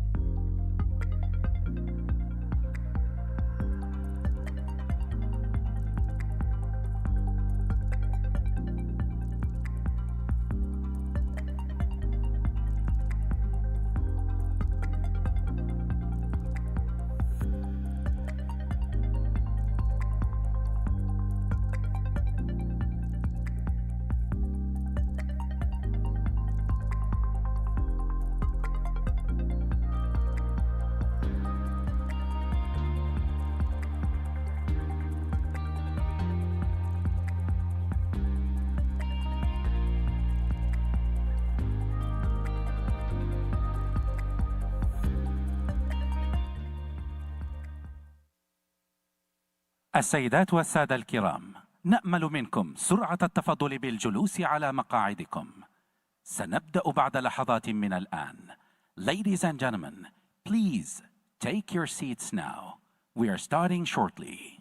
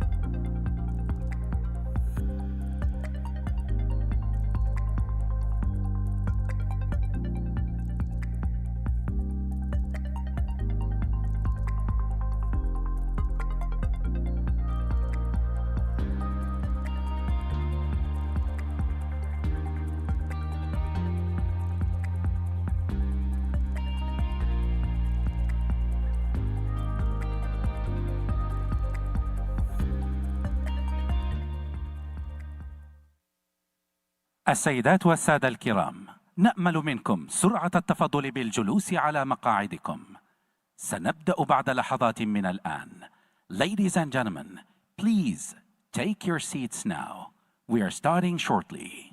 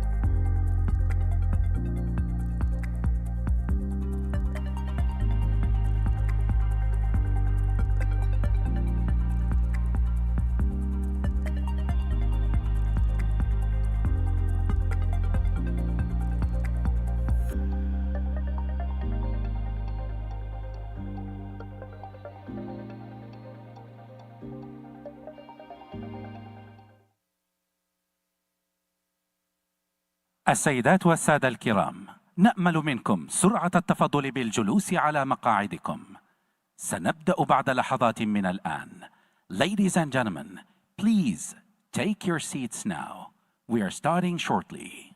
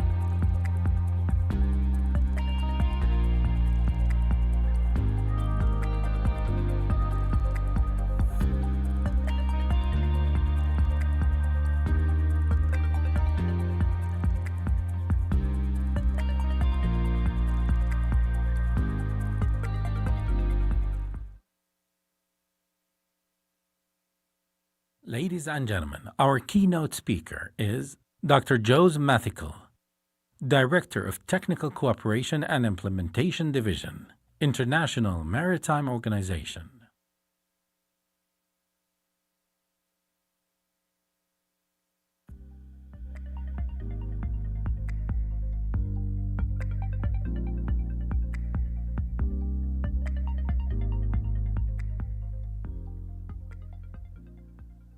Good afternoon. Thank you so much for coming back from lunch, and I'm really happy to see some of you back here. It's a great privilege to be here in SMIC conference. And thank you, TGA and Government of Saudi Arabia, for inviting IMO to be here. The theme before us, navigating the transition, shaping the seafarer's role in the sustainable maritime era. It touches not just on the policy, but on the people. The people who brave the storms and cross the oceans to keep the global trade flowing. And now that we have a small group here, maybe I'm in the mood of telling a little bit of a story rather than giving a speech. What still remains in my mind is a few years back, I was in a Pacific island for an IMO training workshop. And I met a young cadet, a female young cadet, during a coffee break. So I asked her, what made you choose this career? And she thought for a second and she looked at me and said, an oil spill, sir. And I was quite intrigued. An oil spill making you a seafarer? And then she said, many years back, there was a ship running aground near her tiny island in a coastal village, causing quite a bit of oil spill. The turquoise green lagoons were turned black. There were no seabirds. And her father's net was coming empty for weeks after the oil spill. And then she, with the villagers, started cleaning the corals, the rocks with their coconut husk and bare hands. And, the hands were, eyes were burning and blisters in the hand. And then she said to her grandmother, Grandma, I've decided that I want to learn about shipping, and I want to learn the language of shipping. And so that I can know how the ships run, how they fuel, what they use, and I want to stand on a ship which runs clean. And that was her motivation to become a seafarer. And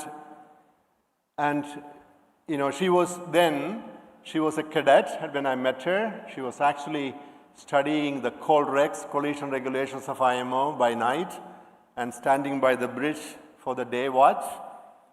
And that's when I met her. And when she turned back and saluted me and left the room, it really reminded me that what we are talking about from a policy to the move to the purpose.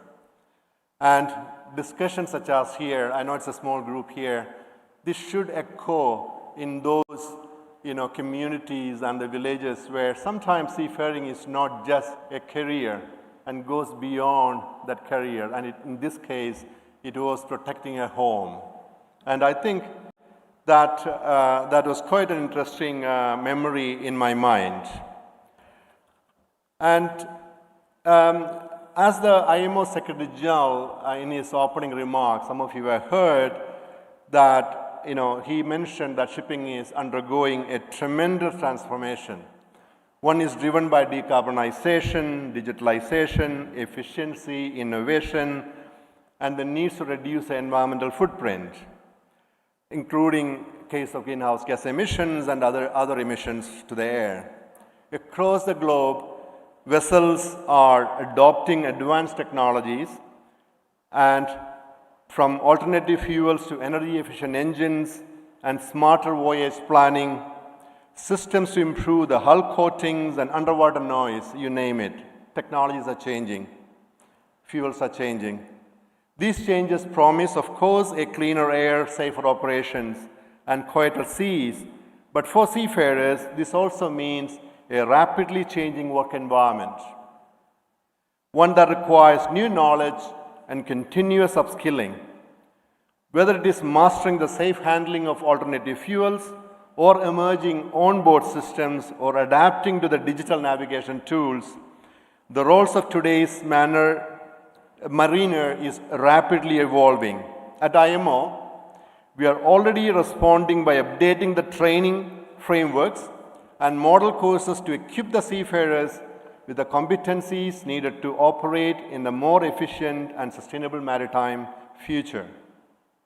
Maybe I should just ask a question to the audience. How many of you have sailed or are sailors or seafarers?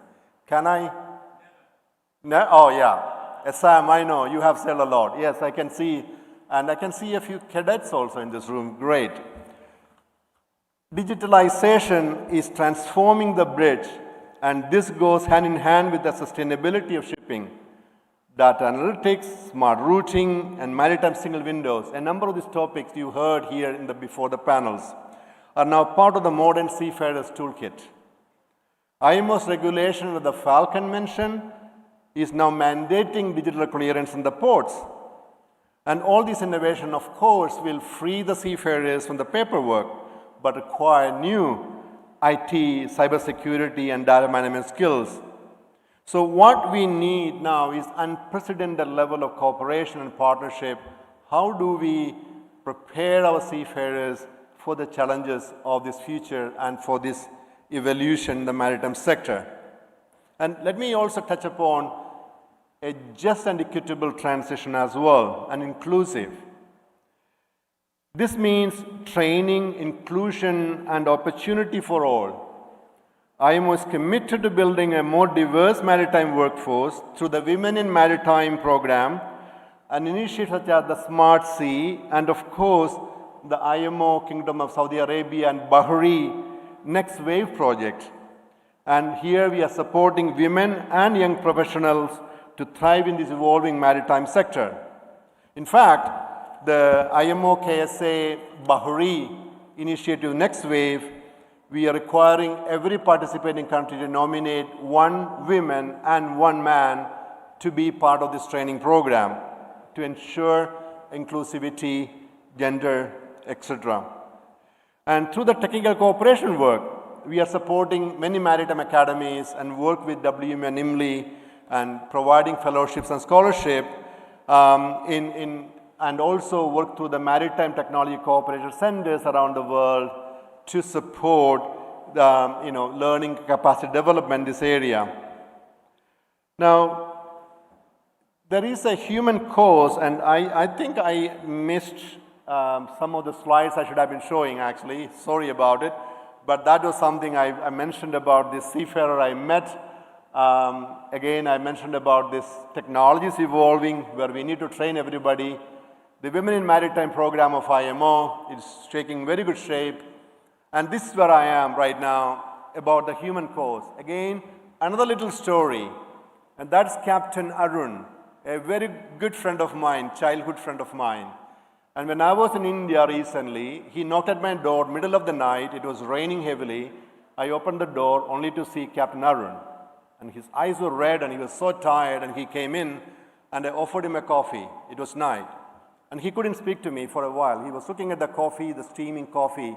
And after a while he said, "Jose, they treated me like a criminal." I didn't understand what he was trying to say. And he said, he's a captain with some 28 years of experience actually. And he was in a foreign port. He was on a chemical tanker. There was a small error in his manifest. There comes armed officers,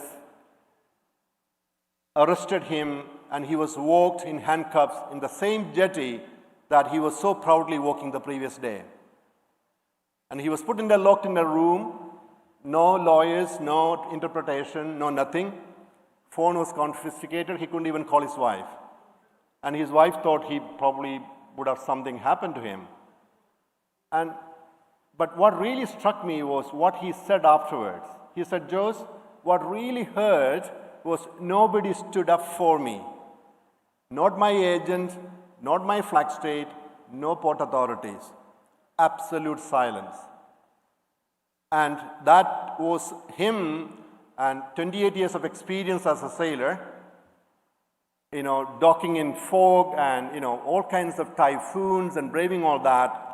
And literally I saw him crying on that moment because that's what he felt.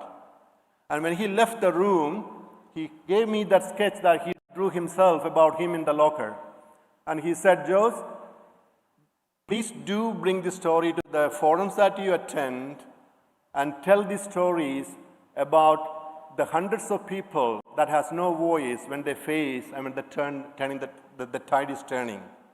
Please tell the world that we need to do something about it. And I continue to do that in every forums I go because seafarer criminalization abandonment is an increasing issue that we should tackle as a global community.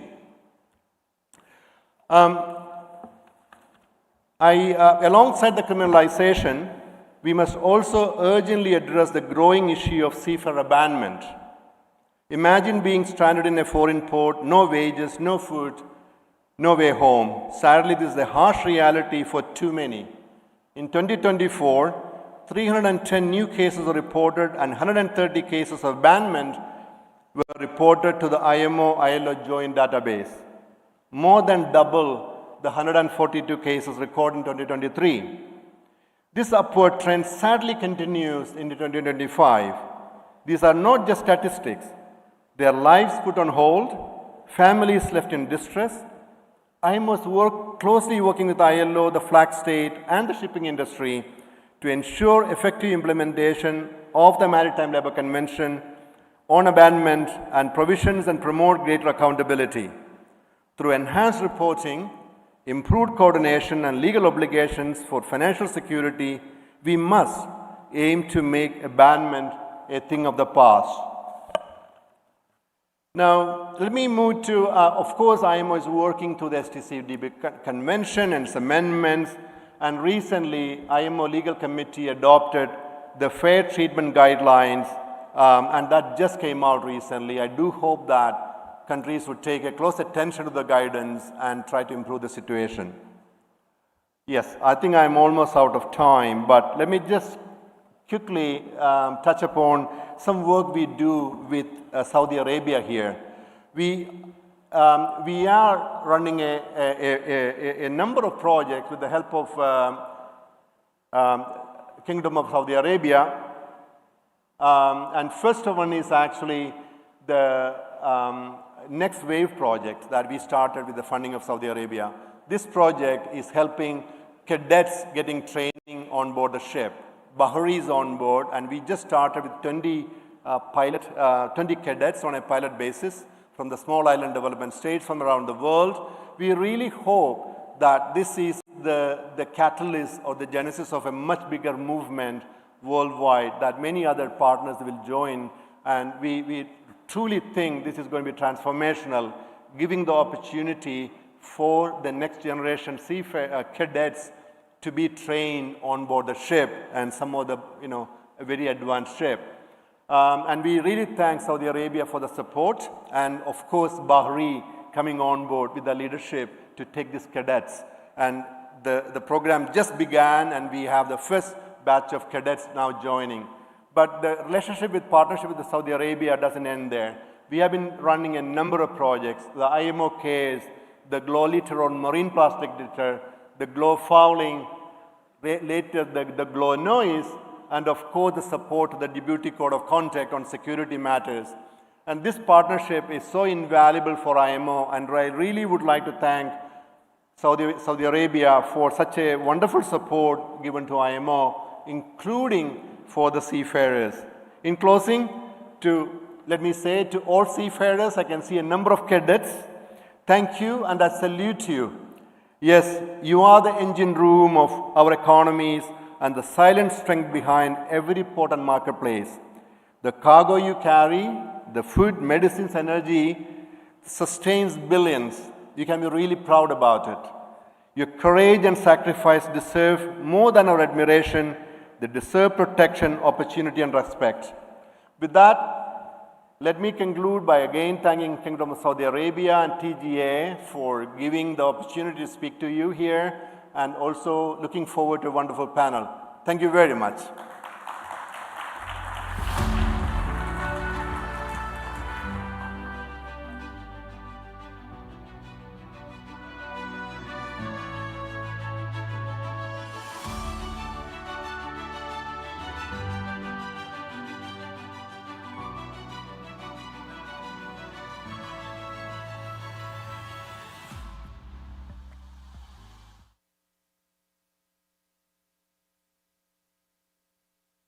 Ladies and gentlemen, welcome to this panel discussion titled Navigating the Transition, Shaping the Seafarer's Role in Sustainable Maritime Era.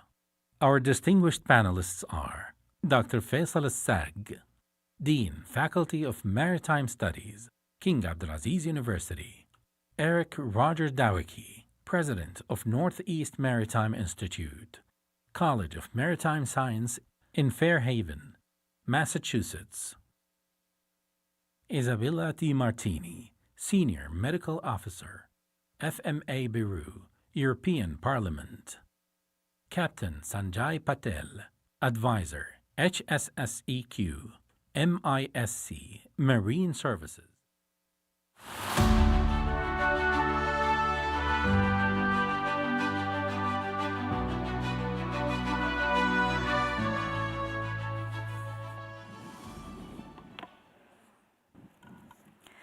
Good afternoon, esteemed guests, speakers, and maritime professionals. I'm Khansa Lagdami, Associate Professor at the World Maritime University, and it's my privilege today to moderate a panel about navigating the transition by shaping the seafarer's role in a sustainable maritime era. Technological advancements are transforming the maritime industry and redefining the roles of seafarers.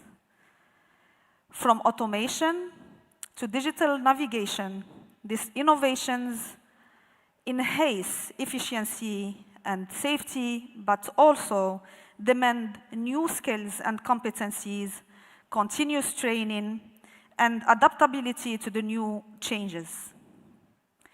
As ships became smarter, seafarers are also evolving from hands-on operator to strategic supervisors and decision makers.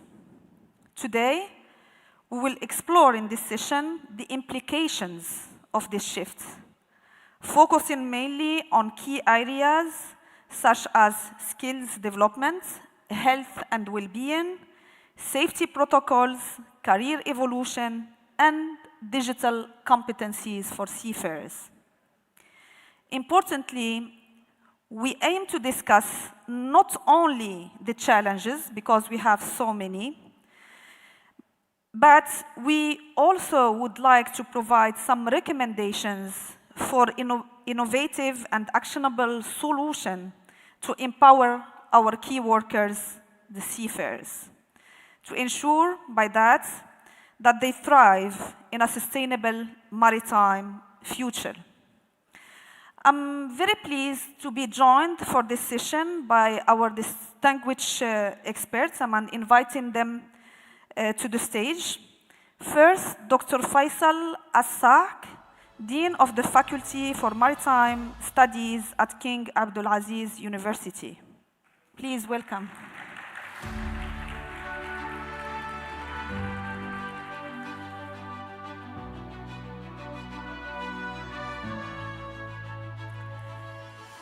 Our second guest is President Eric Roger Dawicki, President of the Northeast Maritime Institute, College of Maritime Science in Fairhaven, Massachusetts. Welcome.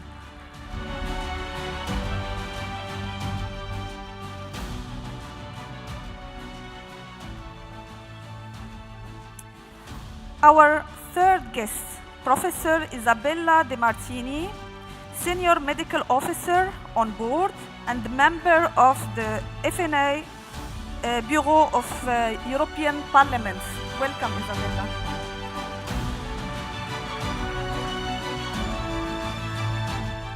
And I would like also to welcome Captain Sanjay Patil, advisor at MISC Marine Services. Welcome. So together we will chart the course ahead for seafarers in this dynamic and sustainable maritime era.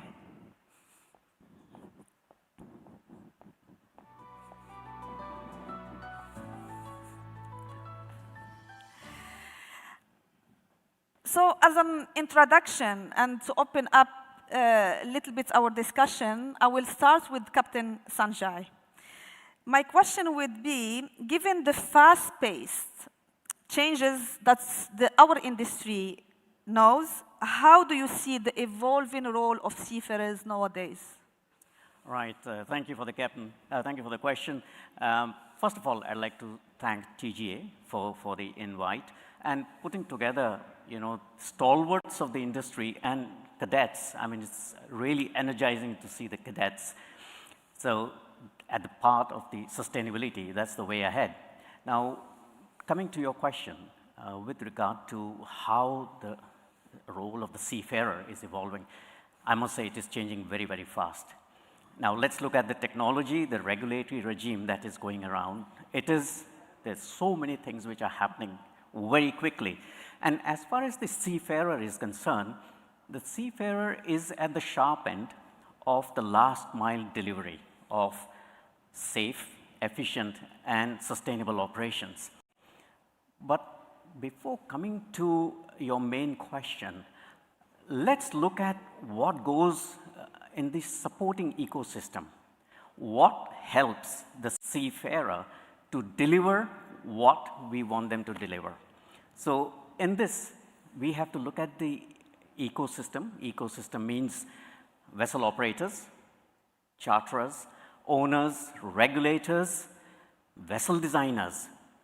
We all have a role to play in order for the seafarer to deliver what we want from them. And this calls for some introspection, because what we expect our seafarers to deliver, it just can't happen without our support. And this is a time where the industry needs to have a fundamental shift towards a human-centric approach. Now, when we design vessels, when we design technology, do we give thought or any consideration to the human beings? What is generally expected is we design technology, we design systems, and then expect the human being to adopt to that, which is, in our humble view, the wrong way to go about. We have to do it in conjunction with the seafarers. They are the end users, because if we don't do that, the end result is that we have more accidents, more incidents, and it is put down to human factors. And there is a perception that human factor only means the people on board the ship. The human factors is all of us around here. The end result is on the ship. So if we don't play our role effectively, we'll have issues and challenges along the end of the last mile delivery. Now, so the points to consider is, when we design systems, how much are we looking at the human-centric aspect? Are the systems user-friendly? Yes, they would comply with regulatory regime and classification requirements, etc. But are they intuitive? And last but not the least, are we actually involving seafarers when we are coming up with these solutions? Most of the cases is a no. We come up with technology and systems, and we say, okay, get on with it. But this is a point where we need to reflect as an ecosystem, and when we are looking at accidents and incidents and safety and sustainability, it's like an iceberg. The tip of the iceberg is the seafarer. And the entire ecosystem, which is the bigger part of the iceberg, is actually the ecosystem. So we need to look at that. And as far as within MIC, what we do is we engage with seafarers at many platforms, because when we develop our SMS systems, we develop so many aspects. Like, for example, when we are looking into new fuel vessel types, our seafarers are very much part of the solution as we go forward. Thank you very much, Captain. And my follow-up question is really related to this particular point about the use of alternative fuel and how we can prepare our seafarers for it. So in your advocacy for industry-wide safety improvement, what skill development is essential for seafarers to handle alternative fuel systems on board ships? Right. As the industry comes up and looks up at alternative fuels, there is a lot of work that is going on. The entire industry is evolving for different fuel types. If we talk about LNG as fuel, or methanol, or even ammonia. Now, along with these fuels comes new technology. It also introduces new risks, which the industry collectively needs to address. So when we are developing and looking at the new fuel types, when there needs to be a formalized training regime which is there in place, and also a formalized competency development program. There is work which is going on in the industry, no doubt about that, but what we do need to do is collaborate. I know this term is overused, but I'll use it again, that we have to collaborate. We have to share the best practices. We are, as an industry, not particularly good about sharing best practices. And the sharing of best practices shouldn't stop until the technology is developed. Even after the technology, after the ships are in service, the best practice sharing, that needs to continue. And as I said, there are some barriers because the industry for the new fuel types doesn't have the training regime and a competency development aspect to it. Now, when we are talking about competency development, to complement our seafarers on board, what we also need is to train our shore staff also, because at the end of the day, they have to support the staff at sea. Now, we do that through our training academy, which is Academy Laut Malaysia. ALAM is one of the leading training establishments in the ASEAN region. We also do these things from our internal resources and external. We cannot do this on our own. So what we do is engage with industry associations, various flag administrations, and technology service providers, engine manufacturers, owners, AET. So all of us have a role to play. And when we come up with a regime, as far as training is concerned, we are making progress. There are things that need to happen in the background on an industry level. I'm talking about IMO, I'm talking about the STCW, but we can't, for the new fuels, we cannot wait for the STCW. We are already progressing with that because the ships, I'm talking ammonia fuel vessels, they will be in the water next year. So by the time the STCW ratification takes place, that will be a while. So industry is progressing. What we need to do is collaborate, work together, and come up with solutions which are pragmatic, which are fit for purpose. Thank you very much, Captain. And your call for more collaboration between all stakeholders, I think it is very essential. Without collaboration between all of us in the sector, nothing can be done. I will move on to Professor Isabella De Martini. I'm really pleased to have you with us. And as I think behind the scenes, we discussed that this is my first time to meet in a conference a doctor that is sailing on board and knows what is happening in terms of medical issues on board ship. So my first question is that given your expertise in maritime health and well-being for seafarers and advocacy for specialized medical training, this is something really very important. How are recent technological advancements, and particularly telemedicine, transforming the health and well-being of seafarers on board ships? Thank you. First of all, I really want to thank you, moderator, and the Kingdom of Saudi Arabia for putting his leading attention on us, the seafarer, the people that work on board every day for many months per year, and that at times are not considered that much, and that we are as important as the new technologies. The carb, digitalization, everything is important, but human life, it is more. And of course, there will be no maritime industry without seafarers. Having said that, I answer, yes, the health of the seafarers and passengers is important. I want to give you some data. There are 4 billions, is not a mistake, it's not millions, it's billions of people traveling by sea every year. That's about half of the world population, and it is the same number of the people traveling by air. In the cruise industry, there are about 37 millions. That means that if passengers on ferry will just stay there for 1 day or 2, on cruiser they will stay much longer. It's very fashionable right now to do world cruises or to go to remote destinations, such as Antarctica is very popular, or Greenland. And of course, telemedicine is essential. It is essential for cargoes, and again, numbers. There are about 100,000 cargo vessels on the seas, only 500 cruise vessels, and so is of paramount importance telemedicine for cargoes, because they do not have doctors like us, not even nurses on board.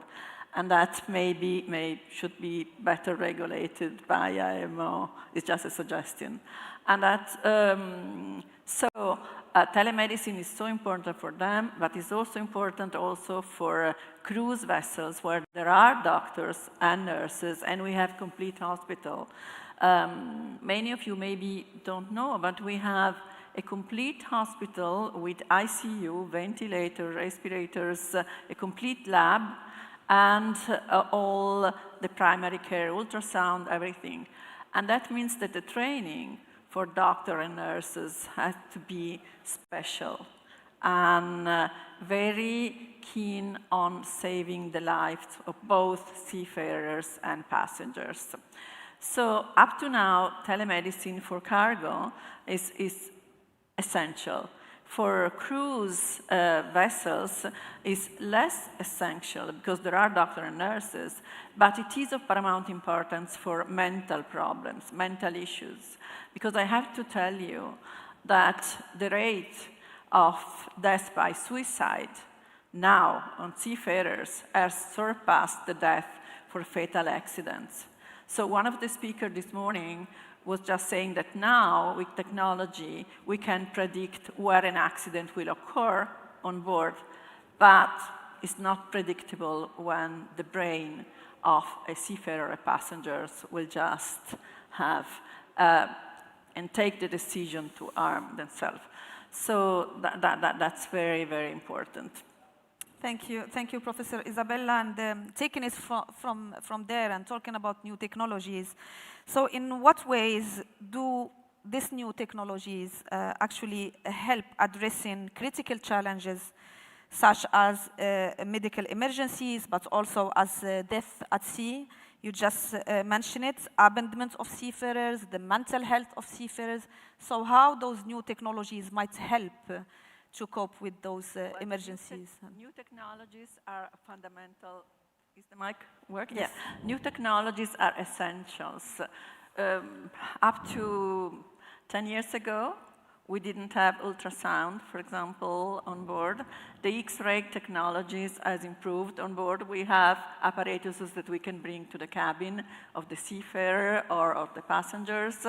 We have a full lab capacity doing all the lab tests that we do ashore, and a complete ICU, as I said, with ventilators, and telemedicine, just to talk to our colleagues that are specialized, because obviously we working on board, personally, I'm an emergency room doctor, so obviously if you have something that you can die within 5 minutes, I can maybe save your life, but there are so many specialties. So, and we are talking also about epidemics. We have seen what happened with COVID. Now we have to consult. There is not only a viruses, there are a lot of bacteria and other things that we have to take care on board for the safety of seafarers and passengers. So the new technologies are just essentials. And that's why we have to do continuous training. Thank you. My last question will also be about the medical system, basically. So why do you think, why do you think that a comprehensive reform of maritime medicine is needed? Well, it's needed because there are too many bodies now that are taking care of maritime medicines. Obviously, first WHO, then there is IMO, there is ILO, then there is CLIA, that is the association of all the companies that act in cruising, and many others. But they're setting rules, and those rules are set mainly for us doctors that are working ashore. So at times, the ones that are setting the rules, they never put a foot on board, just to keep it simple. So we need a consensus conference and the fact of providing in all beautiful maritime academies that are scattered around the world, also a section on maritime medicine. Thank you, Professor Isabella. I would like to move on now with Dr. Faisal Assak and talk a little bit about the skills and the competencies that we need, and also to emphasize about the experience of the kingdom on these matters. So, Dr. Faisal Assak, could you please tell us first about the King Abdulaziz University and how this university is contributing to preparing seafarers for a transition, for the transition to a sustainable maritime era, particularly in terms of research, of training, and education. Thank you. Thank you, Dr. Kansa. First of all, I would like to thank TGA to be here as a speaker. As a King Abdulaziz University to contribute to prepare the seafarers through Faculty of Maritime Studies, which was established in 2004. This faculty has 4 programs. It's accredited by internationally. We have marine engineering, nautical science, hydrographic surveying, and supply chain and marine operation. Our graduates is not earned only by bachelor degree. They have all, beside this, along that, with professional license as a COC in marine engineering and officers. In hydrographic department, we have CAT A, that is accredited by International Hydrographic Organization, IHO. We get that accredited from 2013. Besides the training, we have International Maritime Training Center. This will provide some courses, these courses, and we already this accredited by TGA. And the sea surface, we have partners as Habahri and Zamil, and we are make sure all the students to be a student has like a standard, international standards with receiving high quality of training. Regarding about the research, we have a course called Graduate Project. These students focus about sustainability, environment challenge, and the new technology. It will be support for 20 supports already Visions 2040. And in our faculty, to be honest, we try to meet also a new technology and all requirements for internationally requirement. Thank you, Dr. Faisal, for sharing all of this information regarding the effort that you are doing at the King Abdulaziz University. My additional question will be, as a leader in maritime education with expertise specifically on hydrographic surveying, how do you see technological advancement like autonomous vessels, for instance, reshaping the skill sets required for the future of seafarers in a sustainable maritime operations?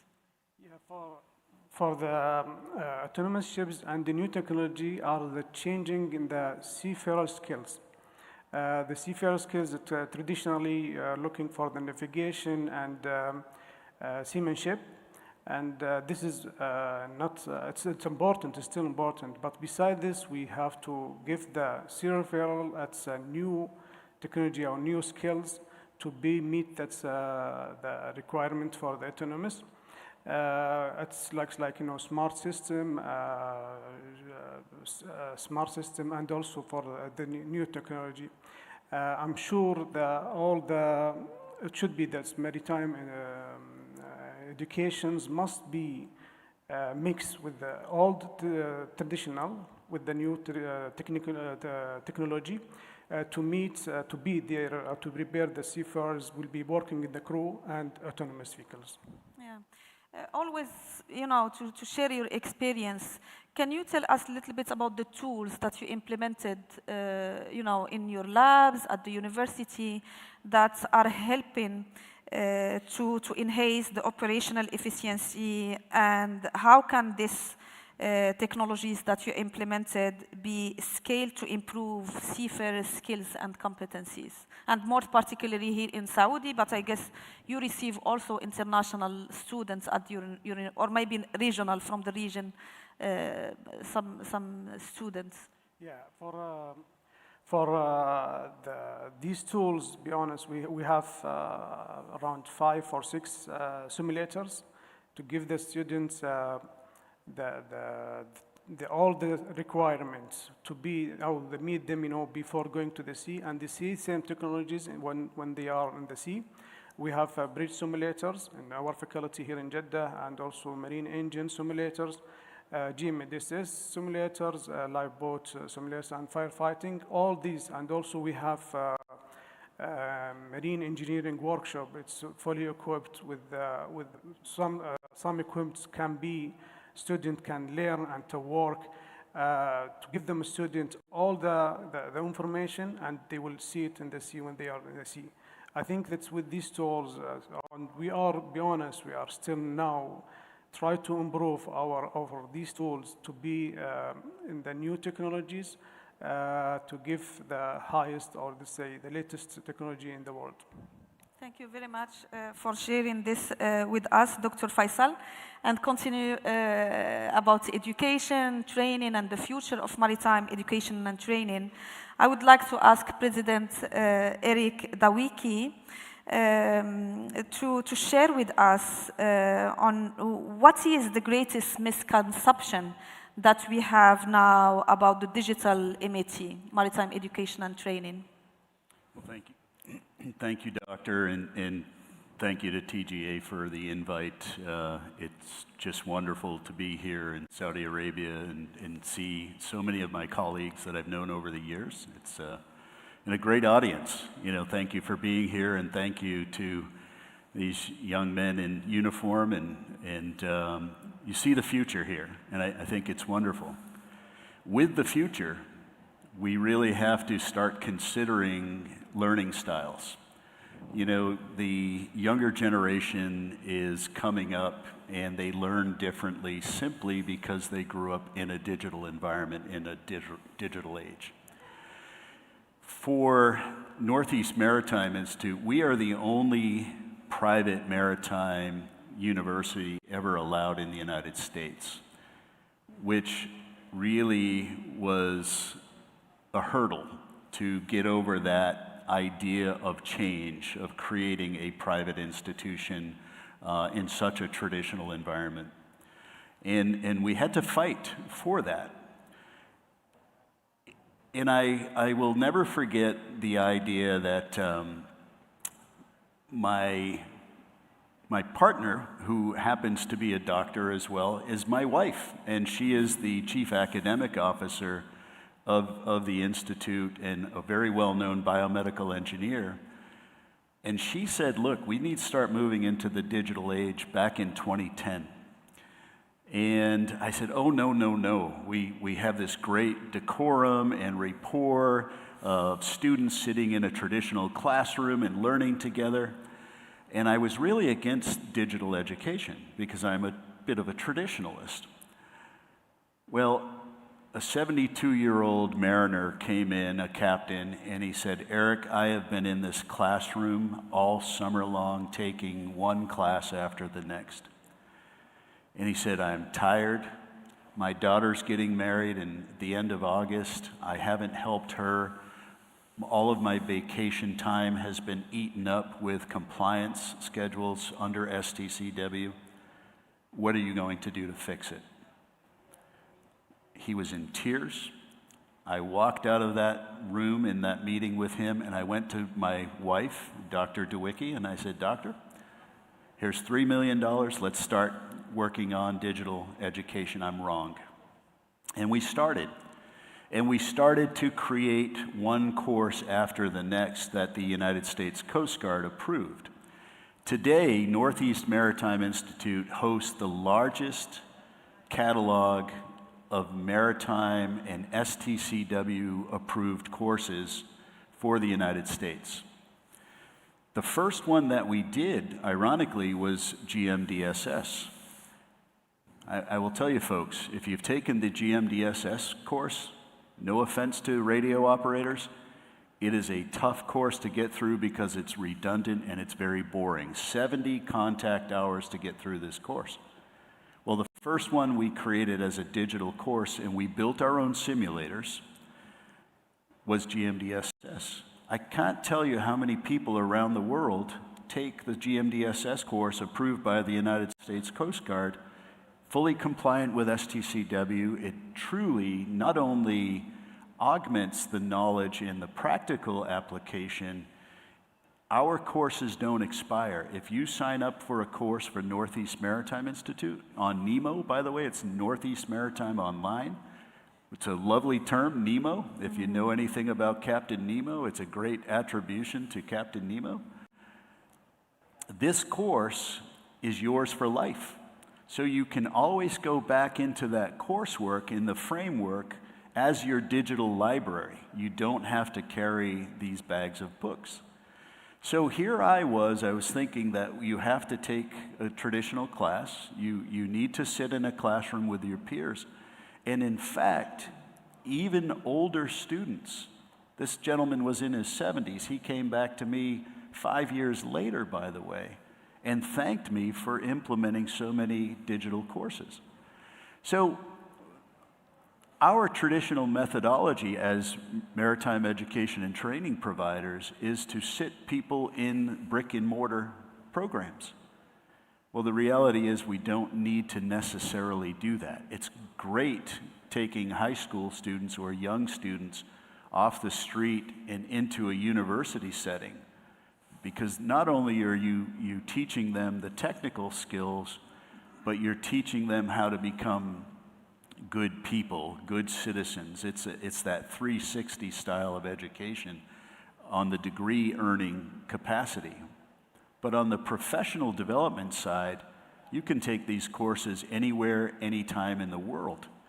And in our case, we invented for the United States Coast Guard an exam monitoring system with facial recognition that is now actually patented in the United States and Canada and the European Union and Australia and New Zealand. And this patented process actually is better at creating authenticity and efficacy to test taking than any test taking environment ever created. It has a 96.8 efficacy rating for preventing cheating on exams. And it's just a fantastic situation. So what I thought was the proper thing to do, sitting, as we say in the United States, butts in seats, sitting people down in a classroom, is simply not necessarily true. The other issue with this digital application is we can, in fact, teach to any learning style, dyslexia, attention deficit disorder with students, and NEMO is actually developed to ensure that any type of learning style can be taught within this platform.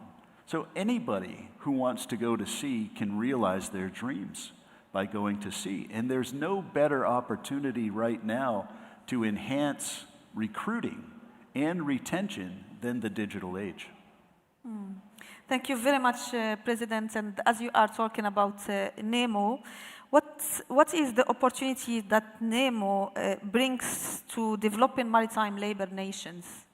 Well, I think, as I said a little bit earlier, you can take a course that is approved and certified, by the United States and other governments, by the way, including the Commonwealth of Dominica, which actually is a great platform to license mariners around the world. So it especially through Northeast Maritime, we have that capacity to work with international students to give them a COC that is on the STCW whitelist. I think NEMO not only can deliver education on a traditional computer or an iPad, but you can actually take the course right here on your smartphone and actually run a simulator from your smartphone. So it is not cost prohibitive to take a course for somebody that is in a remote area or even on a ship. So I think with NEMO, we deliver anywhere there is cell service or Wi-Fi in a way that our system actually takes very large files. We compress them, and then they explode on the other end of the user's computer. We worked with Viasat Telecommunications out of San Diego, California, which provides most of the U.S. military's bandwidth to satellite bandwidth. We've agreed with them so they could start providing cell phone rates, and they just bought Inmarsat. They're going to be providing cell phone rates for seafarers and mariners at sea to have access to Wi-Fi that's affordable constantly. And I think that is a great relationship that NEMO has with industry to start providing solutions. The coolest thing I've seen with NEMO right now is we can take any piece of equipment. We're talking about the medical industry at sea. We can scan a piece of medical equipment or technical equipment or pump or a engine, any piece of equipment found in the maritime sector. We can scan it with 3D backscatter technology, X-ray technology, and we can create a simulator from that. Northeast Maritime Institute invented that. We're actually known for being one of the most progressive institutions in Massachusetts to invent things. Every one of you has a waterproof phone, by the way. Your phone is now waterproof if it's Samsung or Apple.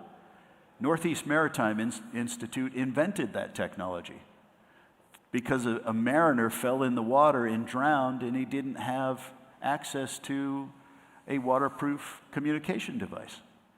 So the idea that our team is constantly working on technology to enhance the lives of mariners and seafarers is paramount to the success of our industry in order for us to recruit and retain the future maritime workforce. Thank you very much, President Eric. And we now all, with all of this transformation, all those technologies that we are using, it brings out more and more pressure on seafarers. So we are asking them to be knowledgeable on how to use this kind of technologies, even if it's a small app, but it's an additional task for them. I think Professor Isabella would like to add something on this point, please. I would like to comment. Obviously, all the technological advancements are of paramount importance, but they are not enough if there is no clinical expertise of the doctor and nurses on site. Let me just give a small example. Any one of us can just slip and break a rib. It looks like a small accident, but once a rib is broken, it can get as sharp as a knife. So it can perforate your lung and you cannot breathe. So you need someone, no telemedicine, no technology, nothing, a doctor, a nurse that knows how to put the tube so you can breathe again. I mean, that's a message that I would like to be very clear. So we have to go together, new technologies and the training of doctors and nurses at sea. I mean, we have so many, and we cannot have any casualty because we are not trained enough. Thank you. Sorry about that. Thank you very much, Professor Isabella.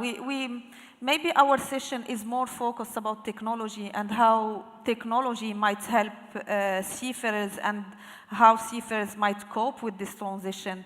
But if we know that seafarers have basic challenges like good nutrition at sea, they don't, right? Quality food, good water to drink, connectivity, internet to keep in touch with their families. So the challenges that seafarers knows nowadays, in addition to cope with all the transition that we have regarding technologies, it needs a lot of effort from all stakeholders. And it brings us basically to the last point that I will ask all of you, because behind the scenes, I think we decided all that we don't need to talk only about the challenges, but we would like that our session will bring also solutions and actions mostly. And maybe if there is any politicians here and the decision makers that can help with our actions that we would like to suggest based on your expertise. So my last question will be, if you have one or two actions to suggest based on your background, expertise, to all the stakeholders that they are present now and maybe that they are listening to us by streaming, what will be your suggestions? Yes, please, right, Captain Sanjay. Sorry. Yeah, okay, thanks. I would make two suggestions. One is consider our seafarers. We talk about human factors. A good place to start would be to treat our seafarers as humans. That would be a good place to start. After that, you know, when we talk about human factors and accidents and incidents that are attributed to human factors, rightly or wrongly, but let's say it's a right figure, 80%, 90%, and even 100%. But it's very ironical that while we attribute all these negative things to human factors, there is no standard taxonomy across the globe on what are these various human factors. This is not to say there is no taxonomy. That's not what I'm saying. What I'm saying is that there are different taxonomies that are used to describe human factors. So if this aspect is so important, why is it that the industry is not coming up with an alignment of these are the clear human factors, this is how you describe them, so that there is no confusion. We are then speaking the same language. Doesn't make any difference. Now, like for example, we have done a good job when it comes to marine injury reporting. So everybody knows what's a lost time incident, what's a first aid case. There is no confusion about that. But when it comes to human factors, it is still an area where the industry, as an action point, as regulators, as industry stakeholders, we need to develop a common taxonomy sooner rather than later, because other different stakeholders are coming up with different taxonomies. Let's align that. And yeah.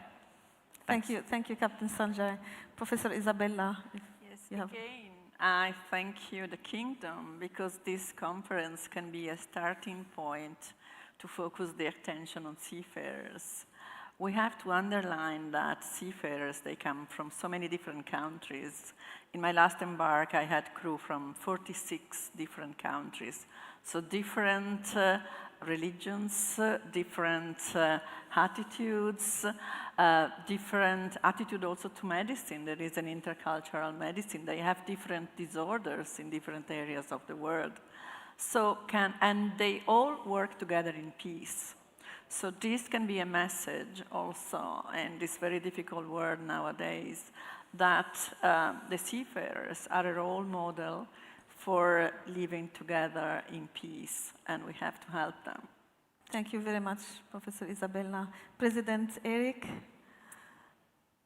Yeah, no, that's beautiful, by the way. And you know, the motivating factor for Nemo was, in fact, based on humanity. You know, mariners were spending too much time away from their families during their hard-earned vacation time. They shouldn't have to do that. We should be working hard with technologies to deliver these technologies. While they're at sea, they have time. And imagine getting your degree while you're at sea. Imagine having upward mobility as a professional mariner to know that when their seafaring career is over, that they have other opportunities in ports, in becoming a maritime lawyer, in becoming a broker, for example. We really have to remember that the catalyst of our industry is the human factor, is the human being, and for far too long, we have not taken care of professional mariners. Society has really looked down their nose at professional mariners. So when you think about the fact that there are so many people from so many diverse backgrounds and cultures, integration started on ships, by the way. Ships were the first place that people from around the world worked together, lived together, and ate together. And it started in the whaling industry of New Bedford, Massachusetts, where I was born. So I'm very proud of that culture, and I think together we can work together. Thank you very much, President, and thank you for this call for collaboration. Our last speaker, maybe Dr. Faisal, if you can give one action or two that maybe the Kingdom can also help to improve the conditions of seafarers at sea. Yeah, I'm just talking about, let's say, focusing about the maritime education and training. We're still working and give our students, as I mentioned before, for still the traditional technology or this traditional way. And beside this, we have to make like an align with this, with the new technology. But by the way, without the traditional, I think it's still it's not, it will be like a risk for that. For maritime education, I think still work and give the students two ways. The one that's for traditional and new technology, and work in the crewed and autonomous vehicles. This is the first point. The second point, I think that's a good chance for this event, with thanks to G for the host this conference, to give us and gives our college, our students, to make a connection with the industry, maritime industry and maritime companies here. I think that this is one option I think will benefit of that conference. Thank you very much, Dr. Faisal. I'm very pleased that we are on time. To finalize our session, I think what we can say is that the industry should not forget about our seafarers. They are the persons that shaping this industry, and it is It was for me a great honor to have all of you from your background, from your expertise, highlighting some aspects that usually in some conferences we don't think about. So thank you very much for being such a nice panel. And I hope that our suggestions of actions can help to enhance the conditions of seafarers at sea. Thank you very much.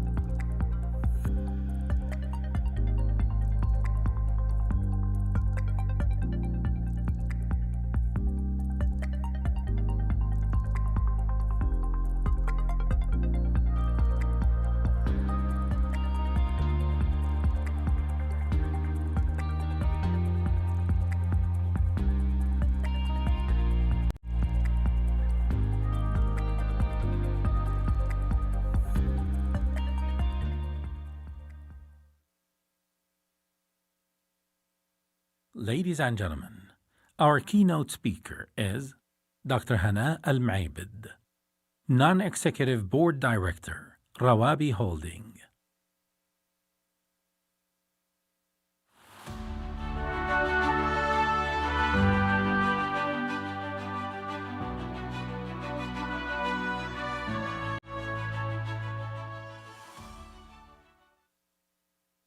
Bismillah ar-Rahman ar-Rahim. Good afternoon. I know it's been a long couple of days, and I'm the last one here to give a keynote, so I hope you bear with me. Your Excellencies, distinguished guests, colleagues, and friends. It really is a privilege for me to stand here today before you.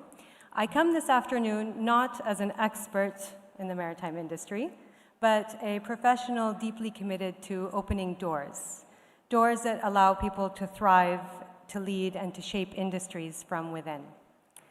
In my role first as a manager in Arabi Holding and now on their board of directors, I've seen what happens when opportunity meets ambition. I've seen how inclusion reshapes companies and how it has the power to reshape entire industries. That is what empowerment truly means. It's not a theory, but a lived experience. For myself and for the 33% of employees at Rawabi who happen to be women as well. In the maritime industry, empowerment is no longer a distant aspiration. It is already underway. Imagine an industry that calls upon the full depth of its talent, not just half. A sector where women as decision makers are not rare exceptions, but everyday contributors. This vision is within reach, and it fits squarely within Vision 2030, an agenda built on diversification, inclusion, and innovation. The global picture is mixed. Women make up just 1% of the global seafaring workforce. Shoreside, the numbers are somewhat better, 16 to 19%, but leadership remains limited. There has been progress. The latest global survey shows that women hold 34% of board seats across maritime organizations, but far fewer reach the C-suite. Some global initiatives, many that have been mentioned over the past couple of days, show that women are making headway.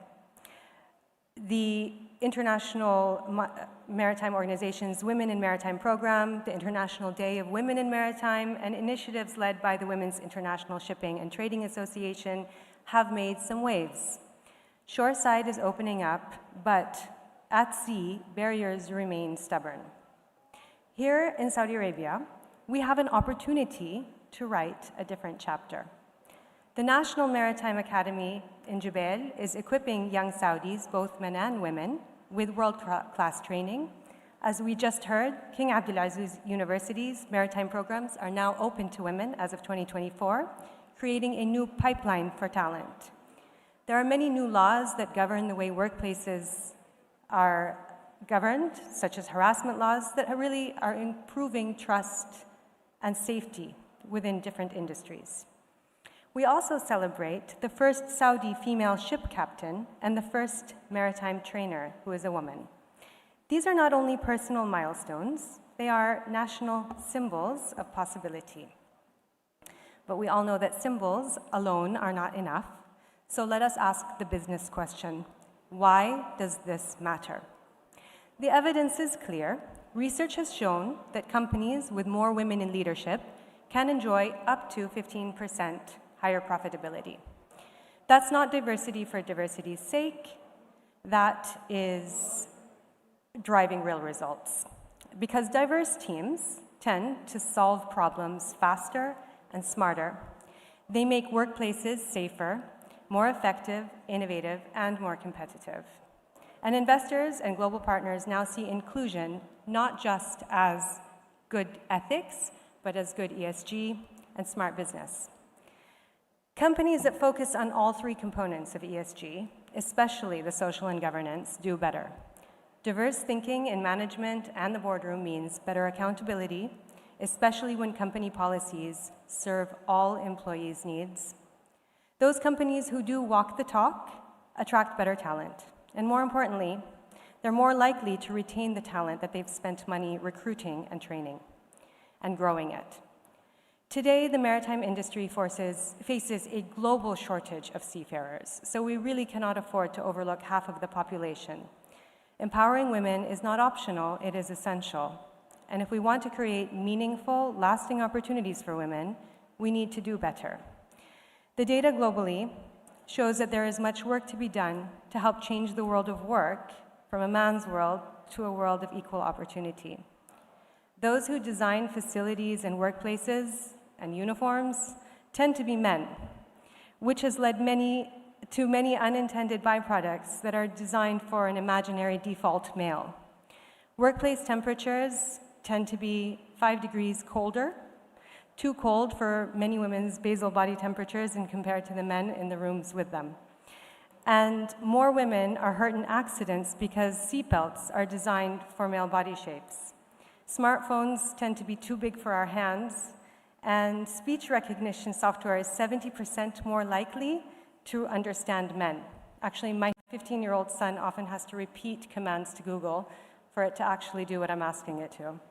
So customization really does need to happen to accommodate everyone and see the numbers shift. But the 15% increase in profitability, while a persuasive number for organizations who really do want to increase the decision-making efficiency, might be persuasive for the organizations, but it's not going to necessarily move people to join the industry, especially when we have these other challenges that are underlying. But stories do inspire change, and we've heard many over the past couple of days. I know I'm not sharing very many. I'm giving you more of the facts, but research does show that stories are remembered 22 times more than facts alone.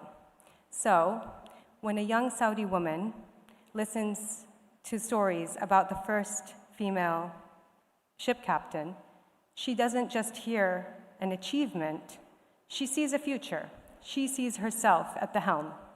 So we do need more women in these positions to inspire a pipeline of future talent. But stories require structure, early training, real exposure, and practical opportunities. Internships are one of the most powerful tools that we have. At Rawabi, our internship program have shaped both the students who have joined us and the company itself. Since the inception of our internship program in 2011, we have had the pleasure of hosting 900 interns. Young people bring fresh eyes, fresh questions, and they bring the innocence to challenge. They make us better. Globally, however, internships are becoming much more difficult to access. In the UK, 2 in 5 young people have never had an internship. In the US, applications rose 30% last year, but opportunities dropped 15%. Just as an example, at Goldman Sachs, over 300,000 young people applied for just 3,000 places. So why does this matter? Well, because internships are not just extras. Research shows that graduates with internship experience face lower unemployment, in their first year and earn about 6% higher wages. Multiply that across thousands of young people, and you see the economic ripple effect. Youth unemployment globally is high. It stands at 65 million. Each young person left behind is a lost opportunity, loss of productivity, a burden on public finances, and a loss of innovation. But when we open the doors for young men and young women through internships, apprenticeships, structured training that is tailored for their needs, we activate potential. Saudi Arabia's maritime sector has the scale and ambition to lead change. If every port, every shipping company, and every regulator offers pathways, internships, mentorship, we won't just train young Saudis, we'll unleash them. And if we look around this room, adjacent industries can also play a role in a multiplier effect. Ladies and gentlemen, the sea has always symbolized opportunity. Today, it must also symbolize inclusion. Empowering women and young people in maritime is not cosmetic. It is smart economics, strong governance, and the foundation of a sustainable future. If we commit to education, internships, to stories that inspire, and to pathways that deliver, then Saudi Arabia will not only be part of the global maritime industry, but it will help lead it. And excuse yet one last pun, but let us sail toward that future together. Thank you.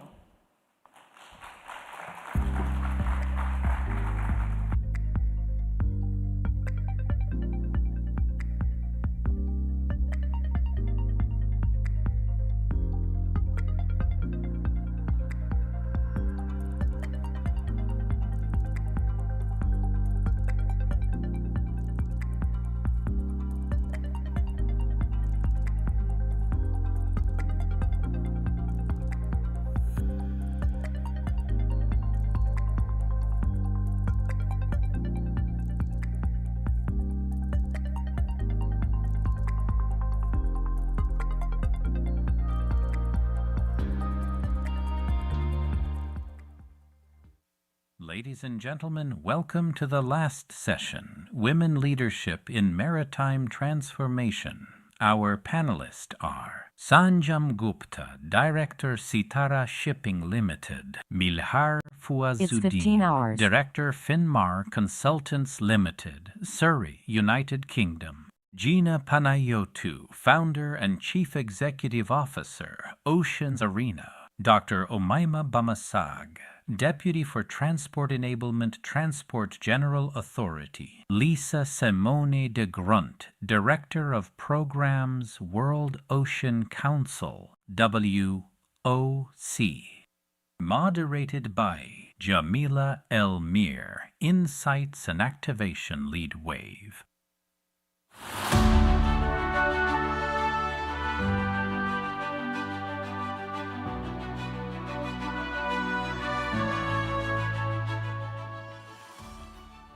Welcome everyone to the last but not least of the sessions of SMIC 2025. I think we were talking about sustainability, transitioning. The panel before us was looking at technology and the role of technology, but also very incisively pointed to the importance of human beings. And in this transition towards a sustainable maritime sector, gender and women empowerment is a very important topic. I'm very happy to be joined by experts from a wide range of backgrounds, and in the language of our founder, of WAVE's founder, Her Royal Highness Princess Yuma bin Bandar Al Saud, we can only move towards a better future through radical collaboration. So I am very pleased to be joined in this panel by players who have years and decades of experience from private sector, international NGOs, local and national government players, and the private sector. I will call my esteemed panelists to the floor. First, Sanam Gupta, who's Director of Sitara Shipping, who has over 2 decades in fostering women empowerment and leadership in the maritime sector, who also comes from a shipping family, and we'll talk about that shortly. Milar Fawzuddin, who's founder of Finmar Consultants, and who has over 3 decades of experience in the maritime industry, working with the IMO, international organizations, and also private sector. I welcome to the floor Gina Panayuti, who's founder and CEO of Oceans Arena, who has a lot of experience, originally a maritime lawyer, and then turned advocate for equality and sustainability in the maritime sector. Lisa Simone de Grant, who's Director of Programs for the World Ocean Council, who's also a global steward for maritime sustainability and works very closely with corporates to transition the sector. And finally, but very importantly, Dr. Umayma Bamasag, who's Deputy Transport Enablement at the Transport General Authority, overseeing enablement across all transport sectors, maritime, land, and aviation, and who plays a critical role in the national sustainability strategy of the transport sector at the Kingdom.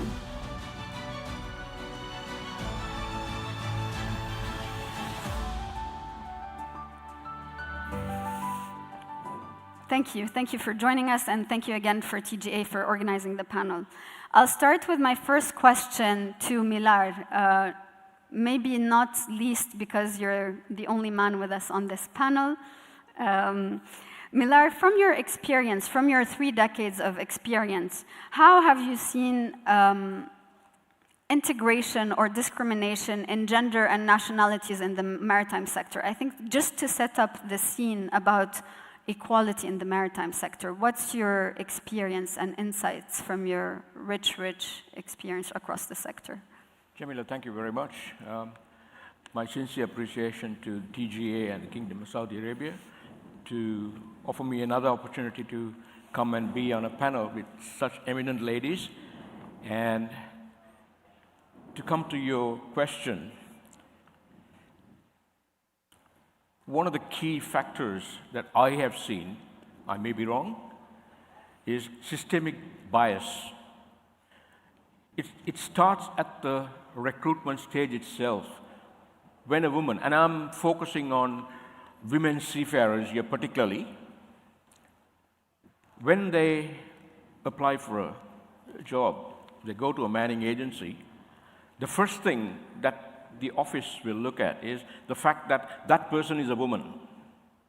That is the first hurdle you hit as a woman. Across all nationalities globally? Irrespective of nationality. It happens in developed countries, it happens in developing countries, whether it is developed or least developed, it does not matter. I think the perception is that whoever is in the office, the recruitment office, looks at a woman and thinks, first and foremost, men are better suited to work on board a ship. Never mind the office, right? So that is the first hurdle. So that bias is in the system. Nationality stereotypes also matter. When shipping is, as it was said yesterday and today, shipping is global. Crews are multinational. So when recruitment is being done to man a ship, or I should not say man a ship, to crew a ship, they would look at which nationalities would favor better for the ship owner or operator to ensure that the ship doesn't hit any snags in ports. So there comes your second bias. And even if a woman excels in education, competence, knowledge, and skills, due respect is not given simply because of the fact that it is a woman.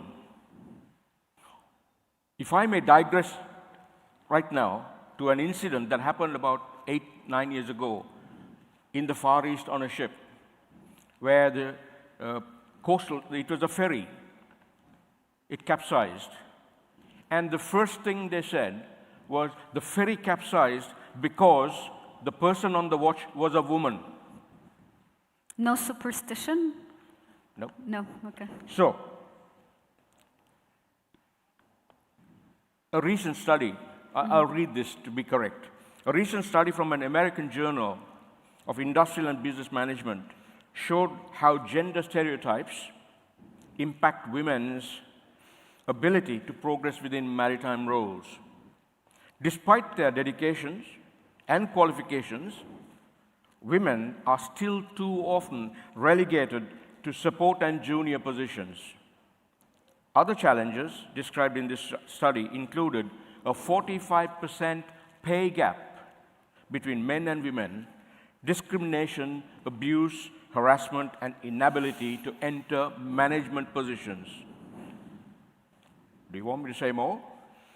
And despite all the talk, all the conferences, the media attention, and all the efforts that are made supposedly to promote gender diversity, women in the maritime sector continue to face significant systemic barriers to not only progress, but to employment itself. Now, I can go on and on and on, but I won't. There are others, ladies to speak. I was talking to a very close friend of mine and a colleague whom I've known for 25 years.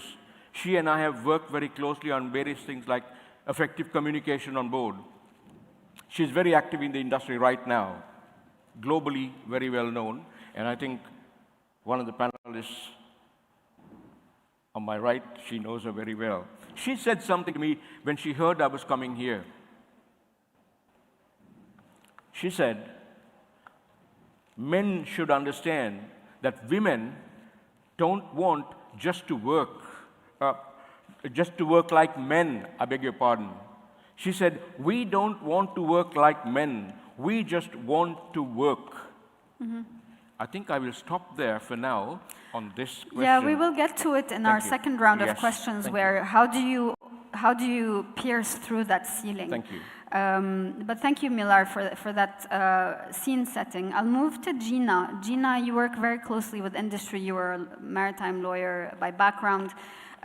What do you see as the role of organizations, leadership, policymakers in creating more inclusive and diverse environments in the maritime sector? And what has success looked like? Thank you so much for the question, Jamila. It's such a pleasure to be here, and thanks, of course, to the TGA for hosting this incredible organization and for inviting us, of course, to have this very important discussion. You touched upon a few stakeholders, and they all have a very critical role to play, of course, each in their own. For me, the one that I always kind of stand on is leadership. I think leadership is the most important thing when we're talking about driving systematic and organizational change, because leaders are the ones who really need to understand it and drive it. And of course, we're having this panel because it's no secret that it's a very male-oriented industry, and we need to be realistic and understand that, of course, most of the top executives and leaders are males. And it's quite fascinating when I work with organizations, and now after doing it for so many years, I always kind of put the male leaders in 3 categories, and I know this sounds bad, but bear with me, I'll explain it a bit better. So you've got, when it comes to women, understanding women empowerment and equality, you've got a selected few who are the natural male allies, as I like to call them, or the unicorns of this industry, that just naturally get it. They understand it, they're supporters. In fact, the reason that I'm here today, for example, is one of them is Sam, I don't know if he's in the room, from the TGA, and then Kamal, of course, following in his legacy. They just naturally understand that women are an important part of this industry, they support them. Then you've also got a very small minority, which are the haters, which I call them, which unfortunately are resistant to change, and not just when it comes to women. They're just quite incompetent in their own leadership, I guess, and they feel a bit threatened from women, young people. Anything really that's changing is not their thing. We put them aside. But then a big majority of those leaders are the people who are ally wannabes, as I like to call them, who want, the intention is there, they want to help and drive change, but they don't quite know how or what should I be doing. Most frequently asked question from CEOs is like, I have a daughter, and like, what should I do? Should I go and hire women and bring them to the board? Like, it doesn't quite work like that, but you're on a good track. Let's see how we can work on policies and succession planning within the organization and your recruiting policies and, what are you saying? What are you signaling to the world? So the big focus is there, and I think organizations bear a big responsibility, and the leaders have to drive that change. Because once they've understood, this majority of men have understood how they can help us, they do become really good allies in driving this systematic change. And then, of course, when we look on the policy side internally, there are a few things that I feel that are maybe misunderstood. So it's not just about giving women more flexibility, but making it more equal. Because there's a Harvard study on this, which is quite interesting, and says a lot of the policies that actually work towards giving women more flexibility, more time off when they have children, kind of imply that it's a woman's job to undertake the majority of this role. So that's something, that also needs to probably be addressed. And when it comes to policy, very important part, again, of the process. I do feel that leadership is stronger, but you do need policies there, because if we look at some success examples, for example, in the vision, the Saudi Vision 2030, there's a clear mention on, this is a priority for us. Yep. And when you're building policies and crafting policies, that's what you do. You signal, basically, what's the priority of the government? What's the priority on an international level? And we've even seen now with the current Secretary General of the IMO, who takes a very strong stand on gender equality. He's actually walked out of sessions where he's felt that diversity wasn't represented. So all of these things really signal the change that we need to see. But the strongest thing for me would come down to, of course, how leaders drive that organizational shift. And just one final thing, what I love to say on every given occasion, it's that it's not really a matter of gender, right? It's a matter of talent, because as an industry, we're going through such transformative change that it's very important to get the best minds on board. And if we start, by excluding 50% of that talent pool, then where are we quite going as an industry, as a world? So it's a talent issue, and I think that's the main message that we kind of really need to look into and reset. That's very, very important, and I think you mentioned 2 points that have parallels in other sectors. First of all, the segmentation of leadership. There's a very similar segmentation in society and its willingness to change to more sustainable behaviors, where you have 15 to 20% that are always kind of the haters, as you say, and you have top 10, 15% that are the converted, and then the middle majority, which is kind of neutral, and you just have to push them. So that's very relevant. And the other point that I think was very insightful from what you mentioned is the psychology of all of this, from leadership, from the staff, from the entire ecosystem, and how you approach it. I'll move maybe from the signals and the scene setting to implementation with Dr. Umayma. Dr. Umayma, you are kind of a cornerstone of the transition of the transport sector at a national level, mashallah, and you've overseen a transition across the different transport segments. And as Gina said, Saudi Vision 2030 has raised the bar and the ambition in terms of women integration in the different sectors. How have you seen that materialize in the maritime sector, and what impacts have you seen this in the sector? Yes, thank you very much, Jamila. Assalamu alaikum wa rahmatullahi wa barakatuh. Good afternoon. Very pleased to be among this esteemed panel discussing a topic that is very dear to our heart, is women enablement. And whenever we talk about women enablement, empowerment in Saudi Arabia, Vision 2030 comes to the context, where Vision 2030 women, Saudi women became workforce that drives the transformation and all the changes towards Vision 2030. And there is, it should mention that the goal or the target that Vision 2030 has put into place for women contribution in the workforce is 30% by 2030. And now, in transportation in general, we have succeeded this number. Still, maritime need a bit of a work. There is a challenge there, but we are nearly toward that. The contribution of women in maritime in Saudi Arabia spans across port operation, logistic, maritime, law, engineering, and international representation, where women are actively playing a significant role in shaping policies in platforms such as International Maritime Organization. This progress has had a profound impact on the sector. It has shifted perspective, demonstrated maritime is no longer a male-exclusive industry, but a field enriched by diverse leadership. At the same time, it has enhanced efficiency and competitiveness as women bring innovation, adaptability, and a strong commitment to the sustainability and digital transformation. Ultimately, the inclusion of Saudi women in just a milestone in empowerment. It is a strategic advantage that's strengthening the kingdom's ambition to become a global logistic hub and sets a new benchmark for inclusivity and excellence in the maritime domain. Shukran, Doctora. Thank you very much for this insight. And I think it's quite inspiring, really, to see the go from vision to implementation. And building on that, Sanjam, I do want to call on you. So I met Sanjam yesterday just to get to know each other, and I told her, how long have you been in the maritime sector? And she said, actually, my dad was a captain, and I've been in the maritime sector since 2001, and every one of the panelists has a wealth of experience. But I think you've worked really with the entire value chain across the maritime sector, and you're leading a global initiative on women empowerment in the maritime sector. So I think here, alhamdulillah, we're very blessed. You know, I think all of us are empowered and we are here, right? But you've probably experienced firsthand women who are not empowered in the maritime sector. What's your view on going from really policy to real inclusion at the grassroots levels in the maritime sector?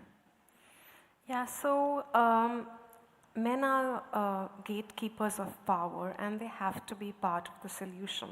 So it's not enough just to say we have policies in place. Those policies need to be implemented. And very often we neglect to see that men have a very important role to play. While women do support other women, I think it's so important to create a network of people who would support them. And we need to have more women. So for example, when we have one woman on a ship, it's very isolating. We need to have more women, say 2 or more women on a ship. They say, you know, when you have 20% of a group, it has a voice, but if you have 30% of a group, it actually makes a change. So I think policies definitely need to be implemented. The hurdles that we might face is that there might be a lot of resistance. So diversity is when you talk about diversity and when leaders talk about diversity and they try to implement it within their organizations, there are many naysayers and they are very loud. So a lot of leaders step back from taking that decision because diversity is something like religion to be practiced quietly, but it's a big conflict if you really speak about it. So I think it's really strong leaders who have to implement it. They need to step up to give a hand up and not a handout to women in maritime. Thank you, Sanjam. And I think, I mean, Milar, you've been one of those allies, right, in the industry. And when we were talking yesterday, there was this debate that sometimes women are on the table, but they're quiet, right? So it's also about raising the voice together. But I love what you said, Sanjam, about creating the critical mass to create that change. And using Dr. Hana's point, she said, let's sail towards a better future. I will use wave because of the name of our organization. Let's create that wave. Lisa, I do want to come to you. You work very closely with companies and corporates to really have a holistic approach to sustainability in the maritime sector. How does the World Ocean Council integrate diversity and gender diversity, and what's your take on institutionalizing it in corporates and events, etc.? Thanks. Yeah, thank you very much for the question. Thank you to the organizers for inviting me here. I think when I first got invited to join this panel, I thought, you know, my gender is the least interesting thing about me. And then I was thinking about my career and really, I think initially I thought how fortunate I've been, but then I was thinking about it more and I thought, well, I think I really took advantage of the opportunities that were created for me. So it's really about, I think, also appreciating the work that women have done before us and the work that allies are doing for us. So maybe for those of you that don't know, the World Ocean Council is an international alliance of ocean business leaders. So we work with industries in the maritime sector from across the sustainable blue economy. So you think about shipping, but also aquaculture, tourism, seafood, etc.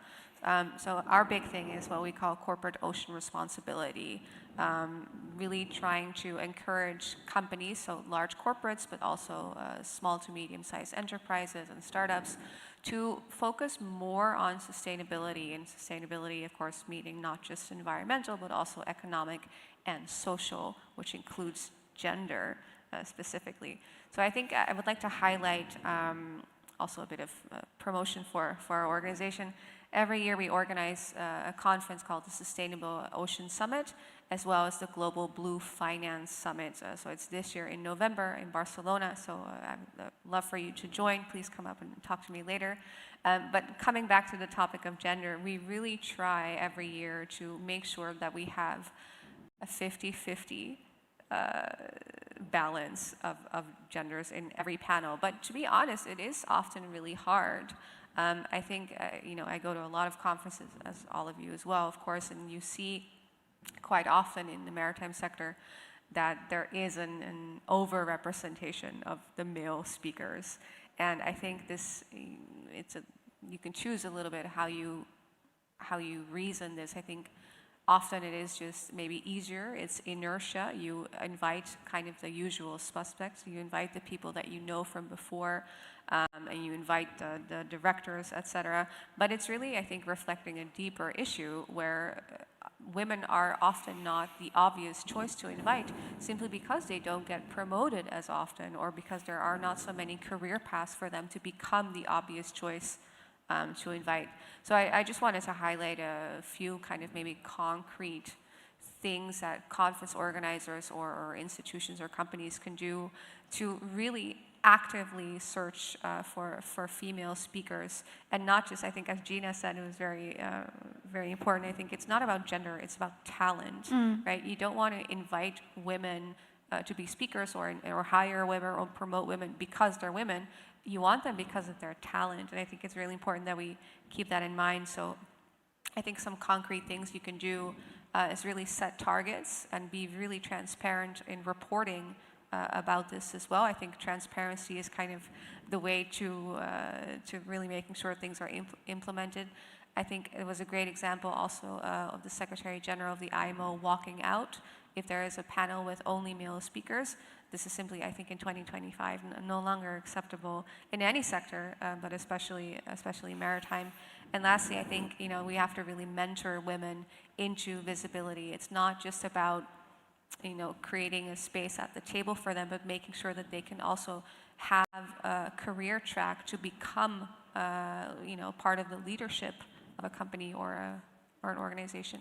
I think I'll stop there. Thanks, Lisa. And I think, there are some sectors. I started my career on a construction site, and I think it's very natural that it's very male-dominated. And I think it's also by natural selection from women being attracted to other fields as well. So, and I've always found it funny as opposed to putting like very strict criteria versus merit and opportunity, right? The two words that you mentioned, being given the opportunity and seeking talent, I think, which are easier, more natural metrics than, okay, a strict like 50% of leadership or 50%. It could be an ambition, but not at the expense of like real talent, etc. But thank you for these very concrete steps. I think nothing happens if you don't design for it to happen. Yep. I'll move to the second round of our questions, which looks at really, okay, so we've set the scene, we understand where the challenges are, we've seen some examples of how it materializes, but what's really the business case for breaking the ceiling on women in maritime? And Milar, I do want to go to you. Really, what's the business case? Okay, so Gina mentioned talent, but you've been in the industry across the different phases on the ground, in the ship, across big ships, smaller ships. You understand really the sector. What's the business case for including more women in leadership in maritime? Thank you for that question. It's a tough one. To me, as someone who has been at sea, been in academia, in places like IMO, I've worked with women quite often, and quite talented women. The one thing that stands out when you have more women in your team is the diversity of views and opinions that come across. Yes, some can be harsh opinions, but you can listen. There's nothing to stop you from listening to them and hear what they're saying. You may not take everything on board, but they bring diversity and character to decision making at every level, particularly at the high level, when they have been able to come through the ranks and understand the entire spectrum of the chain. Now, the problem is they don't get the opportunity of coming into the chain. But we need to break that mold. This, pardon me for saying this, but this man-centered discussion on leadership in management needs to go, because I break it down in a different way. Why you have to break the ceiling. If I may just give an example, I was born in Sri Lanka, and we are talking about empowering women here. Right? The first woman prime minister in the world was in Sri Lanka, and she became prime minister by default because her husband, who was the prime minister, was assassinated. Now, she had absolutely no experience and no advanced education, but guess what? She was the only man in the entire cabinet in the parliament. Do you get the drift of what I'm saying? She was such a powerful, strong woman who had absolutely no training background at all in becoming the prime minister. But she was one of the best prime ministers in the country. She took decisions that were so difficult for a man to take because they looked at different perspectives.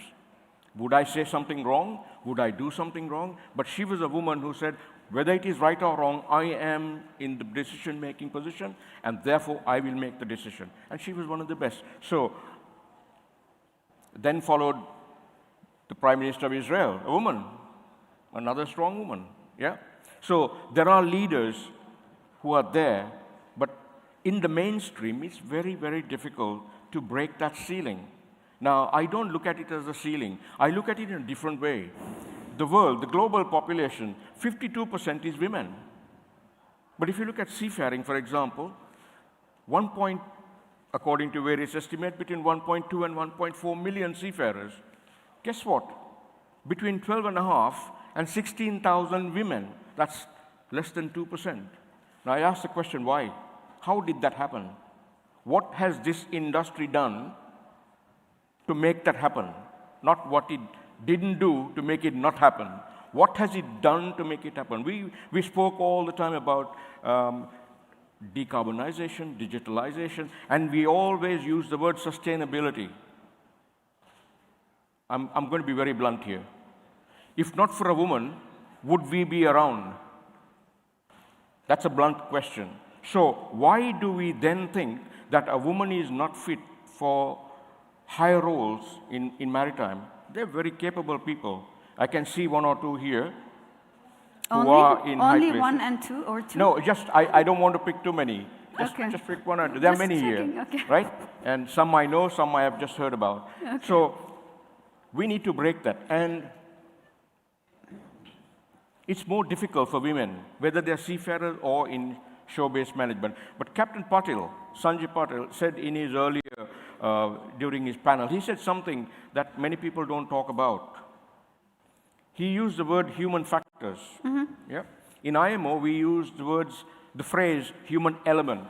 And there is a discussion, when you talk about the humans, there is a discussion outside in industry, oh, we deal with human factors and you're talking about human element. I break it down very simply. Forget the factor, forget the element. Take the human. We are dealing with people at every level. Of course. Be it at sea or be it ashore, we are dealing with people. And why does it have to be that among those people, the women are segregated? Yeah, I think the challenges are very specific to the sector as well. And I think that these are the pushes we need, right? This boldness to pierce the biases. Sanam, you wanted to add? Yeah, I wanted to add about the business case for diversity. So as a business owner myself, I know how important the bottom line is. And while a lot of leaders don't get convinced with the moral case for diversity, I think it's important to prove the business case for diversity. And for that, I think data is extremely important. So in India, we conducted a survey in 2020. We spoke to over 100 companies within all verticals of the maritime industry. And we tried to track how the productivity, profitability, innovation, and teamwork varied as per the different levels of diversity in the organization. And there were no surprises. When there were more women in teams, teams performed better, there was greater innovation, there was greater productivity, and there was greater profitability. So I think if you give this reasoning to any leader, they will definitely do it because it's a business case. And going back to what Lisa said, I just wanted to speak about women who speak in conferences. There's something that I've come across. If a woman is a bad speaker, they'll say, oh, because she's a woman. But even if a man is an average to bad speaker, nobody says that about it. So there are such few women speakers, and if we're not going to give them the opportunity to go out there and get more confident, and we're just going to criticize them, then things are never going to get better. No, fair. And yeah, again, we go back to these biases. But also, I think for women, it's shutting these biases out, or else, you know, we get into this self-defeating mode. Dr. Umayma, I do want to move to you because you've seen what has worked in bringing women forward in the workplace. Can you tell us a bit more about the policies and enablers and kind of corporate levers that were successful in bringing women forward in the maritime sector? Of course, Jamila. It has been really wonderful discussion, to be honest. All the points that has been brought up, all the biases that mentioned, and yeah, it naturally comes, as you mentioned, to the enablers of that will support unlocking the opportunities for women. And the entry of Saudi women into the maritime has become a result of a contribution or collaboration between government, private sector, and academia. Government through policies, private sector through initiatives, and academia through academic programs and training. On the government side, key enablers include Ministry of Transportation and Logistics, Transportation General Authority, and Saudi Port Authority, Mawani, which have developed programs to ensure equal opportunity, expand training, and provide women into leadership roles. Regulatory reforms have also been essential, creating a supportive ecosystem and framework to allow women to obtain professional training, certification, and participate in areas such as navigation engineering and maritime law. From the private sector, shipping lines, port operation, and logistic companies have played a crucial role by opening new career pathways, sponsoring specialized training, and offering internship and scholarship at both local and international maritime academic. These partnerships have accelerated women's readiness for technical and managerial positions. Together, these enablers have not only expanded access, but also created a sustainable pipeline for female talent, ensuring that women participation in both impactful and enduring in Kingdom's maritime transformation. And we could actually see, Jamila and the colleagues, an example, but I'm not quite sure if they're here or not.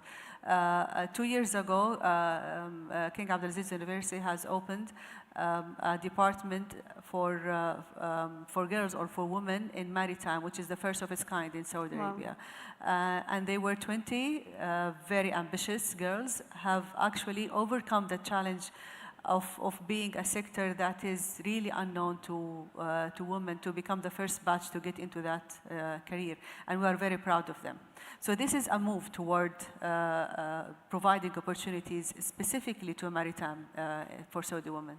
Mashallah, that's amazing. And I think we go back to the point about creating the space and the opportunity, and you've done that across the ladder. It really makes it visible what the pathway is. That's its concrete implementation. Alf Mabruk, that's amazing. Thank you. Gina, I think going from what Dr. Umayma has said about creating the opportunity and creating specific programs, which I think really institutionalize this opportunity, is that enough to attract women into the sector? And what do you think are the added enablers maybe outside of the corporation? So we created a program, but how do you encourage people to go and approach it and make it more exciting to them? What have you seen as being really impactful and successful? Can you hear me? Mm-hmm. Okay, yeah. Obviously, creating those opportunities is a very big step there, but you asked if there's more. Obviously, that needs to be done, and there is. And I usually say there's kind of 3 things that we need to be focusing on. For one, the obvious one is getting into schools and talking to women, you know, catching them young, I guess, before they're making a decision on their career, and telling them, you know, this is what our industry does, these are the career opportunities you have, especially now, there's so many opportunities in green careers, in the blue economy, in tech, in the startup ecosystem, running your own thing. So it's a fantastic time for women to be in it. So, you know, getting into schools young, getting that message out, showcasing how exciting this industry can be, is definitely a very important step in this journey. But also, of course, making them feel welcome. So making sure that that message is out. The second one that I'm very passionate about and I focus on a lot, and it's a big part also at what we do at Oceans Arena, is getting the story of this industry right.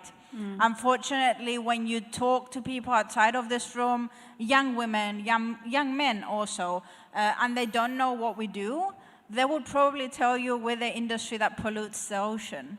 And that's a very sad story to be told, especially for us in it that really know, are passionate about how exciting it is. It's not. It's Captain Anwar from Bahri said earlier, it's an industry that really moves the world around, and it really is. And there's so many opportunities. You can literally bring any expertise into it and be anything that you want into it.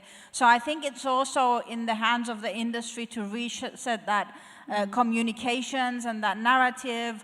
And as I said, primarily we do ESG strategies at Oceans Arena, but I also focus a lot on telling that story. What are you doing? Inspiring people, but showcasing the behind the scenes, I guess, and the reality of how fascinating this industry is. And no, in fact, we have conferences like this one, you know, that the TJ is bringing together so many voices to discuss how we're creating a better world, which is fantastic. So I think the communication element and really resetting our narrative is also very important. And in that process, another thing that I'm a big advocate of is, of course, each of us in this room are personal ambassadors of this industry. So use your power, use your voice at conferences, through social media also. I also do a lot of thought leadership with executives, so I kind of help them craft the story and narrative that they share on social media. Okay, that was a good intervention. To craft, you know, the message of the leaders, because the younger generation, women, and they will seek for these leaders, and they need to see, you know, a vibrant industry from them. And I have seen incredible results, like some of the CEOs getting personal messages from young people and women who want to work with them because they're seeing what we're about. So I think that's definitely a very important one there, the communications and the thought leadership. And female leaders, of course. I just don't like focusing only on the gender, but you know, if we're seeing vibrant leaders, female and male, it's going to become more attractive to the younger generation, who is a social media generation, right? And the last one, and I think a few of the panelists, Anjam and Lisa, both touched upon it, is the self-empowerment of women. So Also making sure that women are believing in themselves and feel confident that they can shine within the industry. And I know, of course, Sanjam has done an exceptional work through her career and through the Maritime CEO in doing programs that actually just do that. They give women the confidence, the skills to believe in themselves, that they have a role. And I think that's the most powerful thing in inspiring women, because once they're inspired within themselves and excited about the value they can bring to the industry, you stop seeing limits, you stop seeing barriers, you see it from a completely different perspective. And I see it even from like my personal story. I come from no maritime background, no dad who's a ship owner, nobody in the shipping industry. And I walked into rooms at my early career when it was just me in a boardroom of men and just me, basically most conferences. And, you know, if I had stepped in with the mindset that, okay, I don't have a place here and I don't belong, and yes, have I been harassed? I have. Have I been told that I don't have a place here? I have.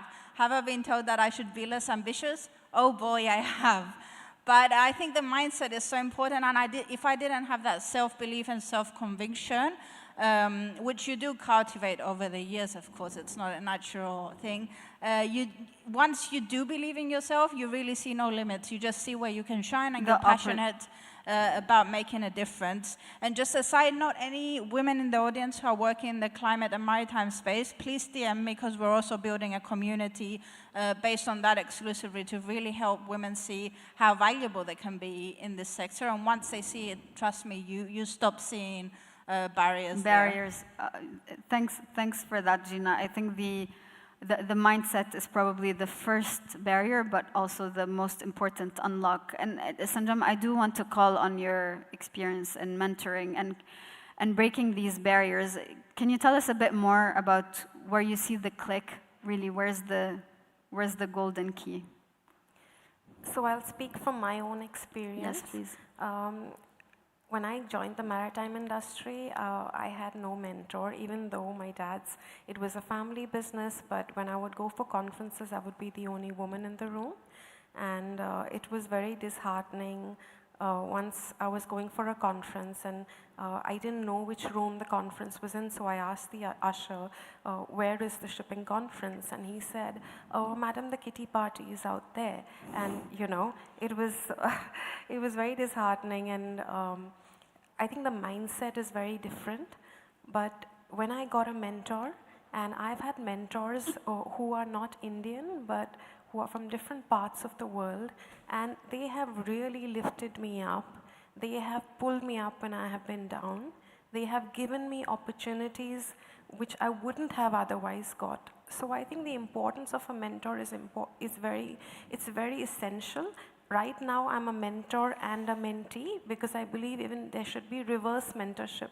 The young people who come in should also be able to bring their ideas and enthusiasm, because as we work in the industry, we get fixated on our ideas. So it's important for us to keep an open mind, and I think that's about it. I don't want to take more time. And I think in my previous life, I used to work a lot in climate and started talking to the maritime sector. And everybody said the maritime sector is a very old sector, not because the individuals are necessarily old, but it is a sector that is very slow to transition. It's an industry, a heavy industry, but on the sea. And so I think that change is really, but it's happening.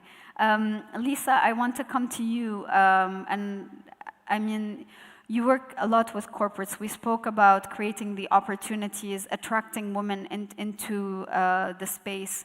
And we know there is this huge interest towards sustainability in general, finance, technology.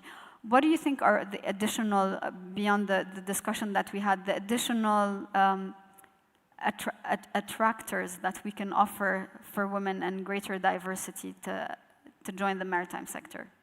Yeah, sure. I mean, great question. I think building or adding on to what some of my other panelists have mentioned before, I think visibility is extremely important, and also mentoring, I think, is just a really crucial tool. I think you're absolutely right. You know, maybe the maritime sector is perceived still as very slow-moving, slow-changing, a bit traditional, a bit conservative, male-dominated. But this is changing, of course, and quite slowly, but I think sustainability is really what is going to attract young talent, including female talent, to the maritime sector. So I think also it's important to highlight that if you say maritime, it really can include anything. It's at the forefront of climate innovation. And I think, like Gina said, the perception is sometimes among the general public a bit wrong, a bit dated. I think so many new innovations are coming from the maritime sector, you know, thinking about things like alternative fuels or digital twins, decarbonization, ocean data. So it's I mean, I'm very passionate about it, obviously, but it's an extremely interesting field that young people should want to work in, and this includes young girls and young women. Just one last thing that I wanted to add. We talk about confidence, right? And it is, yes, especially for women, we have to work on training confidence and also training public speaking and all these things, but it's also instilling confidence in the fact that if you join a company in the maritime sector or you join an institution, there is a clear career ladder for you to follow. And you have to have that trust, because otherwise you think, well, I go to, I don't know, the finance sector or, I don't know, the climate sector. So really highlighting that maritime is where it's at, also especially for women. Yes, and I think the example that Dr. Umaima told us about, you know, going from really university to then corporate programs that allow that gradual going up the ladder is kind of an example of successful implementation. I don't know if the music before was a signal that we have to finish very quickly, but yes, I see the red light. Does everybody see the red light? Okay, one last mini question, 20 seconds. If you had a magic wand, what would you change in the sector to increase diversity? And then we finish. Okay, Lisa. We'll go this way. I'll start. Yes. Well, I think 20 seconds. 20 seconds. Well, I think the most obvious option is to eliminate the gender pay gap. I think this is really something which, you know, is obviously not possible straight away, but this would really bring women into the field immediately, and we would finally see this equilibrium, this balance of talents across the genders. Thanks, Dr. Umaima. One wish. I would say just in less than 20 seconds. It's more opportunities, more support, more a framework of ecosystem of support to women to get into the ladder. Shukran. Thank you. Gina. I'm going to say resetting the narrative, both externally but also internally within us women, because that's probably the only thing that we can really control and banish those perceptions. Great. Thank you. Milar. Mine is very simple. So give women the opportunity. Stop talking about empowering. They're already empowered. Yeah, okay. So don't overuse the word empowered. Just create and give them good opportunities. And for those in high places in management, particularly the men, you need not only a mindset shift, but you need a culture shift in industry. Listen to the women, hear what they say, respect them and their views, and be fair to them. That's what I would say. Thank you. Yeah, so taking up from what you said about the culture, I think we need to bring in a culture of inclusivity and diversity to ensure that gender diversity becomes an integral part of the industry and the sector that as our overall. So I think the culture needs to change. Thank you. Thank you, everyone. Thank you for staying with us. Taib, please, my esteemed panel.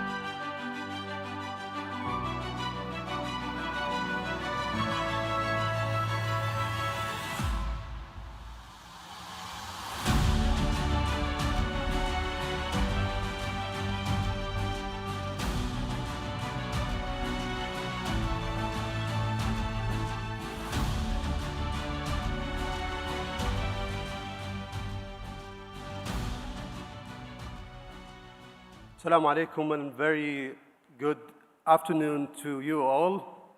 I'm very excited, thrilled, and thankful to you all.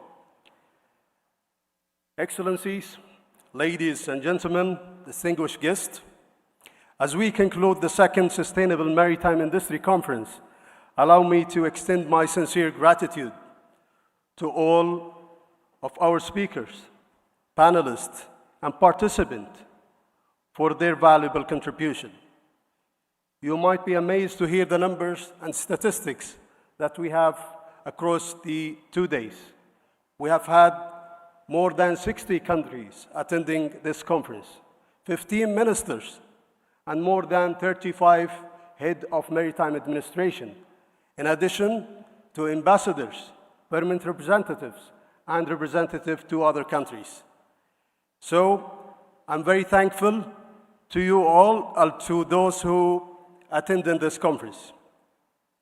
Your engagement has been key to the success of this event. Over the past 2 days, we have explored vital themes that will shape the future of the maritime industry. Advancing energy efficiency, promoting innovative finance and insurance solutions, harnessing digitalization and automation, and empowering the next generation of seafarers. Above all, our discussion highlighted the global nature of these challenges and the need for collective solutions through the international cooperation. This conference has also delivered 4 key outcomes that will guide our path forward.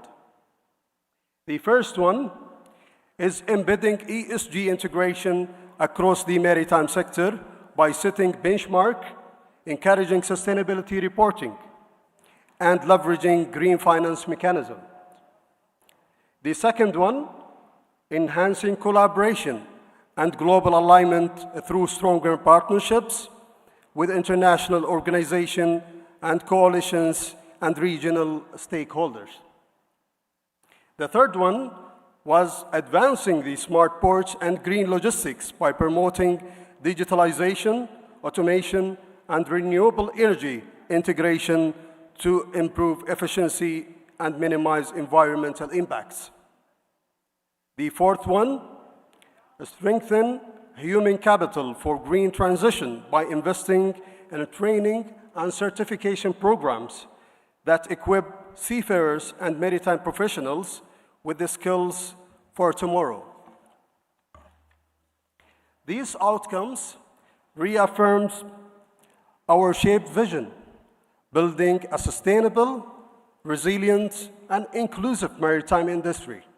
The Kingdom of Saudi Arabia, through the Transport General Authority, remains committed to serving as a platform for international cooperation where dialogue it transforms into action and partnerships lead to progress. Let us carry forward the spirit of collaboration we have witnessed here in Jeddah, ensuring that our joint efforts continue to strengthen our maritime sector and safeguard our oceans for generations to come. On behalf of the Transport General Authority of the Kingdom of Saudi Arabia, I thank you once again for your participation and look forward to welcoming you to the future editions of SMIC. Thank you and safe travels.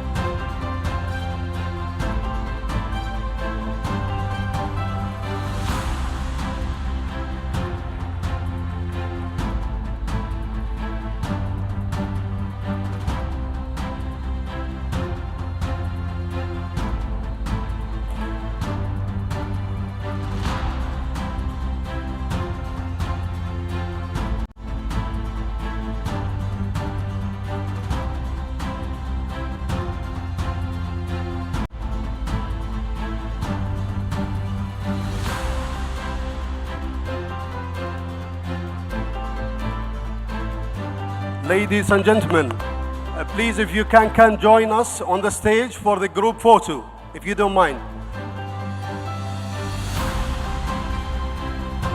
وجهوا الناس.